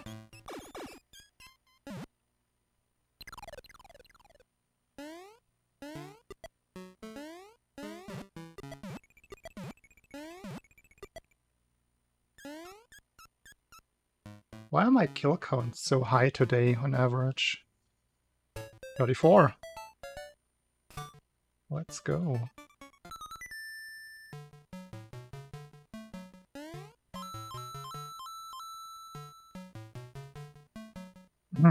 Hello, Nano. Buenas noches también. No. Esta una noche mala. That was a dumb mistake. I'm already behind. I can't afford to make mistakes. Ah. Dang it. No backup strat. You're right. Ah, full second. That hurts. A lot.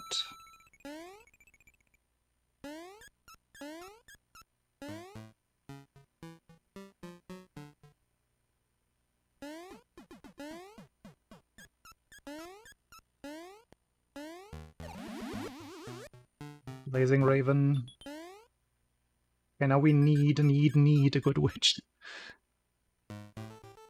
Please.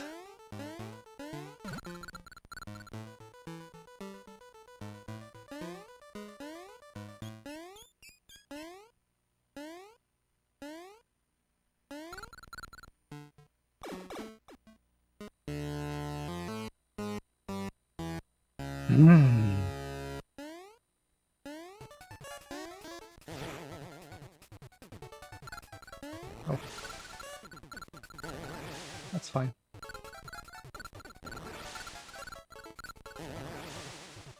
Funky lids. Very strange. We got it though. Nobody type, which... it's an early split. Ignore that. We hate fake golds. It's roughly in the right ballpark though. I think it was off by 0.1. There's definitely a chance here. I only need a good Turtle 2, which I have not gotten in such a long time, just in general.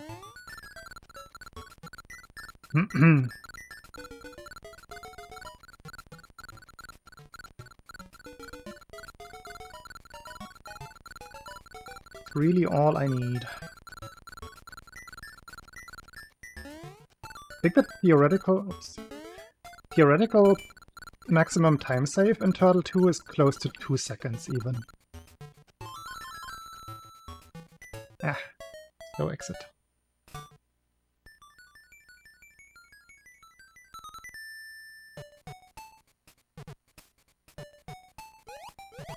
That's fast.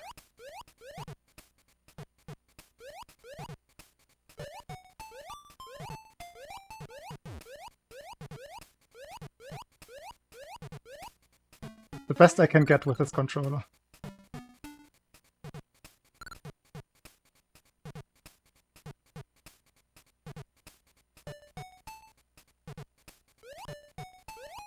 Ah, double slow.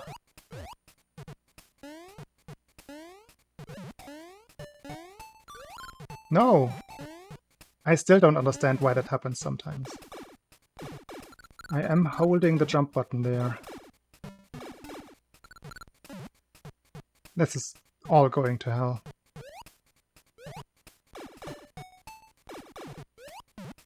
The hell? And then the... No! No! Oh, come on, not like this. Ah, I think I'm too far right. I'm gonna get hit here. I did it completely wrong anyway. Ah, whatever. It was not the run. It was not meant to be. Yikes. Okay, we are gonna raid somebody. But who will it be?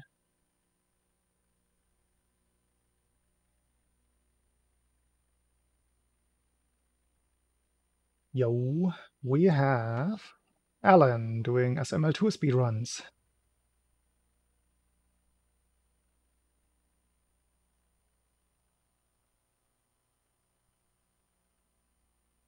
So, just gonna continue right away. Copy this, type that.